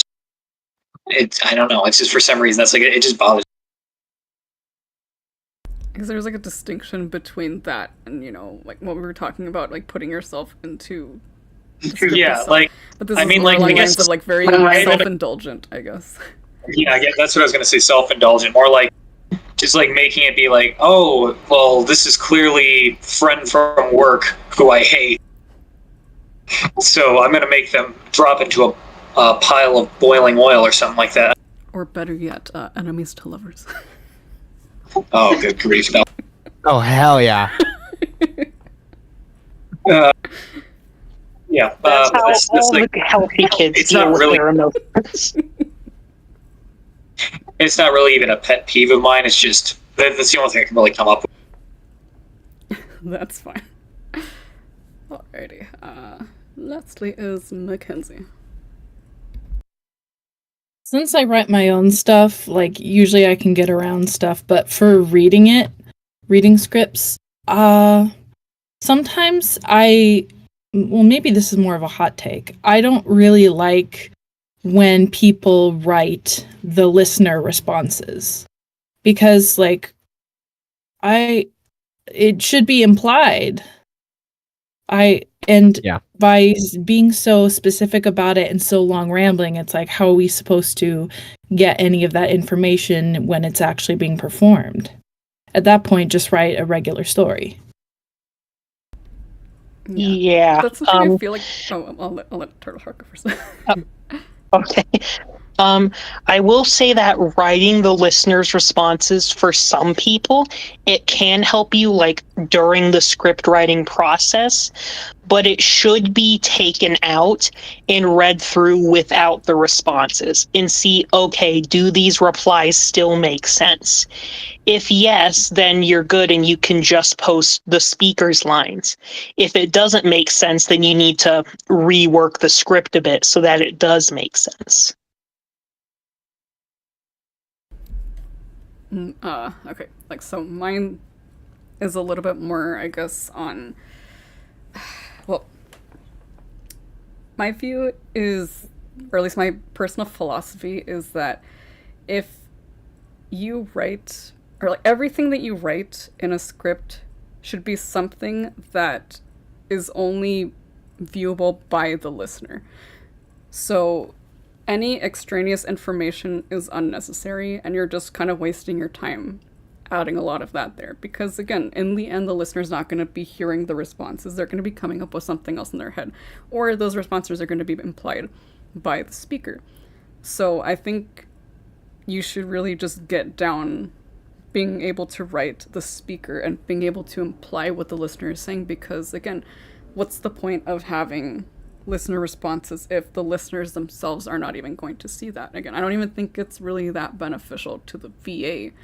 You can probably write like some kind of vague like description of what the listener is saying, but not like a full answer or anything like that. Like, it's more like a descriptor, and I've seen people do that just to kind of help the VA get into a particular tone or a vibe for the character. But otherwise, just again, it feels kind of pointless to me, I think. Anything else to add to that? I think it was... Okay. I think that's done for our VAs. The next question is going to be for writers, I believe. Yes. So, for writers, have you ever wanted to edit/change/rewrite a script after you published it? Did you go through with that desire or leave it be? We kind of briefly touched on this before. So we will see how people answer this question. First off is going to be Skittles. Okay, yes. I'm still here, I promise. Yay. Okay. So the interesting thing is that my scripts were kind of minimal with formatting and writing. And when I was first starting out, I was also doing that thing where the speaker would repeat what the listener was saying. which isn't really that great. So there That's are a another one of couple my that pet peeves. I forgot to yeah. mention. Yeah, and I've realized it now as I've been listening to more ASMR role plays that I actually kind of hate it when that happens now. So I try my best to make sure that doesn't happen, but feedback can be provided. So there is actually one script that I haven't made public yet because I do need to edit it and rewrite it. Because it was really poorly written, in my opinion. And also there was I think it's called Stranger breaks into your house with good intentions but leaves you incredibly confused at every turn. That script. I had to rewrite that one because it was also doing the speaker repeating what the listener was saying. But also, I'm pretty sure I wrote that one when I was like half asleep on some sort of medication, and I was just very out of the loop because there is a lot going on in that script. So I kind of had to rewrite that one because it didn't quite make sense. Then, somewhat recently, I've gotten a new formatting system. So now, like, the listener, like, pause cues and listener actions have a specific color, and then the speaker dialogue is in bold and is in a different color. So it's been reformatted. So I've been doing that for a couple of my scripts. I'm eventually going to go through and reformat every single one of my scripts for that. I just haven't done it yet because that's going to be a very long and tedious day. So save So that to make a for long several story days. short, yeah, that's going to be a week where I'm like, you know what? I hate myself enough. Let's just do it today. Because, like, I'll also have to change up a few Reddit posts too, and I'm not looking forward to that. There are so many things I have to do. Yeah, I've edited a few and reformatted a couple times, and I'm going to have to do it again. Because there is a script that I really want you all to see, but I have to write it all from scratch. So that's going to take a bit. And also, I have like 30 other scripts I need to do before that one. But that one will come out in June, I think, for my script writing anniversary. The dilemma That's when I of every wrote. writer. Yes. Too many ideas. Yeah. All at once. Never ending. Yeah. All of them going onto the document. Yeah. I think I wrote that one in around June. I don't know. But I was talking with Lil about it because I thought about it, and I was talking with her, and she was like, you should just save it for June, and that can be your technical ASMR anniversary, because I realized that I have technically been writing for 2 to 3 years doing scripts. I only started doing them publicly for 1, maybe 2 years, so. Well, Nelson, about writing it from scratch compared to writing it from the script of Theseus, which we're gonna do at Script some of point. Theseus? Yeah, where we take one yes. person who writes a script and then send it out to another writer, and then they change a couple things here and there. Yeah, I mean, all scripts are written from scratch, Nelson. It's just that I have a very, very rough draft of the script, and if it was in good enough condition, I would change it up a bit and like format it so that it's an actual correct Skittles script. It's like with a car. There's a point with a car being broken down where it's considered totaled, where it would just be cheaper to buy a new car than to try and fix all the problems with the previous car, and then that's considered totaled. This script that I'm working on is considered totaled. I would need to start from scratch with that one. I feel like that would just be better for everyone involved. I have like a new formatting system, I have the word count that I want, and I can do it with a clear head. And Well, we will look forward to that once it's ready. I'm also looking forward to that because it was my second ever script. My first ever script will probably never see the light of day. You never know, you might put it back on the list and change it up. I mean, it's on the list. it's on the list. It was one of my first ever ideas. I just haven't much with it, but like whenever it's ready to come out of the oven. Yeah, basically. Put it in the oven for the first, or like for the. Yeah. But yeah, we'll have to see. We'll see. Okay, so next up is Mackenzie. I have for my Warrior Naga Spa Day for Scriptober, I think I wrote part 4. And then I was like, this sucks. And it's really short. Screw it. I deleted it and wrote a new part 4. And that's my story. It's definitely a story. It works. I mean, yeah, it got I'm sure filled. we've all had to do that before. Hey, you know what? If it worked out, it worked out. Yeah. How many parts are there? 4. Script series. So far. Just the 4? Nice. Yeah, it's been months though, so who knows? Maybe there'll be more. The alternative ending. Maybe. So you could have used that as an excuse, right? Like to have a completely different ending.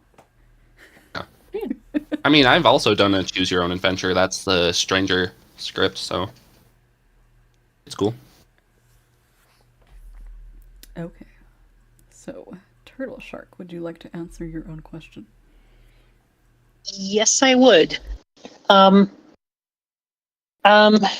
of the reasons I asked this is obviously because I've considered, doing the same thing before.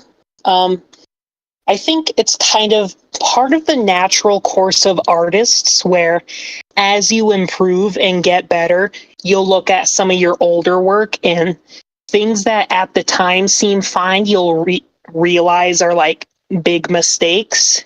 Like I've done the whole, speaker repeats the listener's response thing. And as I mentioned before, like basic grammar errors, really awkward phrasing. So I have thought about going back and editing those old scripts to, at the very least, like fix grammar. But my mindset, this is going to sound completely off topic, but I promise it's not. Star Wars. Do you remember, like, when CGI was the big famous new thing, and basically Lucasfilms took the original trilogy and just added in a bunch of random CGI aliens in the background and put in, like, a bunch of new scenes, and for a while that was the only way you could legally watch the films, was this edited version that was not the original. And a lot of fans really hated it at the time. I can't really say for sure if it was better or worse, but I'm kind of taking that same thought process to my own scripts, where once it's out there, it's out there. I don't want to mess with what I've already said is done, even if it might create, a technically better product in the end. Because once I've put it out there, this was like me saying, okay, my work is ready for the world, and this is how it's gonna stay. So like, if someone were to look at it, when I first published it and look at it today, I don't want them to notice anything different and be like confused and wondering what I changed and what I didn't. I have also considered like rewriting, in particular, my Wholesome Succubus series, like rewriting it from scratch. Not because I think it was bad, but because, again, there were just a lot of mistakes I noticed upon rereading it. But then, kind of like my child self who refused to edit, I'm like, but that's boring. I already wrote this script before. Why would I want to do it again? Even if, like, the original script remained up and this new quote-unquote remake was also uploaded, I feel like it's just kind of, again, not that it wouldn't be super fun for me, and it's kind of like I don't want to say a waste of my time, but I feel like I would be able to do a lot more if I focused that on other original ideas instead. There were only 2 cases in the past where I have edited a script that was already published. One of them was a script I put up for early access on Ko-Fi, and the title was like a last minute thing because I couldn't think of something. And like 10 minutes after I published it, I thought of a better title. So I edited the title really quick. Nobody was even following my Ko-Fi at the time, so technically nobody saw it. So you could argue whether or not that counts as published, but yeah.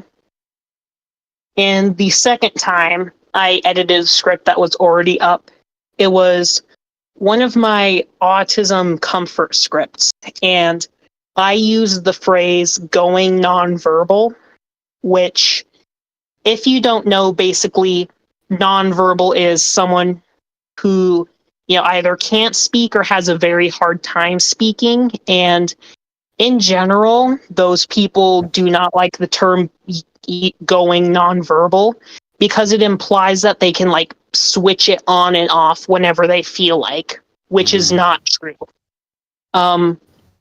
What I was originally going for is some people like myself, when we're really stressed, suddenly speaking becomes extremely difficult. It becomes hard to get the words out. Like autism shutdown? Yeah, that's part of autism. So that was what I was going for.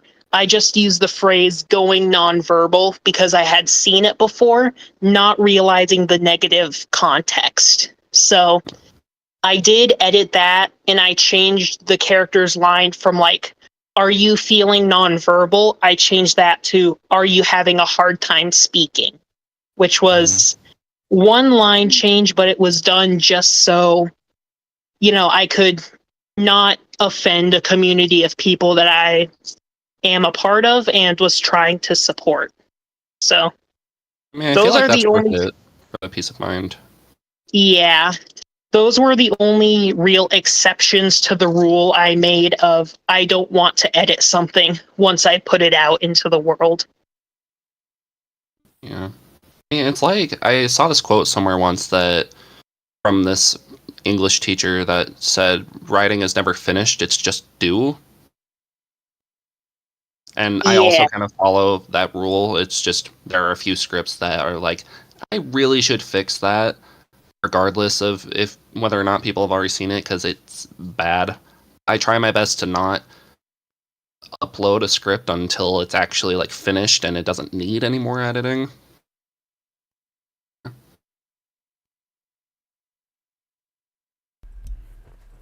It got very quiet.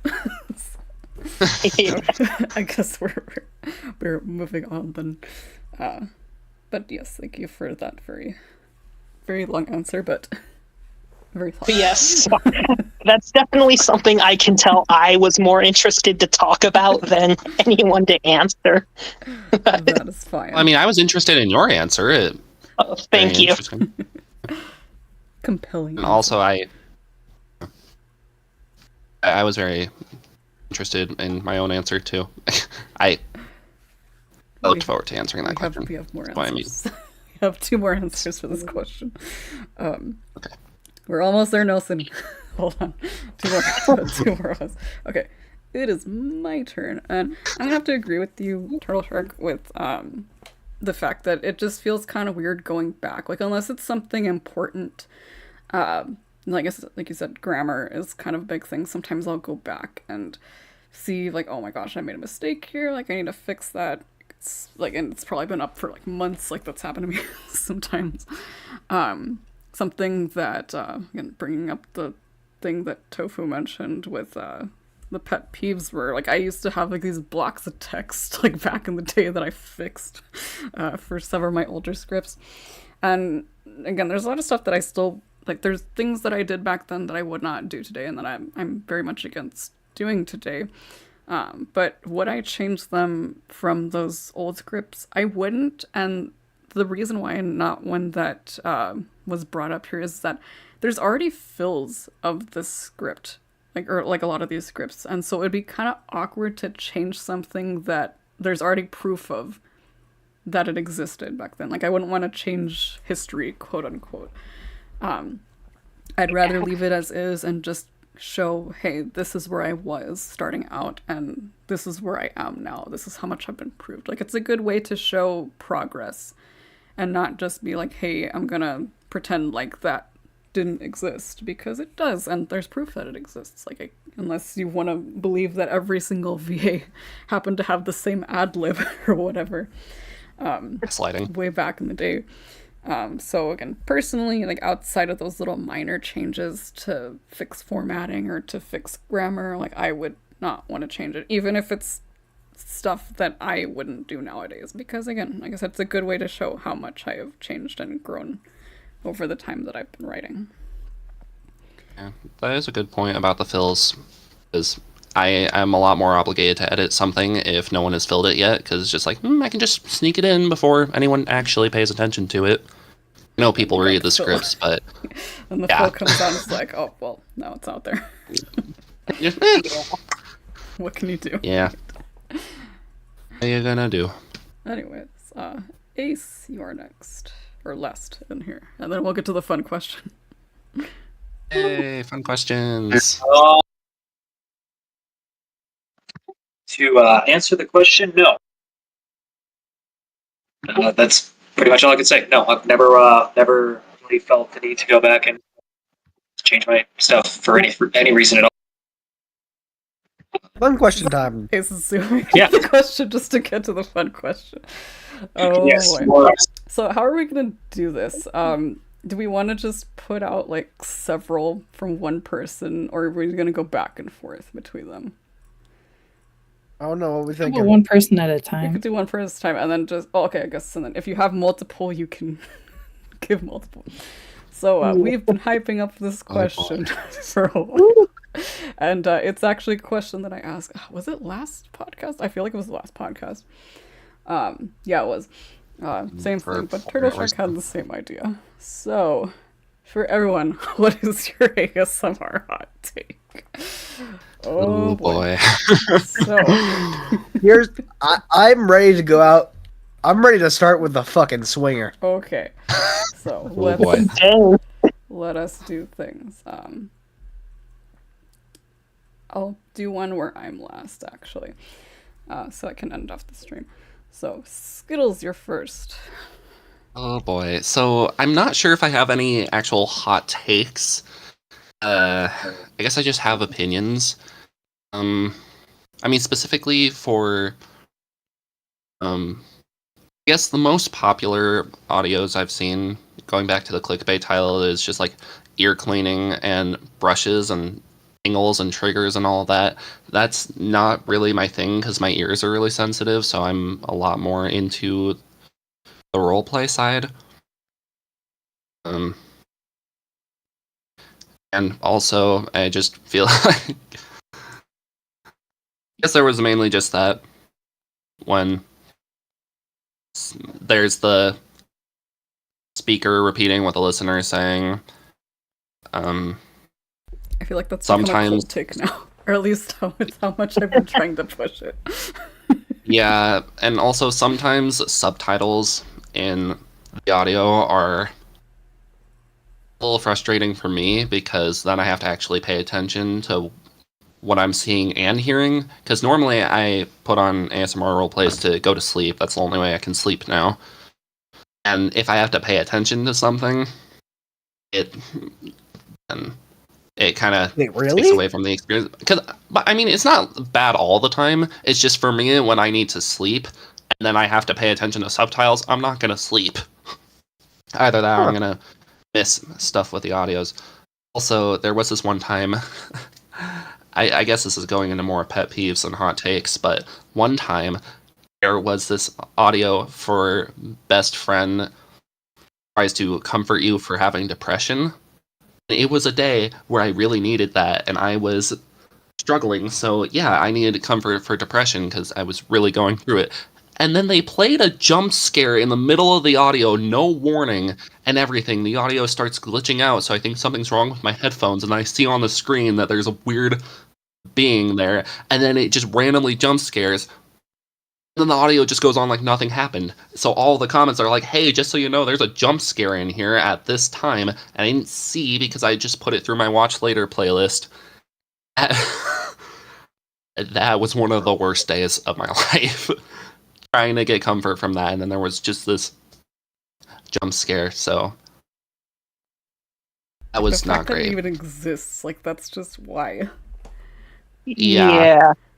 It's just like in a horror audio, like, yeah, jump scares make sense, but you would not expect one from a comfort audio. Yeah, and especially for when it's like, hey, I know you're depressed. I care about you. That just feels like you're throwing salt into the wound. Yeah. Like, hot, here's a scare instead. What? Yeah, see, like, if it was meant to be just a joke, it seems like a very insensitive place to put it. Like, very in bad taste, I feel. Yeah. I feel like if I was going to do that personally, I would save it for April Fools, and I would try and do a different kind of genre, not comfort or romance. I feel like I feel like it would have to be some sort of comedy script, and then suddenly, ooh, jump scare, because you're already in a lighthearted mood anyway. I would do romance and then the character dies. I feel like even that's really better. Like, just have like some... Yeah. But I would take the character dying over a jump scare, because then I would just be crying instead of being scared and pissed off. Yeah. Because that was just awful. I don't want to name the creator, but it was just... Yeah. That sounds like something. Please don't do that, guys. Yeah, that is my hot take. Please do not add jump scares in your comforting for depression audio, because that seriously makes the depressed people more depressed. At least it did for me, so please don't do that. Sending hugs. Thank you. Please don't ever do that again, because I don't want to deal with that. But yeah, I think those are all of my main ones. Just ASMR kind of falls into this weird genre, and then people kind of stereotype it, which is why I've been worried to say what I do on the side, what kind of writing I do on the side. So I wish it wasn't just that, and it was more, because I mean, we know what ASMR roleplays are about. It's just kind of sucks that the world doesn't necessarily see that. Then also, speaker repeating listener and jump scares, not ideal. Yeah. So maybe all my takes are just cold takes, but we'll find out as we progress. We will find out. Yeah. I'm sure there was going to be someone out there who thinks what you said was a hot take. Maybe they like somebody really loves jump scares in their comfort. Yeah. I mean, fans are coming for your wig. Oh no. I'm gonna get canceled before I upload my first audio. Again. We're very niche. Was my plan all along. Gosh dang it. No. Well, let us continue down the list. Turtle Shark, what are your hot takes? All right. I kind of spaced out a little bit. Are we doing all of our hot takes at once? Yes. Okay. So, my first one, I know, Blue, you mentioned that it can be a hot take or a cold take, depending on who you're telling it to, but I do not like yandere audios. And I will say that with full irony, knowing that my most upvoted script is a yandere audio. So I am not immune. I mean, it's like, it's so popular, and for what? Yeah. I've explained like, in the past. Yes. I understand why people like it. You know, like, it can be comforting to some people to have someone who's just so unquestioningly devoted to you, who cares about you so much that they would do the unthinkable. but I have a lot of problems with the genre. For one, a lot of the scripts in audios just kind of sound the same. Like, imagine the cold open of, "Ooh, you're finally awake. Welcome to your new home," and all of that stuff that you see in like. Did you see the You just what is it, described like 10 the different bingo audios. card that I made for Yandere? Oh cliches? yeah, there should be a bingo card for every subsection. It's there. Yeah, but like, yeah, a lot of a Yandere audio sound extremely samey to the point where I couldn't distinguish one from the other. Like if I tried. Another one of the things I really don't like about it is how it often glorifies toxic relationships. Like, Yeah. I fully understand that there's a difference between reality and fiction, and there are some people who, watch these types of audios fully knowing that this is enjoyable in fiction, but not in reality. However, I particularly worry for, like, both some of the younger viewers as well as people who are like so desperate for a relationship that they would take anything, that types of audios like this could be more harmful than helpful, as they could see it as like what to look for in a partner instead of, hey, this is just a fun fantasy, this should stay in fantasy. Yeah. It reminds me of someone had to be like, all characters in this work are... It's like what they say at the end of movies, specifically the Marvel ones. I remember those stuck with me. It's like, all characters in this work are fiction. Any events, locations, characters, or anything that happened in the real world is purely coincidental. Especially for Marvel movies, I feel like you had to say that because you want to go to New York and be like, oh, there's Spider-Man, but... Yeah. I've been in a couple yandere situations, and it was some of this. It was not like the audio role plays, and I don't feel comfortable writing yanderes anymore. Even the ones that I had to write, I'm pretty sure I've written 3, and all of them had some sort of comedy bit to it to kind of like sway from the fact that this is not great. Like one of them was a yandere slime. That I feel like I was able to add a lot of humor to that, and I kind of saved it from being too creepy. And also the fact that it's a monster girl, then it's not technically real, but yeah.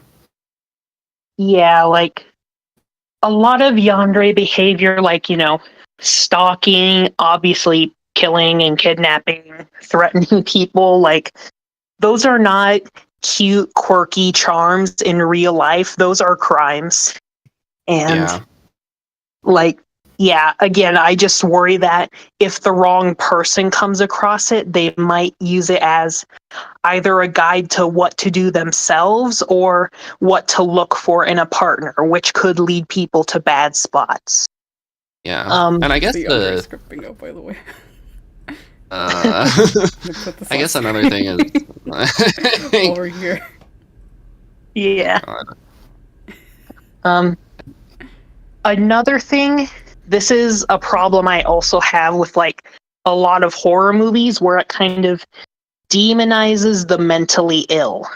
Like, I have had, very personal experiences with mental health in my life, and I want to be an advocate, especially for like conditions that are less understood, but often conditions like, say, psychopathy or schizophrenia, they are used in entertainment as like a, easy way to make a serial killer character, which is not at all how those conditions work in real life. Like, mentally ill people are far more likely to be the victims of crimes than perpetrators. So this, goes for both like a lot of horror movies and a lot of yandere scripts where they treat like bad mental health as, again, a sort of cute quirk, particularly in yandere stuff. You know, the crazy yandere is seen as like, ooh, quirky, cute waifu, when in reality, that's only not how mental health works. But if someone is genuinely acting like that, they do need serious help. You can't Also, just, treat them. yeah, and also the police Yeah. would be called. Yes, the police would be called. I guess, Go ahead.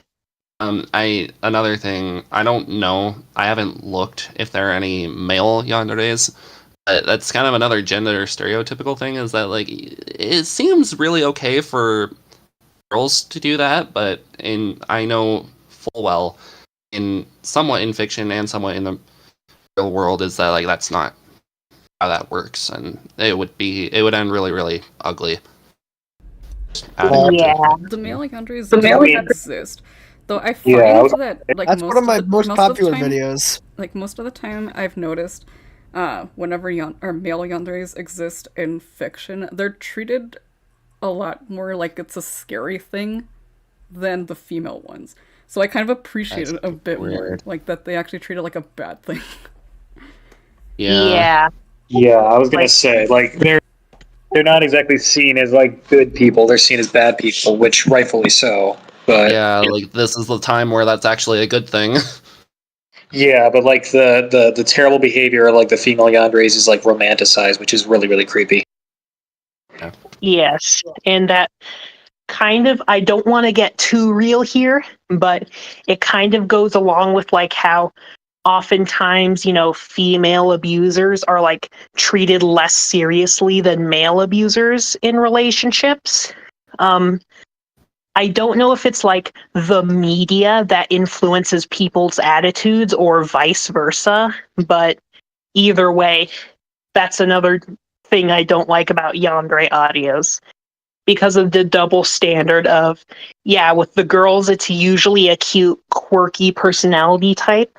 Whereas with the guys, it's more often treated as like a seriously scary thing. Yeah.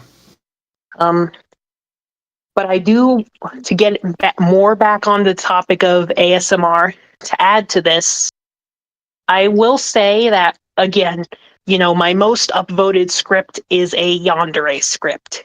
And that script, the entire mindset behind it was, I don't like yandere audios. Why? And the thought of, well, what could make me like a yandere audio, or at least not hate it?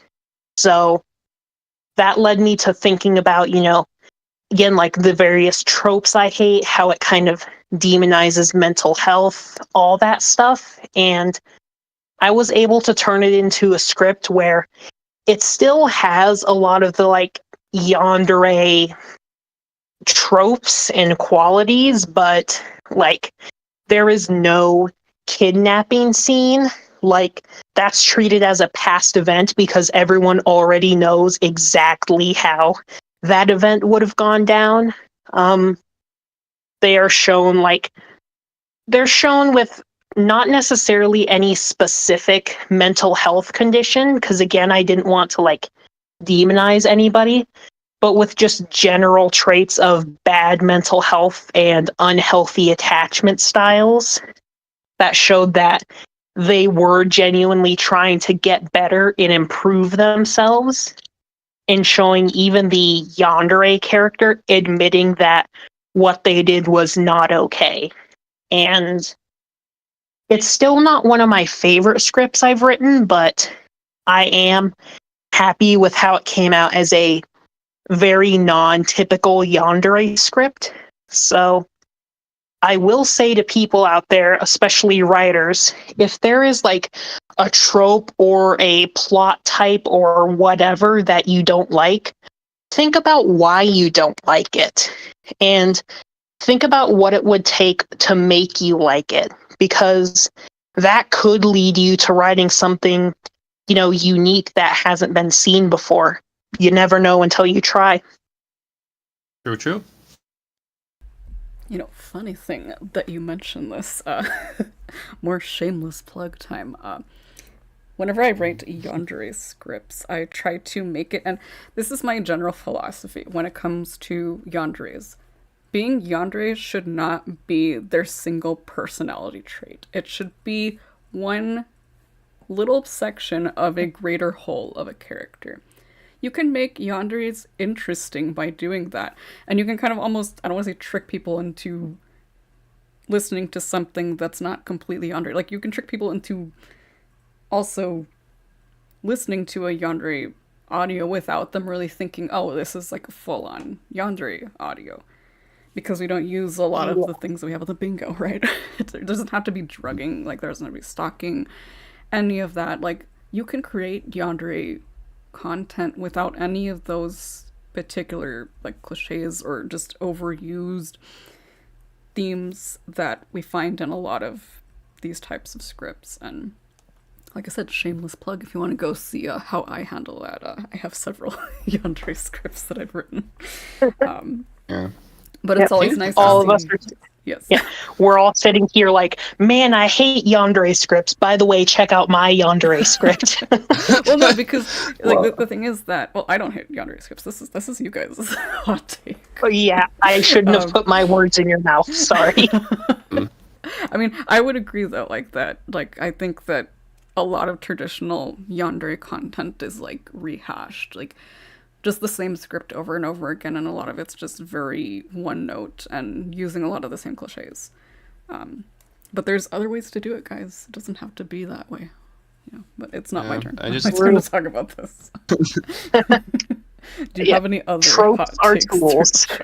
to Yes, I do have another hot take, and I feel like this one might be more controversial than the hot or cold one I just had. So my other hot take is that atmosphere is everything in an audio role play. Oh, unbelievably real. Like, That is the number one thing I focus on. yes, like a voice actor can have the best performance in the world and it will still be enjoyable, but I will have a harder time inserting myself into the situation if there's like no sound effects, no background elements to immerse me in the scene. And I feel that. Esme actually had a really good point in talking about this in the second podcast, actually. And what was said was that the background or the setting is also a character. And so that's like the philosophy you should kind of go into a script with.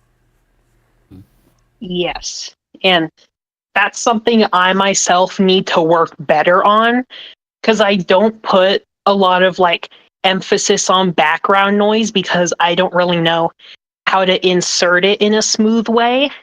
That's a thing I need to work better on in my own writing. But yes, atmosphere is everything. And like, there have been times where I've come across a script that, or a role play that initially I wasn't fully on board with like what was happening, but because the ambiance and immersion was so good, I had to keep listening. I am going to bring up a YouTuber named Macabre Ray. She has a lot of content that is like horror ASMR or like gothic ASMR, which usually isn't my thing. But again, like, her background work is some of the best I've ever heard. Like, I would say it's the best, immersive sound effects and like background work I've ever heard in ASMR. There's one particular series of hers called Alien Abduction, and I remember when I first came across it, like, it was really weird because the first few audios in the series were clearly just an excuse to get a lot of mouth noises in, which I am not a big fan of usually. Usually they kind of gross me out. But the background work, you know, the sound of like the droning spaceship flying through space, the metallic clangs with every character's footsteps, you know, the great sci-fi sounds for doors opening and closing, it kept me invested through something I otherwise would have clicked off of really quickly. And I kept listening, and the series evolved from like just, you know, an excuse for mouth noises to like a full-on horror romance. And it is like, again, one of the best stories I've ever heard in an ASMR roleplay. And I never would have gotten there if the background work wasn't so detailed and so in-depth. Because, again, I would have just clicked off that first video and never looked back had the background work not immersed me so well into the scene. So yes, immersion is everything. Do your best for background work and ambiance. It adds so much. If I can add something to that, there's a particular VA who's very good at this that you all should go watch, Joska, if you've all listened to his work. He's incredible when it comes to atmosphere and adding sound effects to Oh yeah, he's amazing. I was secretly hoping you were gonna say me though. We'll see.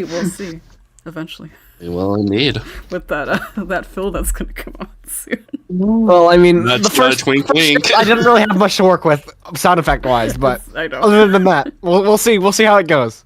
There's not a lot of sound effects in this series. But it's fine. Anyway. Was that okay? What else do we have here? Do you have anything else, Turtle Shark? No, those were all my hot takes. Okay. You may have the floor. All right. Whoever's next. 90% of those are just cold as ice. I don't know. I'm iffy we'll on. get to mine eventually. I have some spicy takes. Maybe I'm when not. we get there. Maybe I'm not last, good at being so- controversial. So let's move on. Tofu, you are next. So I wish I could think of more. But I have 6 here. One which You wrote them down? Turtle kind of I wrote them down because I wanted to get all my thoughts out. Should've Turtle done kind that. of touched on the first one. Yandere's objectively and subjectively fucking suck, is what I wrote. Just in general, worst character archetype I've ever seen. Probably. You know, I think. Oh, sorry, I was going to say, I think that's why my takes didn't come across as hot because I used very subjective language. Oh yeah, no. I was like, I don't going like to be. yanderes. You were like, yanderes are awful. Yeah, no. I am going to be spicy in my wording here, and I do not care.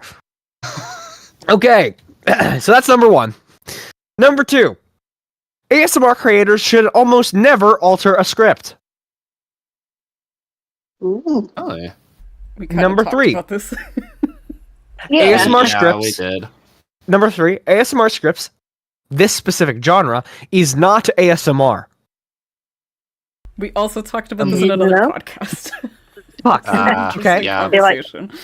You I know, mean, there's the reason there's the role play section. I feel like that makes or breaks it because actual ASMR is basically just noise. Yep. Yeah. Role play is a story, and that's why I say role play. I'm invested in the story. Nelson, I'll get to the reasons after. I just want to get through all of them first. okay. Number 4. AI art should never be used by a creator intentionally.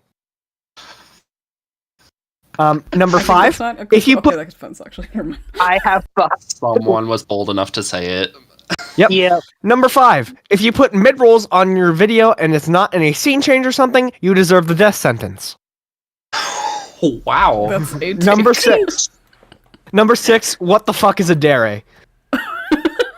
That is That's a good it. question. I actually want to figure that out. I don't know. And that's it. That's my 6. Please elaborate. So, Yes, please. let's take it step by step. Yandere's objectively and subjectively fucking suck. We talked a lot about this, so I don't feel the need to go with the reasoning too much. It's it really demonizes as well as like makes almost like light of abusive relationships, which you know, being in an abusive relationship myself, I just can't understand it whatsoever. Even though some people probably like it, I could not even get into it even if I tried. So yeah, that's just the surface level because we already talked a lot about that. Number 2, ASMR creators should almost never alter a script. Here's the thing. You are a fucking VA. You are not a scriptwriter. You don't know what the fuck you're talking about. There are so many scripts. If you don't like the script you're filling, You're another cutting one. out a lot. I think you're getting very excited. I'm passionate. Your takes are so hot the mic can't handle it. I'll turn off noise suppression and then we'll let me try this again. So number 2 was ASMR script create, or wait, what the fuck did I write down? ASMR content creators should Hello? almost never alter Are a we script. still here? Yes, hello. Yeah. Hi. Hello. ASMR content creators should Hello? almost Hello? Yeah. Turtle's dying. Turtle, I think you Yeah, I think Turtle's... yeah, Turtle. we're still good. you good, Turtle? They immediately went offline. Oh, no. They're idle right now. So Well, at least Turtle sure got through the question, but I think we'll see what happens. Yeah. Continue. Okay, sorry. ASMR content creators should never alter a script. If you get to okay, you are not a scriptwriter. You are simply a VA. You do not understand how script writing works, and you do not get the privilege to be able to like change it. There are so many other scripts. If you do not like the script enough to not be able to be like, okay, I'm going to just leave it how it is. If you hate it that much, just fill a different script, man. Don't change it, because that is the script writer's complete and utter privilege and their right to keep it that way. I cut out for a second, so Yeah. Yeah. It was kind of funny. Slight counterpoint on that one. What if the scriptwriter, like myself, says it's okay for you to do that? Yes, that's another it's thing that I was going to say. Some of us allow was ad-libs. gonna ask Some of us allow ad-libs. Ad-libs is I- different. I'm talking about the things like how they Like changed maybe the plot ending point? of your script. Oh, no. I am then- also- Yeah. That is Okay. what I'm talking about most. Hey, That makes listen. sense. I am also Okay. okay with people doing this. Look. The only thing I'm pushy about is that you notify me that you filled it or something like that. Yeah. And yeah, that's literally the only thing I'm really pushy about. Like, if you want to edit the script in any way, you think you could, like, you think it fits your voice in a better way, I'm fine with that. So, like, I mean, I feel like all I'm saying is not all cases are the same. Yeah, no. There are, but that's what makes it a hot take, right? It's got to be too True. spicy for some to handle, you know? Yeah. yeah, Those- I know. But the spicier you go, the more pushback you're going to get. Oh yeah, I'm ready to argue. Do not worry. Yeah. I'm ready to I put my know. life on the line. Oh boy. Oh, boy. I know, for me personally, like, my main rules for editing scripts are, like, as long as you don't change the overall plot, I'm generally okay with it, because I view this more as a collaborative effort. Like, I give you the script, which is the baseline. If you want to change things, as long as it doesn't, make the plot completely different, like, you don't take a enemies to lovers story and make it like a enemies to worse enemies story, Yeah. then I'm fine with it. But it varies scriptwriter to scriptwriter.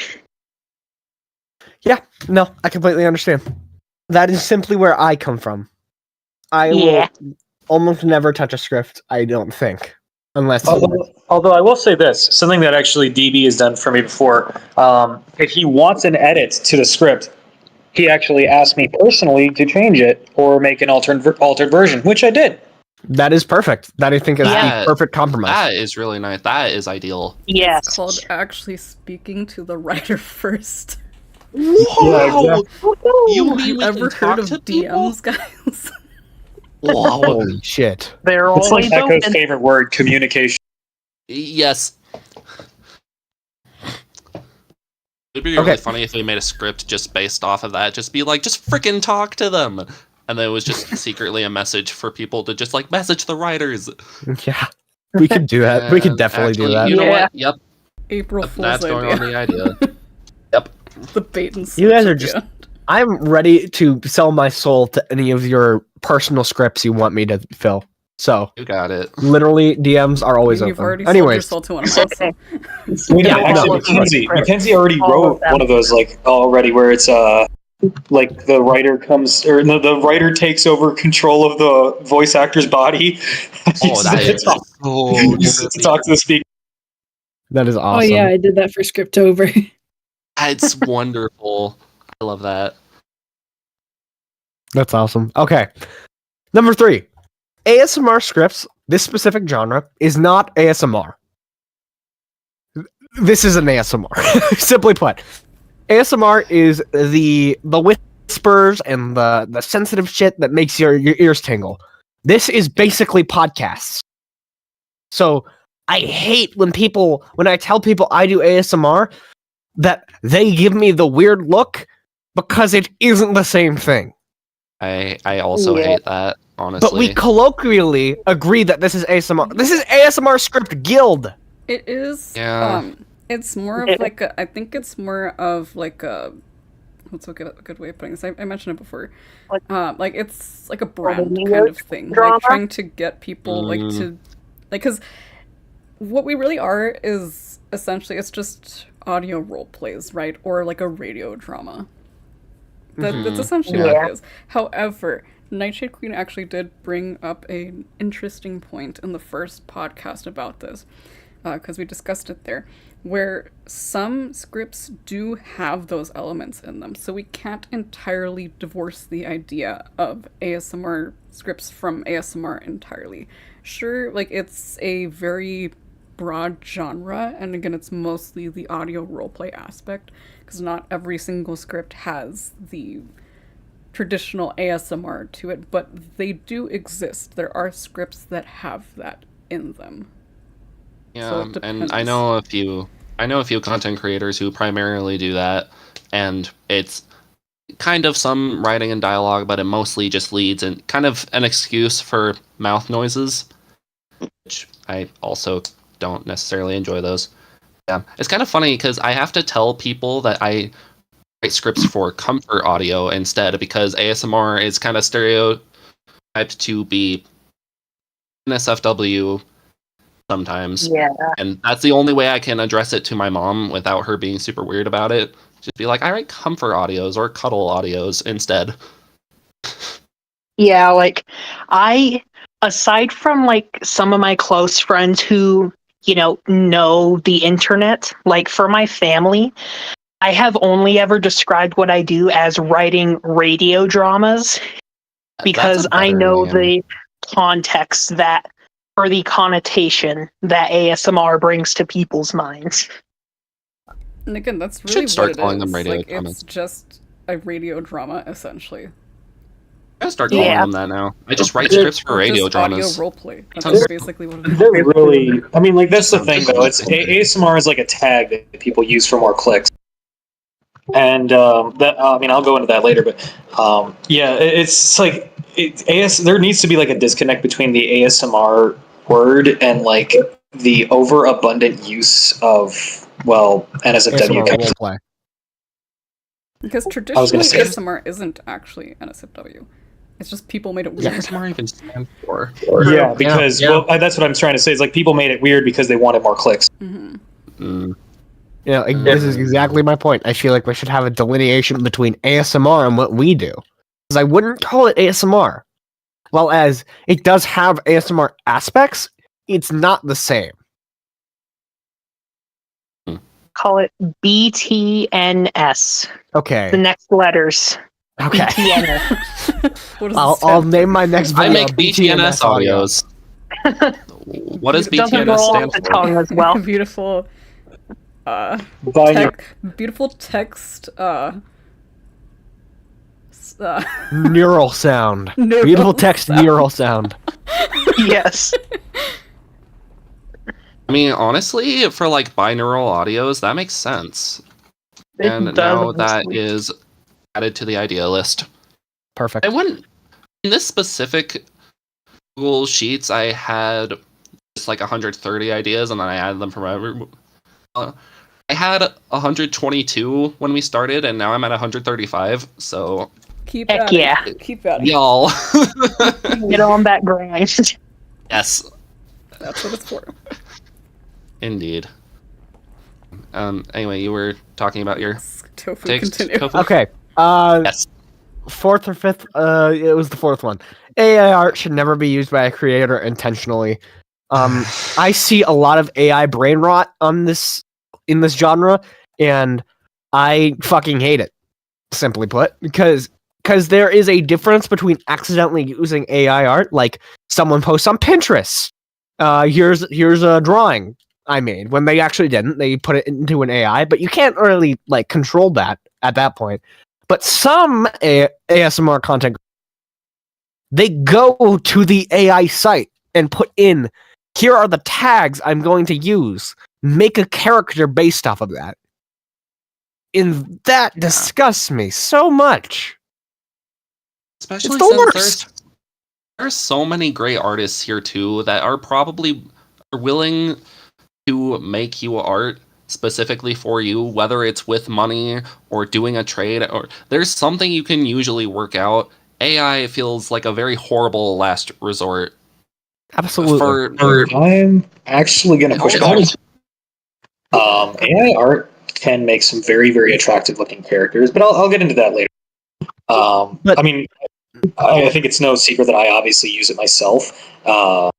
And to be clear, I've actually had people that do want to do commissions for me, but unfortunately their time schedule just does not line up with mine. It would take them far too long to actually do it. I mean, I also have some thoughts on this. So AI art in the way that is used now, I don't like, because pretty much any piece of art that has ever been uploaded to the internet ever, you can assume has been stolen by some bot to be remixed into some AI art piece. It is art theft just on such a, like automatic. It's automatic art theft that is like so fast it's impossible to stop. Exactly. But I would like to make a few other comments. One thing, I did have a particular VA, I'm not going to say their name. They reached out to me asking if they could use AI art for the thumbnail of one of my script fills, because they said that they do draw their own thumbnail art, but it never got as many clicks as the AI art. And I want to say that is very sad. Yeah. Because, like, I get it that, like going to an AI art generator and typing in, like, attractive anime waifu or whatever gets you, like, a character that will probably get a lot of attention regardless of, if it even looks human or not. Whereas an actual piece of art made by a human, there is more risk to it, sadly, because it won't necessarily grab people's attention in the way that, something they've already seen and already like will. More or less my point. That's kind of just the thing. Yeah, it's just like it's more or less just about like what's appealing to people, and the money says that it's at the people. It's at the people that like to look at attractive things, and people like to look at attractive things. It's not necessarily like, I mean, you can't blame them for wanting to look at something attractive. And I'll get into that later, but yeah. I think this is one where we're just going to have to agree to disagree on, because I do not want to start like an actual argument. 2 hours. Yeah. This is not like. I just wanted to this add is something. one thing. I've made my personal stance on AI art known, and I'm very adamant about people not doing it with my work. However, I have a hot take once we get to that. That's kind of against the idea of using it to get clicks, and that's what gets you clicks completely, or what retains your audience. But we'll get to that. It's actually not even a hot take. It's a very harsh truth, and it's the last thing that I'm going to get to in my section. right. But we'll get there. Geez. We'll get there. Okay. I'm going to make it. All right. Moving on. Sorry. Oh wait, I had one more thing to say. Sorry. Okay. Nope, go ahead. What I had to say was, in a hypothetical world, like if there was hypothetically an AI bot that was trained purely on public domain artwork and commissioned pieces from artists, I would say that would be ethical for like smaller creators to use, because it can be hard to, either find or commission artwork sometimes. I'm not saying that it isn't worth it to search, but in a hypothetical, ethical AI bot, I wouldn't hate being used. But the big problem is that there is not enough public domain artwork or commissioned artwork in the same style to create a bot that could do any sort of consistency. And sadly, right now, the only way to get, say, consistent anime style thumbnails is for art to steal from a bunch of anime and anime style artists. Like hundreds of thousands of pieces of art, because you can't get a consistent style with just the public domain art that's out there right now, unfortunately. So, hypothetically, if an ethical AI art bot were to exist, I wouldn't hate people using it, but that's just not the world we live in right now. And using AI art is theft. Okay. Moving on.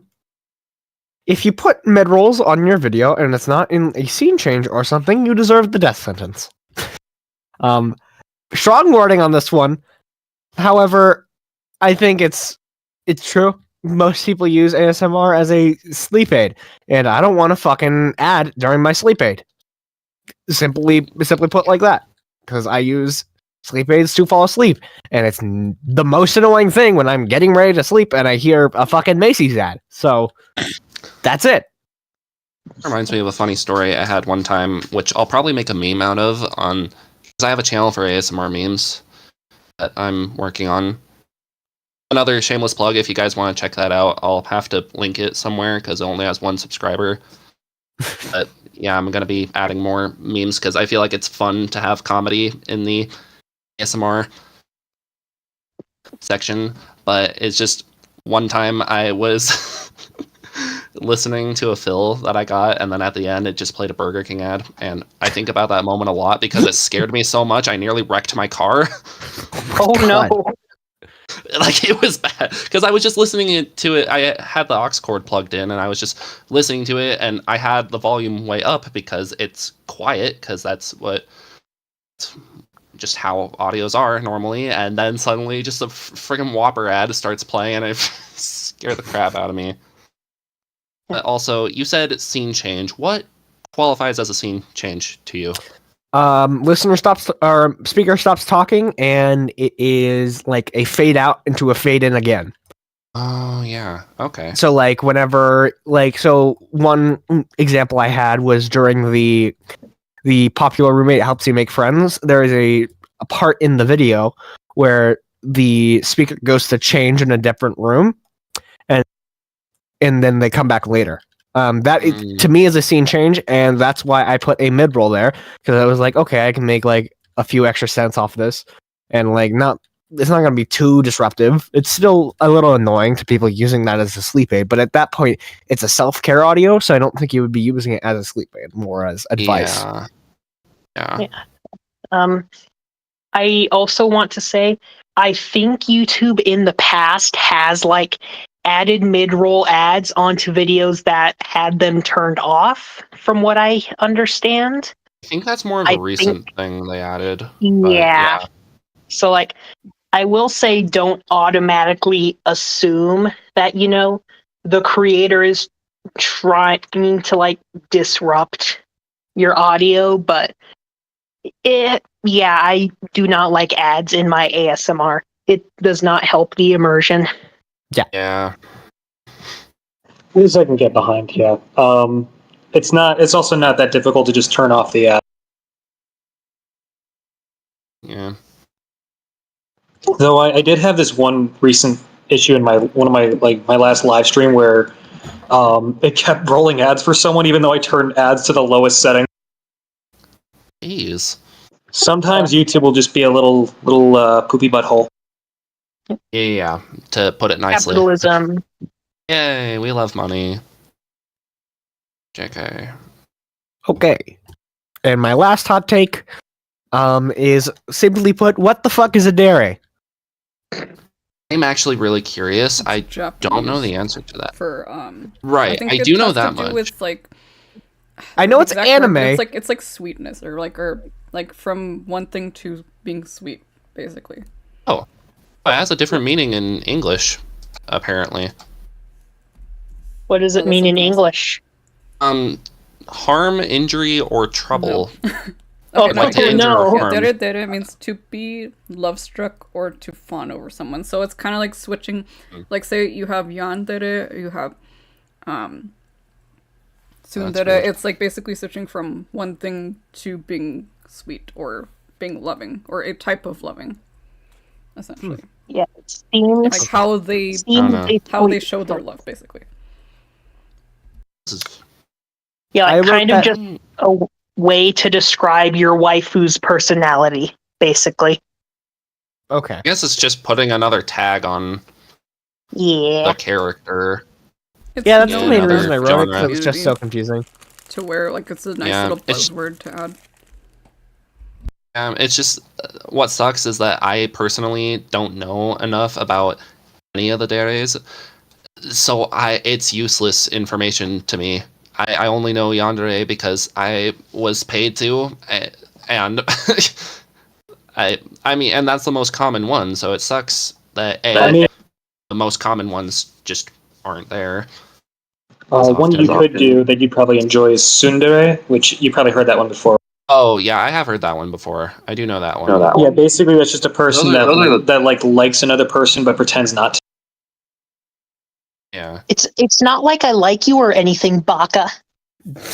Although, like in the more Tsundere literal, bingo, because those well, are in like the more Oh my god. that's actually what it's become. Originally, what it was supposed to be was a person that acts differently around a specific person. Oh, interesting. Yeah, Which I feel another like one. we can go in different directions with that.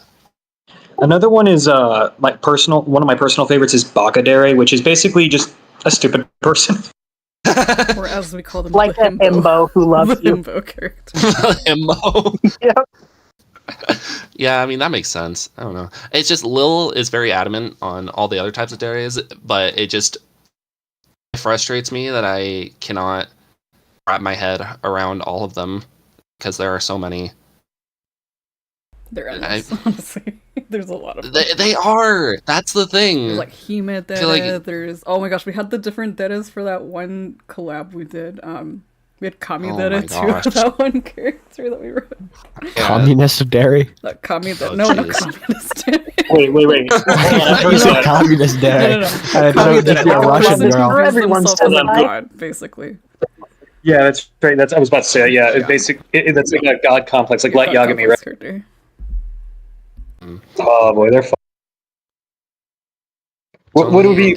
Actually, you know what? Now I want to see like a Bakadere that's also a Kamidere. That's like a complete idiot. Really He's like, dumb god, basically. The dumb god. no, a dumb guy who thinks he is a. So yeah, okay, that makes sense. I eventually, if I can do enough research and figure it out, I'll make like an instructional YouTube video on what all the dere types mean in like a very simplified way, so it's like super easy to understand. They kind of already That's have gonna that. take a lot of effort. But they have multiple of those across the internet. Well, okay. And from Game Grumps, I didn't know that because I didn't look it up yet. That's why Not we the do Game our Grumps reference. research, Well, that's guys. what you sound like. Or- It's been wrapped in my head this entire time. It's just you kind of sound like Dan from the Game Grumps. Wait, what? I did not hear that whatsoever. That could just be my mic, or it could be my allergies. You pick it. Sure. Can we agree that some people might have secret other channels? You never know. This is the Game Grumps. I mean, Listen, I'm definitely not from the Game Grumps. What are you talking about? I'm the ace plot of games. thickens. Okay, I'm the best gamer. I'm the best gamer. Yeah, I'm not a Game Grump. I mean, those guys are terrible. You can't call yourself the best gamer when there's other gamers. Yeah. 1v1 Fox only Final Destination. Yes. Right now, come on. No item. Oh. Yes, no items. No items indeed. I like how I say, "Oh, no items," and he's like, "Oh."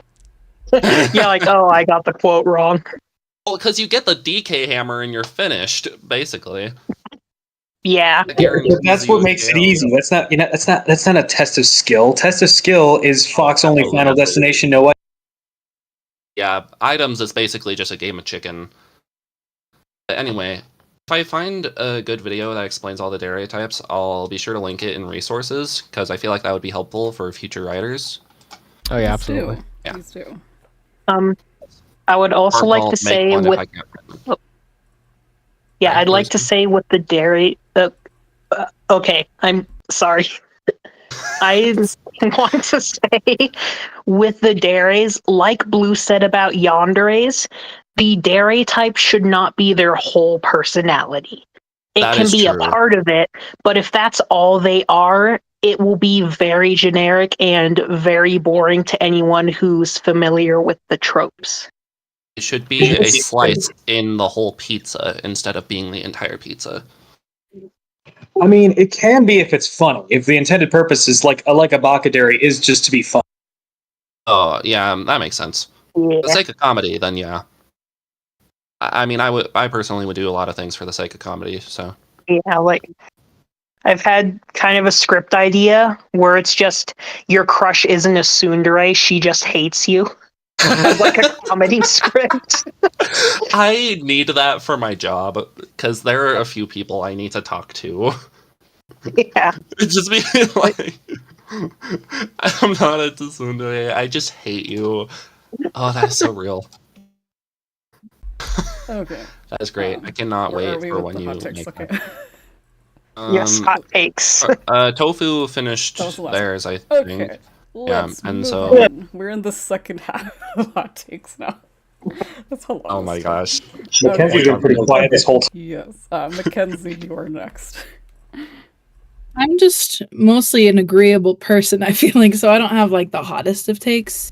Give us a cold I think take. the only Yeah, hot same here. take issue that I have is I don't quite understand bully audios, because it's like, why would I want someone to be mean to me? I'm looking for comfort. The only reason I can think of is because, like, is someone being all like, I get bullied in real life, but like, wouldn't it be cool if the bully was actually in love with me and then stopped being a bully? That's all I can, that's the only explanation I can think of. Yeah, I agree with that. That is also one of my hot takes. I have to be... I mean, like, some of the teasing is nice, but it's not... It would have to be, like, romantic teasing, not full-on bullying, and so I also share that sentiment. Yeah, like I have had a personal history with being bullied, so obviously when it comes to bully characters, I'm instantly put off by them. I did write one, like, you know, your bully is secretly in love with you script as a commission, and I tried my best to, like, make them still a believable bully, but also, like, not a completely hateable person, which, you know, I think I succeeded at, but also I still kind of had a bad taste in my mouth about the character, just because, again, I have that personal history, so bully characters are off-putting to me. Yeah. I also feel like a lot of bully audios are just bullying about one random vague thing. I was bullied for many specific things in my life, so I don't really know if it... I don't know. It feels very vague. If you really want to hit me where it hurts, hit me with something personal. I guess. Except please don't. I'm a very Your sensitive mom. person. No, not my mom. She's very dear to me. We love your mom. Don't worry. Oh, thanks. I love my mom too. I was also bullied at a younger age, but I think something about the appeal is that a lot of people do just have. I think something more that people want from it is that they're not actually being bullied, and that the other person just has a crush on them and just doesn't know how to tell them that. Yeah. I think it's more like that. That's like I think it would be a better kind of script for the genre would be something more along the lines of like, bully actually doesn't realize that they are bullying you and thought that they were flirting and just is really, really bad at it. Yeah, like that would be good. it could be like one of the goth kids or something like that, and they like give you a tarantula, thinking, oh, they'll like this because I like this. Oh, that would be so Yes. fun. I actually have a different kind of- opinion on this. Ooh. Well, kind of, in a sense. Well, more of what I think could be a possible reason for why people like it. It could be like this very warped version of people wanting a dom speaker, and bullies are very dominant. Yeah, that's Yeah. true. 'Cause, I mean, like, I'm down for a dom speaker, but I have to draw the line when it comes to personal attacks. Yeah, I mean, like, there's other kinds of stuff you can do. That's kind of why, like, when I was doing, like, my first bully script ever, which, again, it was more of a challenge because I'd never written one before. They're kind of similar to villains, but, like, have a kind of a different vibe to them.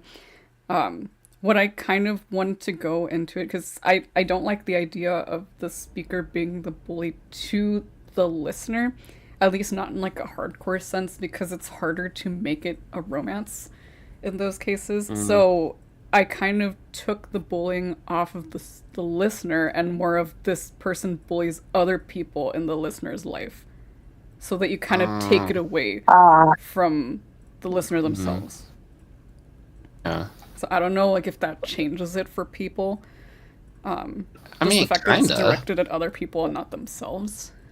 I mean, a lot of bully audios also include revenge against the bully, which also has an additional appeal.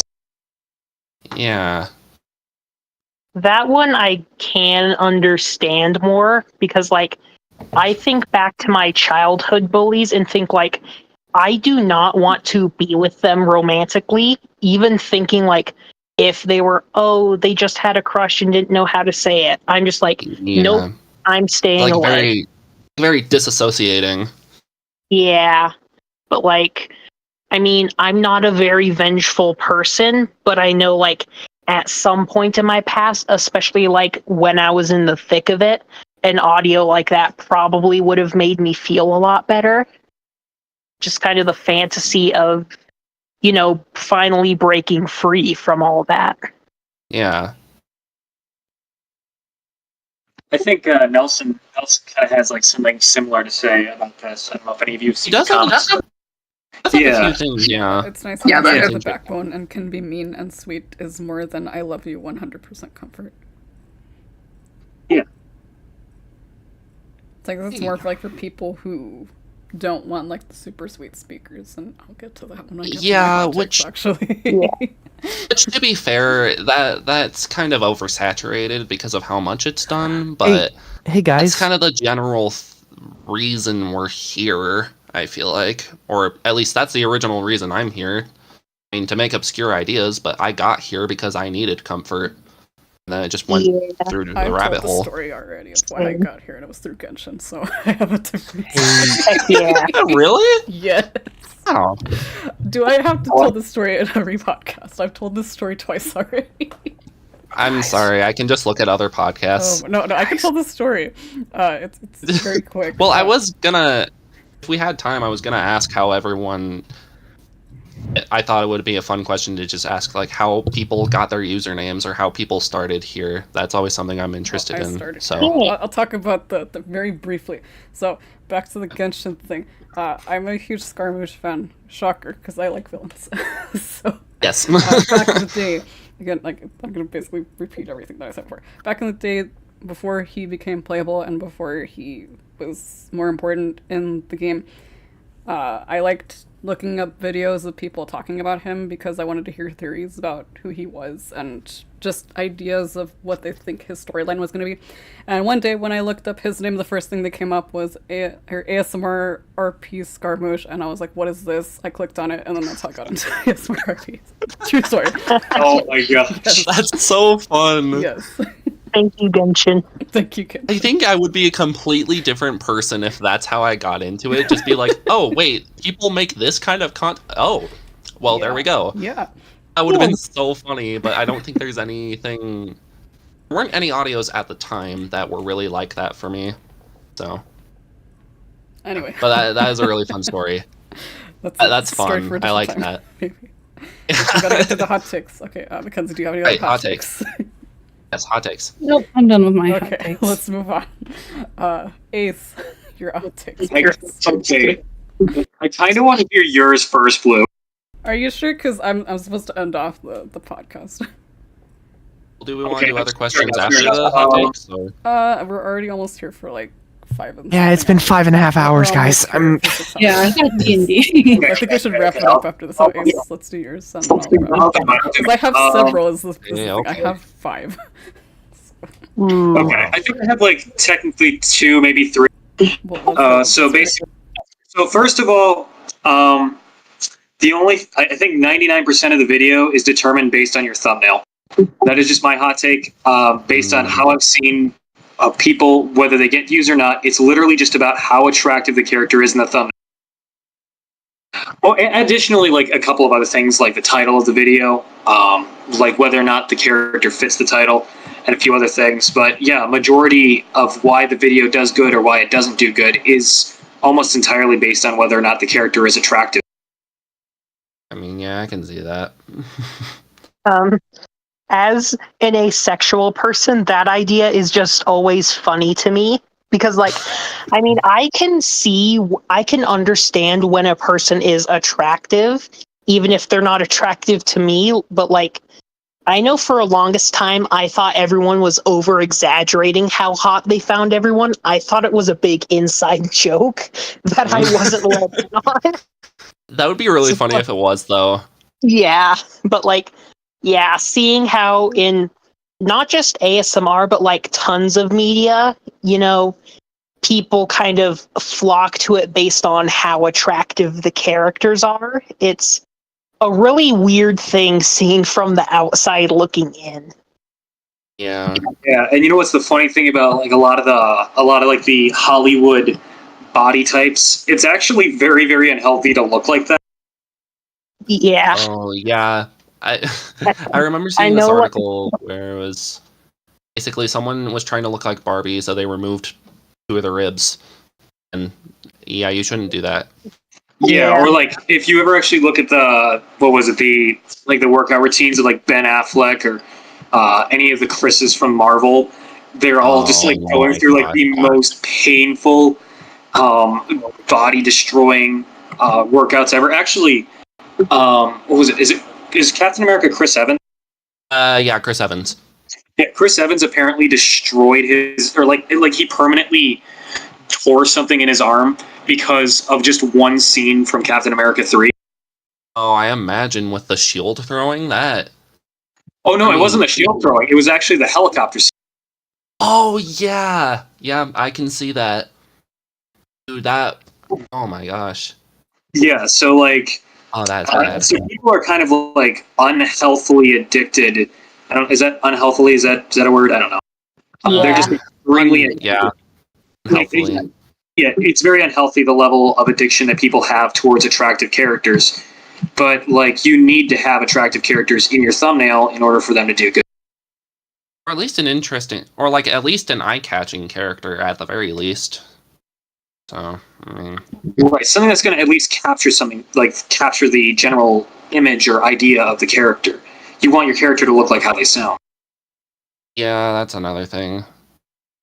Kind of a whole thing with like books being turned into movies that I've seen is like we all imagine the characters differently, but then seeing the movies and then reading the books after, you kind of imagine the characters as they were in the movies. So it's really weird. Yeah. And like going back into this, you could have one of the greatest scripts and videos of all time, but if the thumbnail is absolute ass, no one's going to click on it. Simultaneously, if you have an ASMR video that's absolutely horrible, terrible mic quality, you're definitely going to get clicks if the thumbnail is good. They won't stick around, fortunately, so it won't get popular, which is why you kind of need both. But I mean, if you can just maintain people's attention for 30 seconds, you will get a lot of clicks. Yeah, and that's kind of the whole thing with YouTube. That's kind of just... Yeah. Yeah. Also, I'm really worried that... So my next hot take regarding ASMR, there is just way too much oversaturation of, I guess, romance. It should, can we just not have so much romance? It should be can we have some stuff that's platonic? There needs to be a disconnect from the sexy stuff. I mean, they do exist.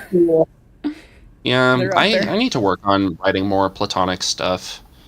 What I mean to say is make it. It should be more popular. Is what I'm saying. I know for me personally, I'm a hopeless romantic, so I do like writing a lot of romance. Same here. That's my. I think that might be all of us.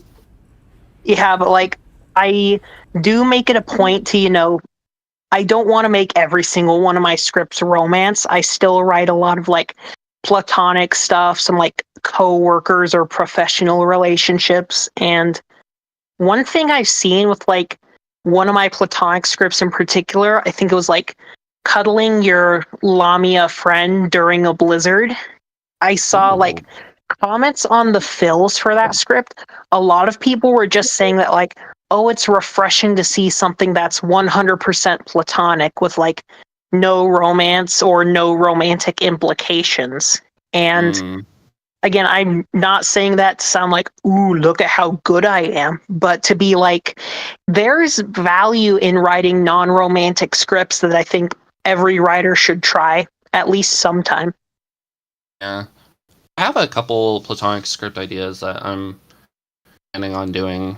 I had one that was because there were a couple times I've seen a best friend goes with you to a wedding just because they want to come, but then it turns into a friends to lovers, and I kind of wanted to do something like that. It's just strictly platonic, because I feel like having someone to hang out with and having someone to be friends with, that is quite nice, and I feel like a lot of lonely people could also use friends, even if they're virtual, because I mean they're already looking for a virtual partner. So yeah, also just saying, there are a lot of aromantic people out there, and platonic scripts are also great for them.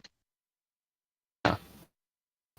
And it is really nice to branch out and be a jack of all trades. I really liked it when you said that, because that is something that's my number one goal in life, to be a jack of all trades for pretty much anything I do. So that is nice, and something I will be working on.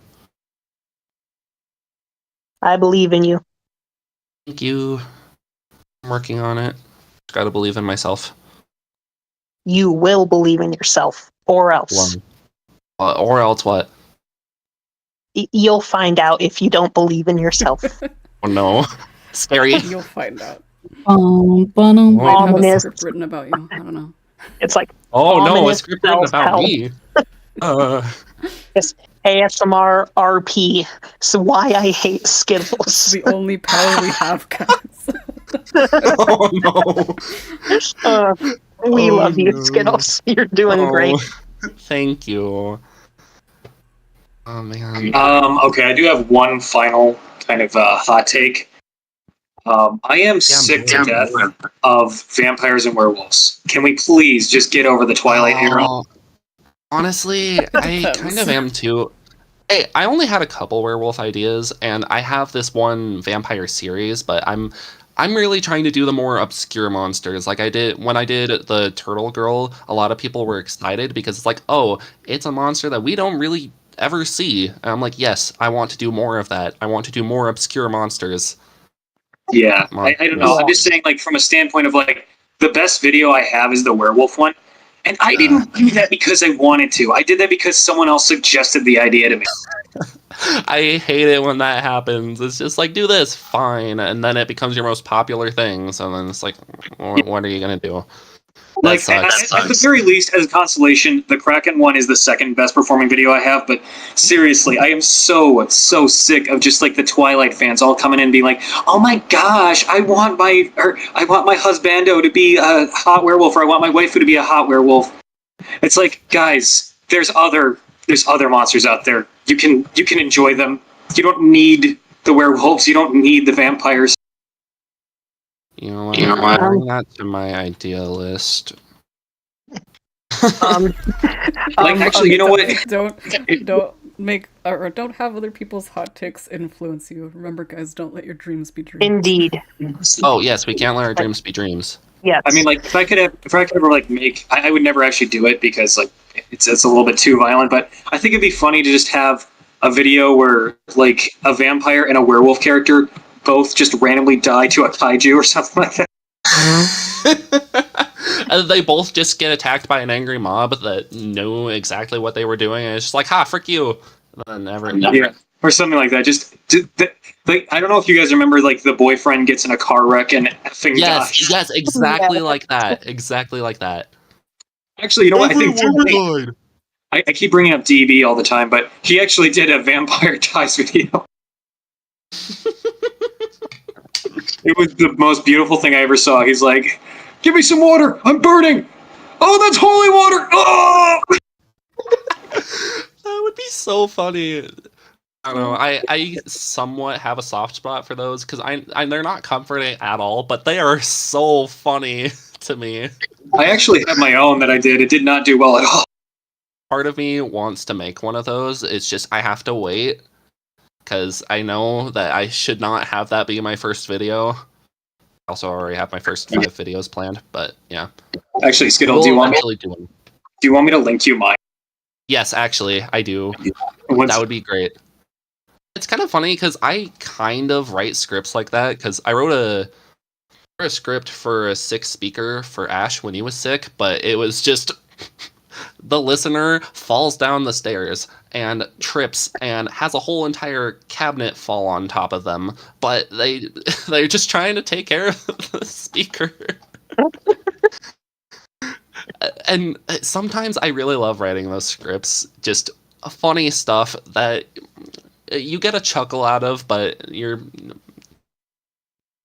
just soft and gentle. But yeah, anyway, we should probably get to Blue's hot takes. Yeah, I was about to say. Oh boy. I do want to, really quick, I'm not going to go on another 10-year ramble, I promise. I'm sorry that I've been doing a ramble. Yeah. Nice. All right.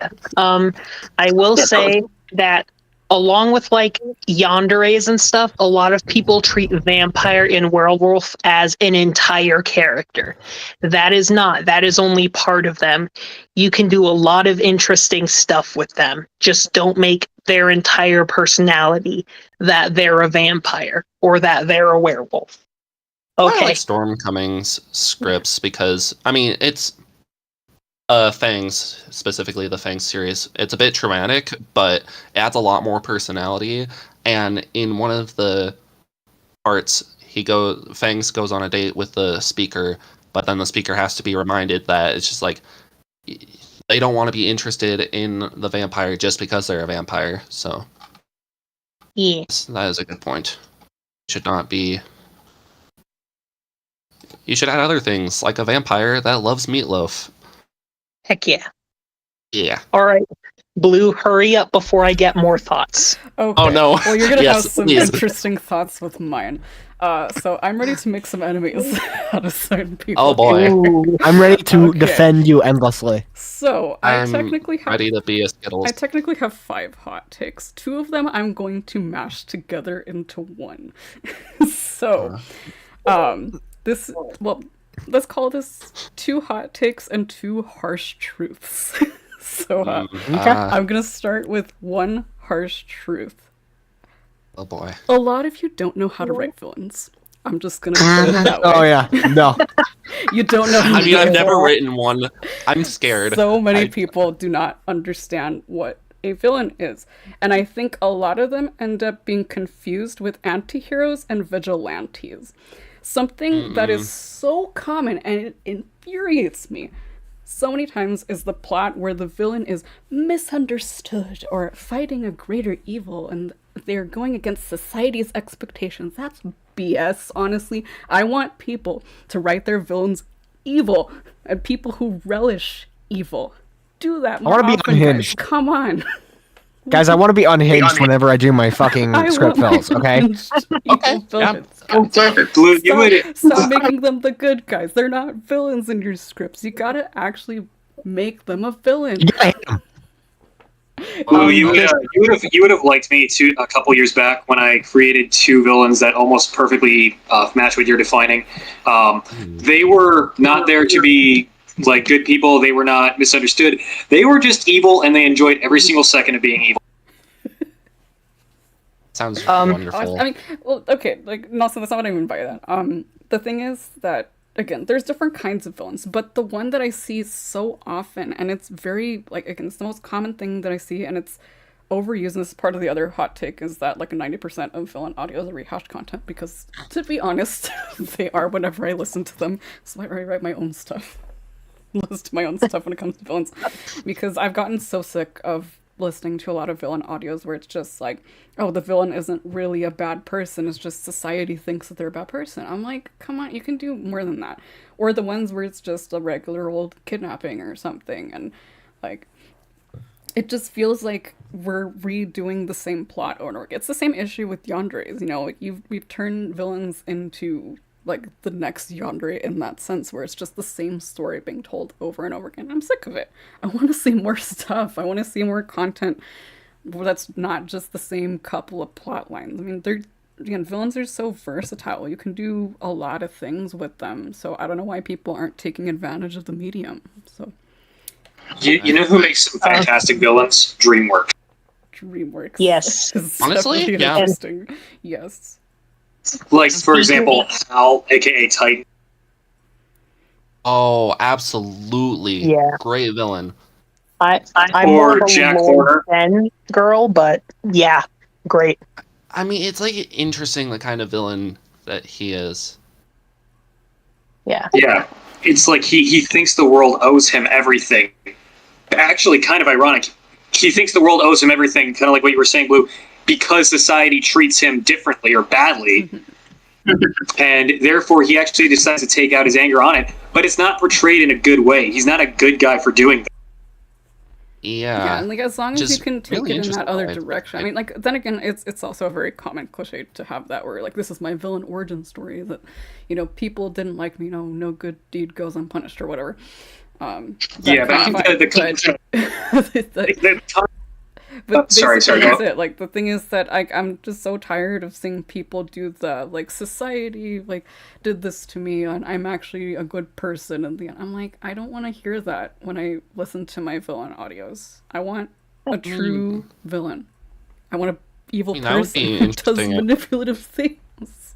You know, you can have so much. I fun with kind some of- characters. I kind of have the opposite take, not entirely.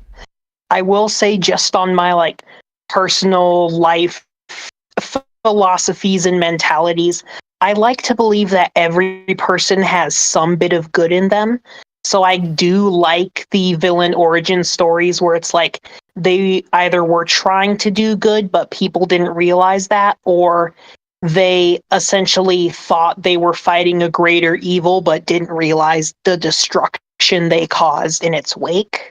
However, I will also say, just as a fantasy, pure evil villains can be very fun and entertaining.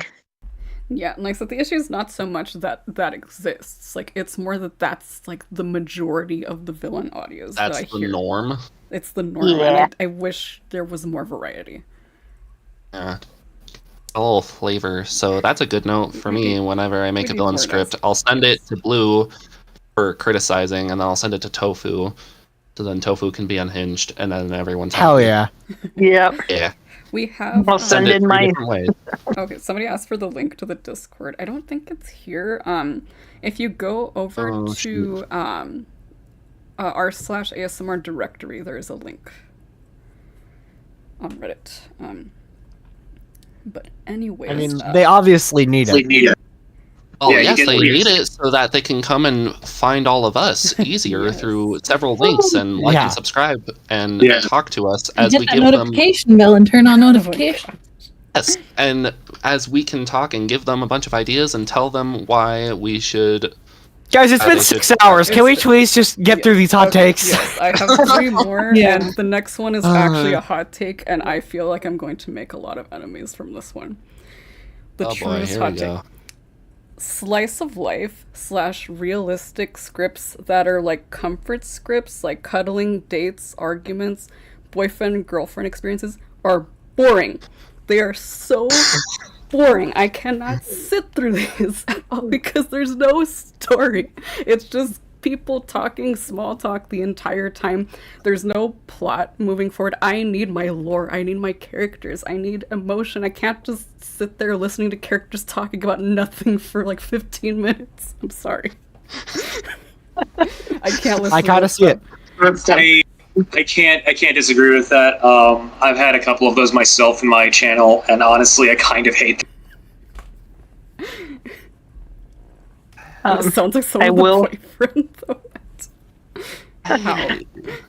I will say that sometimes, like, slice of life stuff can just be a good turn off your brain and enjoy it type scenario. Like, I can't when, like, unless you're there's tired of something- thinking. Unless there's something there. Like, I don't know. I don't care what it is. Like, throw in some sort of different curveball to it. But I can't just listen to like boyfriend or girlfriend like comforts you after a day of work or cuddles with you after dinner or something. I'm like, I can't listen to that. Like, there's nothing of substance in them. I can't even turn off my brain in those. It's just I fall asleep for the wrong reasons, let's just say.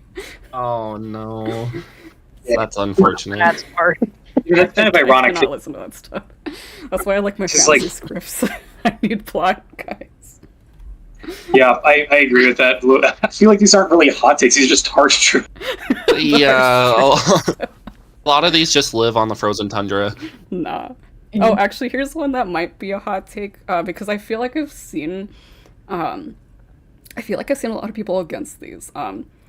Personally, I think that scripts involving the speaker and the listener having kids together is underrated.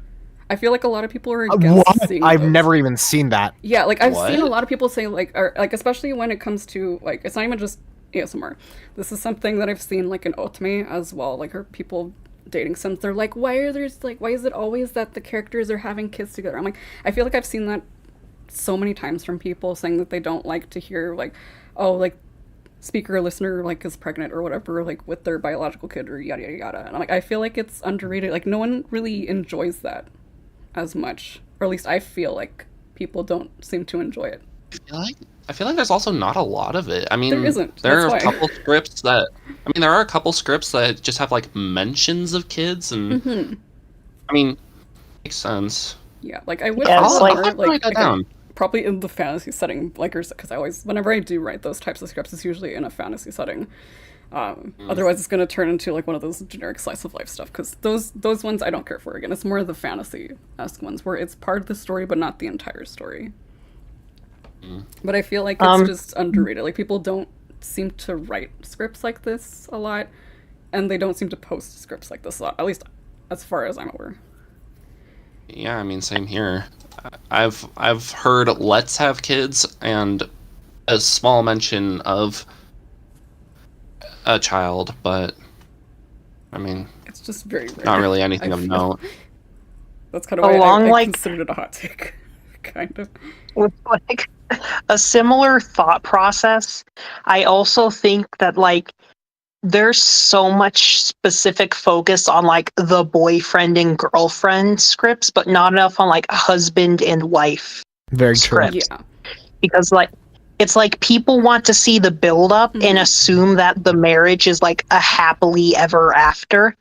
which can be nice, but also that's not exactly how it works. It's not Divorce the end of ASMR.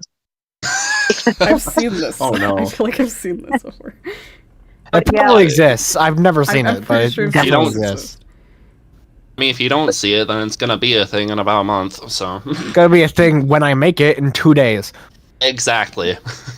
Oh yeah. But yeah, like marriage isn't the end of the story, it's just starting a new chapter.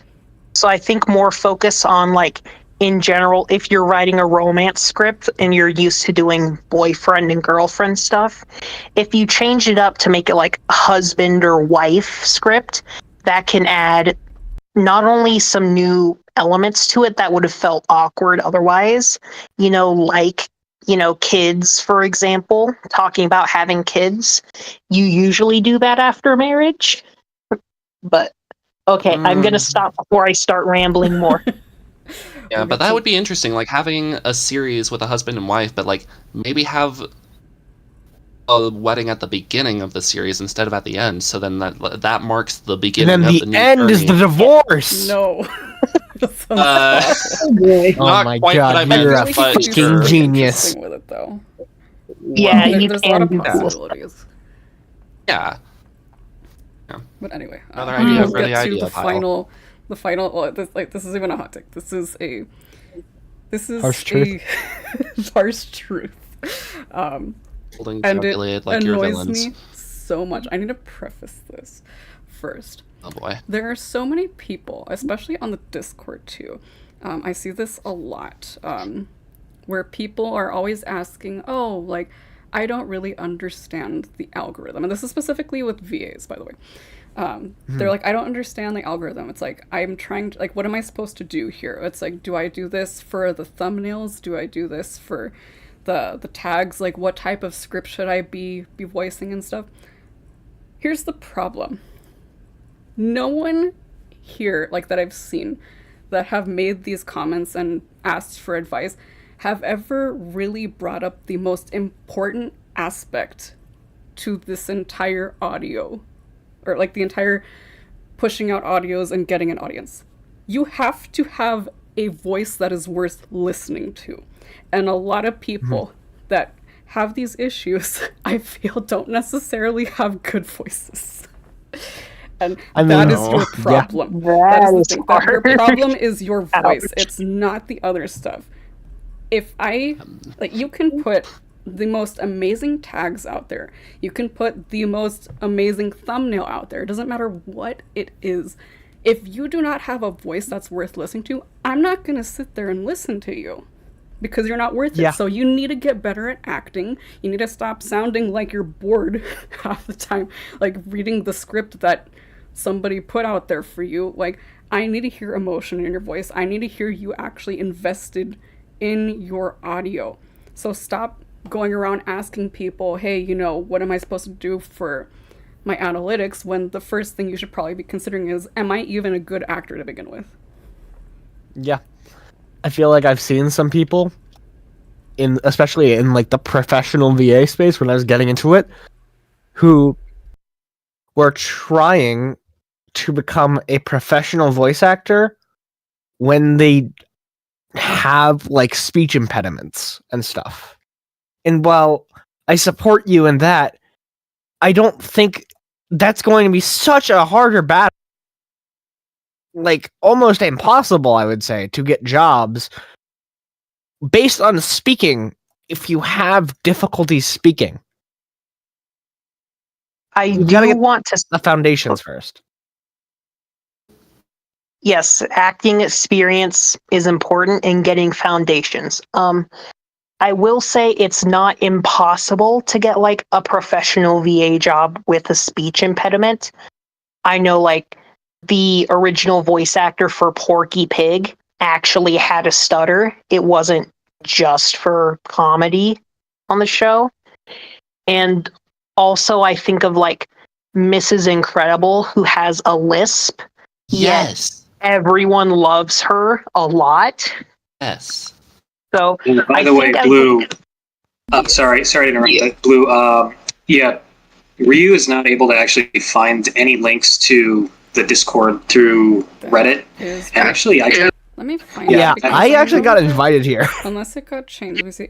AR/ASMR directory. It should be there. That's the thing. what is where you need to search up? R/ASMR directory. Yeah, there's a link here. It should be available. Okay. Let me post the link. In the, Can we put a link in the description of this? Well, I posted it in the comments here, but yeah.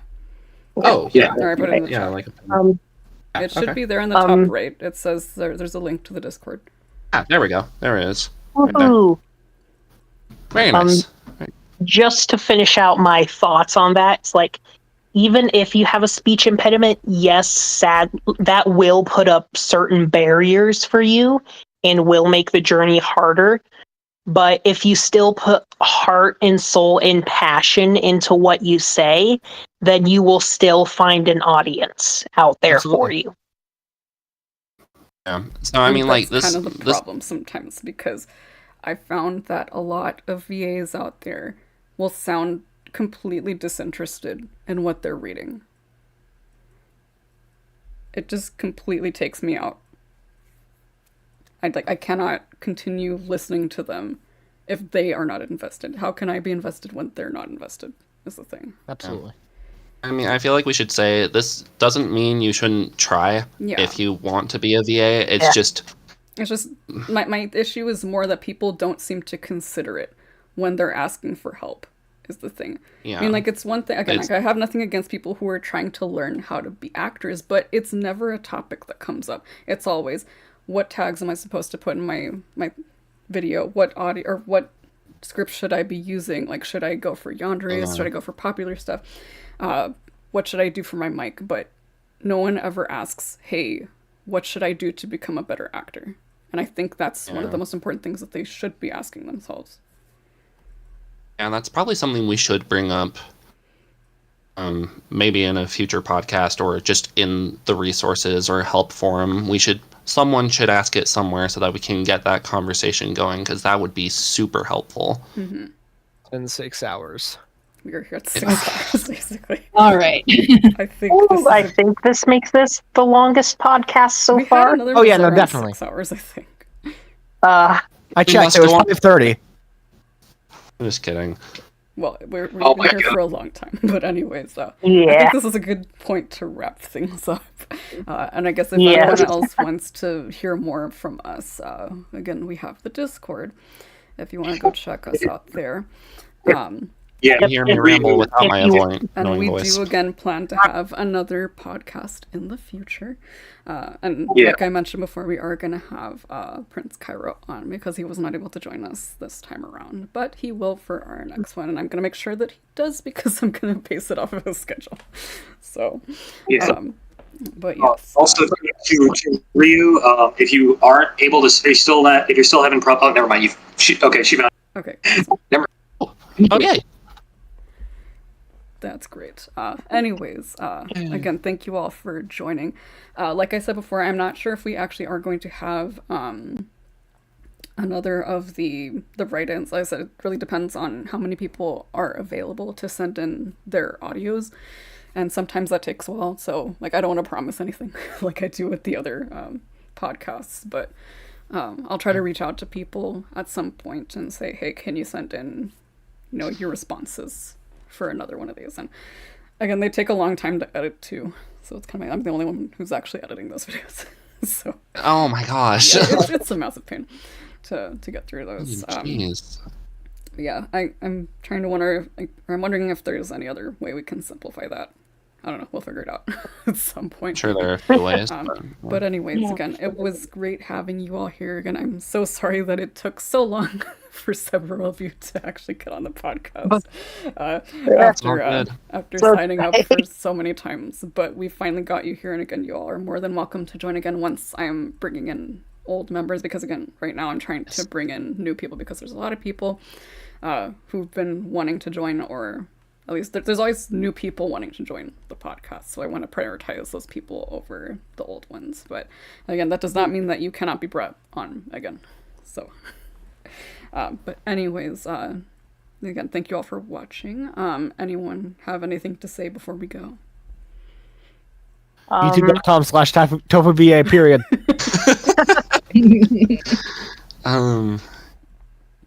I just want to say thank you so much for having all of us. I personally look forward to coming on in the future.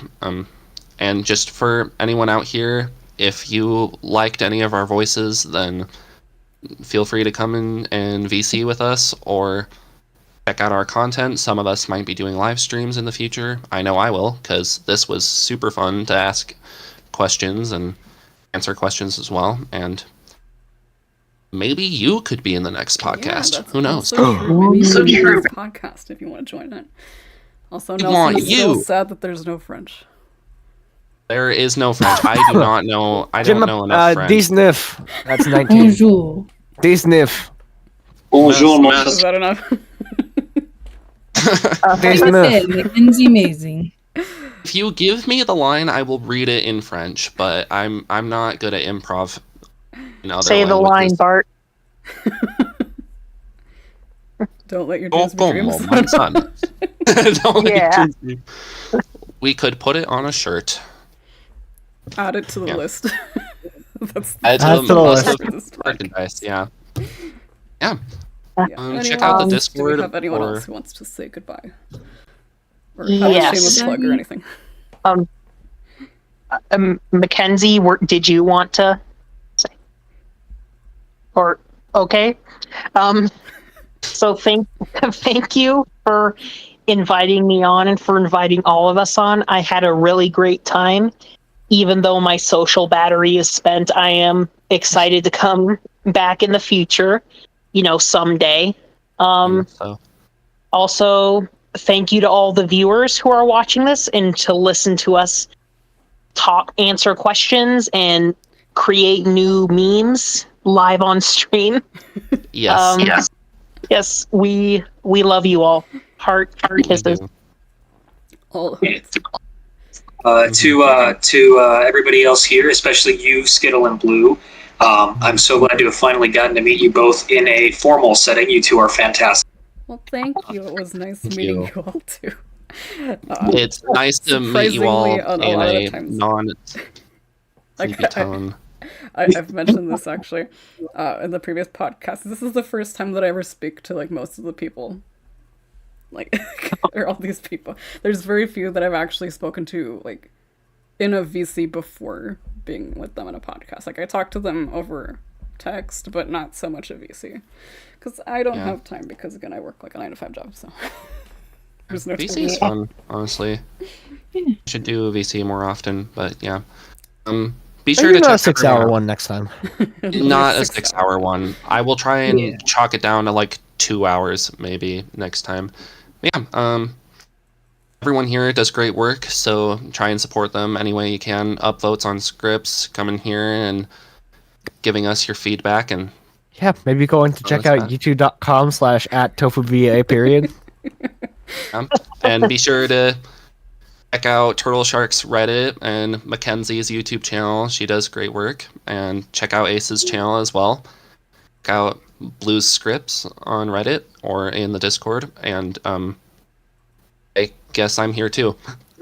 We're all Check here out on the Skittle Discord. scripts or else. Speaking Wait, of which, don't I just do that. posted a script today. Go check that out, guys. That is true. Blue did. And I am currently working on 3 separate scripts that will all come out eventually. And also may or may not be filled by some of the people here. But yeah, I was actually... never mind. That's fine. What I was just gonna point out. Anyone else? Going once, going twice. Watch Mackenzie Mays. Okay. I was in one of her videos. Yeah. Yeah. I was gonna point that out. I was in one of Shameless Mackenzie's plug, guys. videos. Let's go. Wait, which I'm one were you? also gonna be uploading in a month. I think I was in the Nutcracker Part 2. Nice. Or Part 2? I was in one of the Nutcracker audios, which is a very good series, I might add. Very well written, and a lot of wonderful people are able to voice it, is what I mean to say. Okay, yeah. Everyone is so finish this off. talented here. Dawson. Anyways, again, thank you all for joining us. It has been Thank a you. pleasure, and we look forward to seeing you all again at the next podcast. So, bye-bye, Indeed. everyone. Bye. Bye.